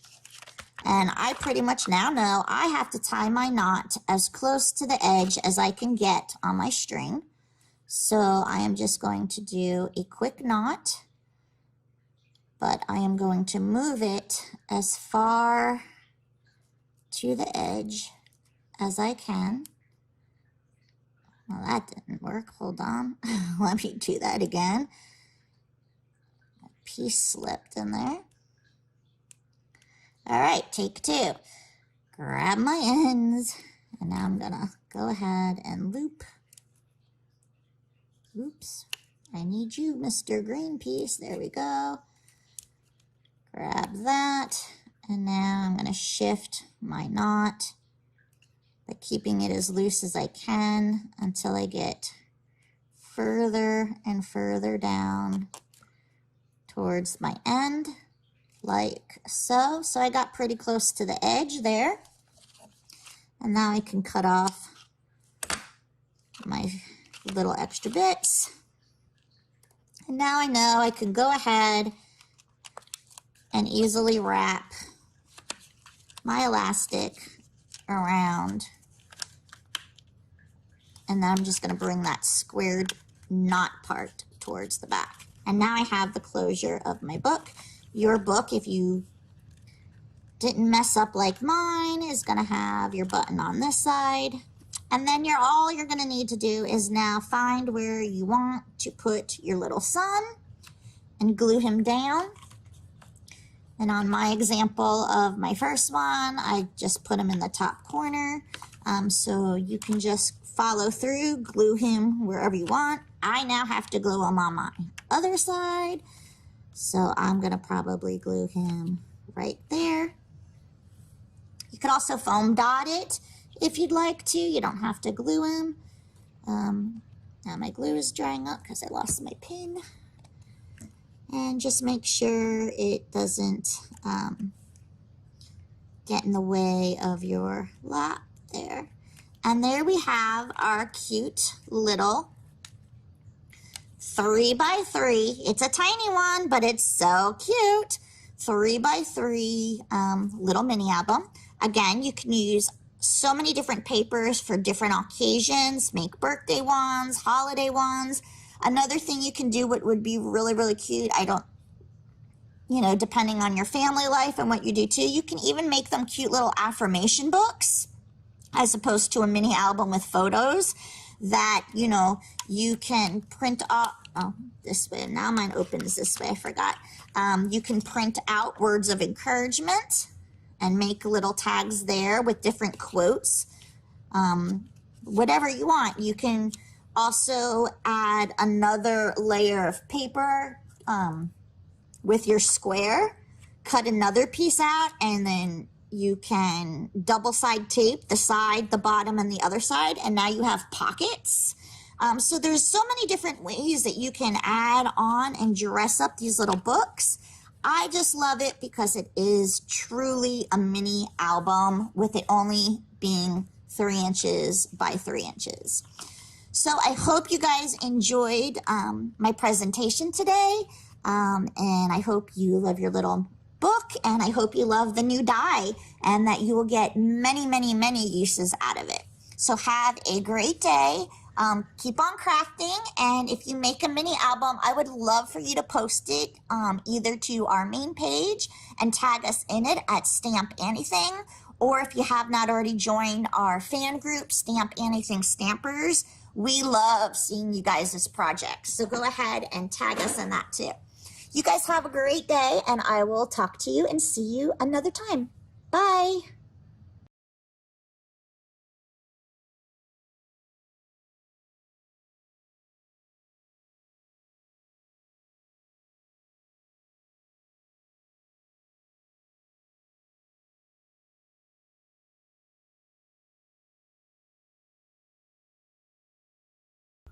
Welcome back, everybody. And this was that cute little adorable, I'm going to call it a pocket mini album That is so that cute. we were talking about. And, look, I mean, that would fit right in your little purse. Yeah. Well, your big purse. Most, yeah, or even because you wear that little one sometimes. Anyway, but just, I mean, look at all of the fun in this. I mean, photos, journaling, all kinds of goodies in there that you could put. And I'll tell you what, we're talking about this gatefold die. Yeah. I mean, look at how many, there's 100 uses for this die just to set. And I love this one, how when she was making the squares to put in there, how you line up the tabs and how she was showing, to making sure that when you're, to line them up, because you know how when you do this, sometimes how the paper cranks and it gets all, it doesn't want to fold right. She was giving us some tips.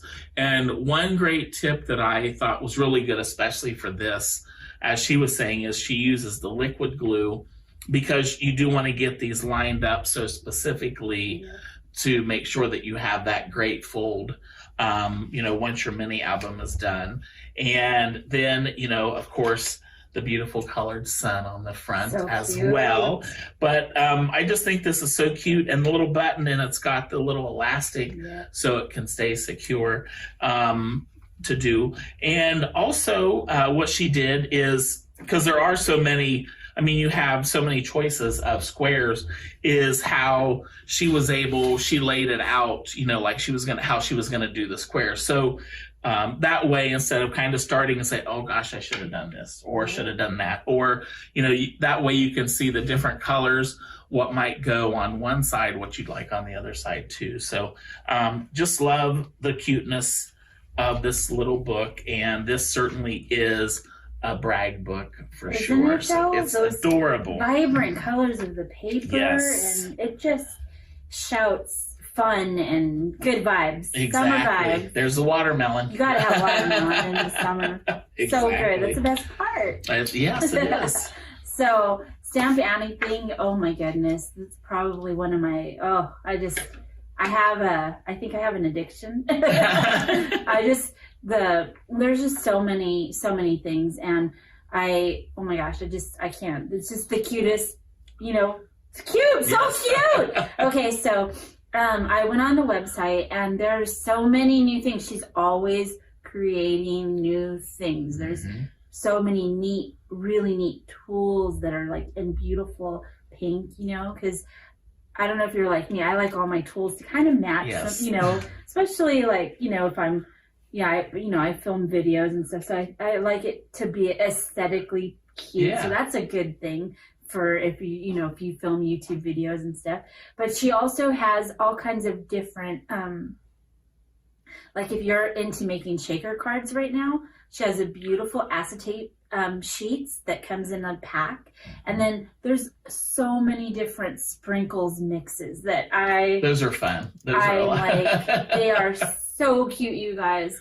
And these are just some because what's coming up is St. Patrick's and Easter. So there's a Easter egg mix. There's a baby bunny that's so. Would that be a scrambled egg mix? Oh.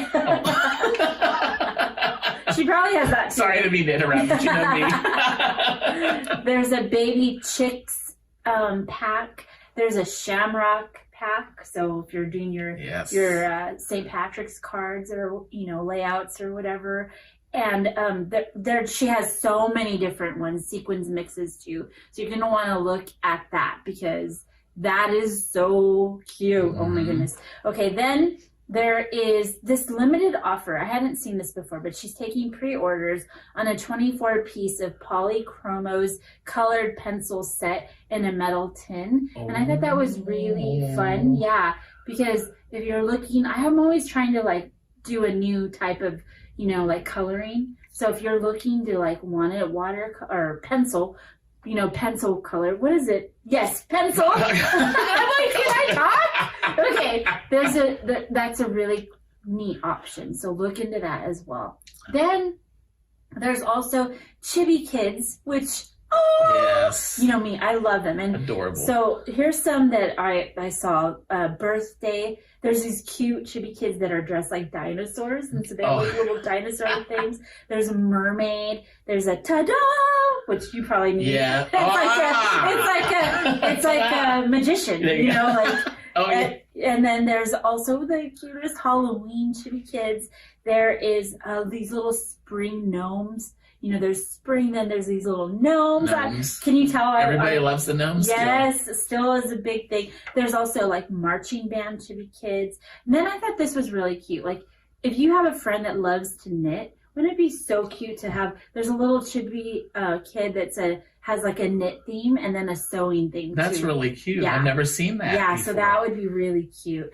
She has all kinds of dies that go with each chibi kit as well. So if you don't want a fussy cut, there's a die available. Yeah. And then there are the stencils. Now, the stencils I love because I'm trying to get into stencils and doing backgrounds. Yeah. So she has the party time confetti, which is so cute. There's a heart stencil. There's a mountain. So if you want to do a mountainscape, under the back of your card or for the background of your card, there is this really cute house, a city landscape or whatever, grass, there's cloud, there's the beach, then there's the ocean, which is a slimline stencil. So if you're making a slimline with maybe the mermaid chibi girl on the top, perfect. I mean, it's just, oh my gosh, Dave, I could go on and on. I have everything intermingled with each other. But on the website, she also has so many things, but slimline dies. There's word dies. There's border stamps. There's sentiment stamps. There's also the stamp club. Like I said, I love clubs. Stamp Anything has a club. So you're going to want to look at that. There's a grab and go box. There's just everything that's amazing. Go run to Stamp Anything's website right now. You're not going to want to miss the beautiful whimsicalness of Stamp Anything. Right. So Stamp Anything's show special is get 20% off your next website order using the coupon code TROPICS. And that will expire on March 14th. So you have a few days of awesomeness there. Awesome. Well, thank you very much. That's awesome. Look at all the good. I mean, 4 great companies, 4 great mini album kits. I mean, what a great Mega Make and Take event this was.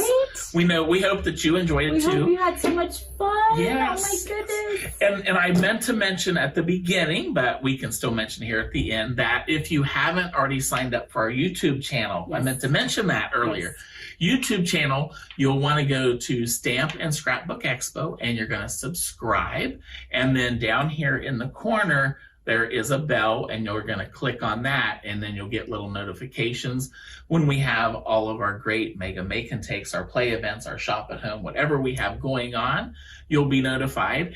And also, if you want to get an email, you want to subscribe to our newsletter, and you'll go to craftathomeevents.com, and the first screen that pops up asks you to join our newsletter. So join that, and you get an email every week telling about all the great events that we have too. So, and I know this has been the ultimate awesome. yes, And I know we have another mega that's on sale now, and that's on for March 21st.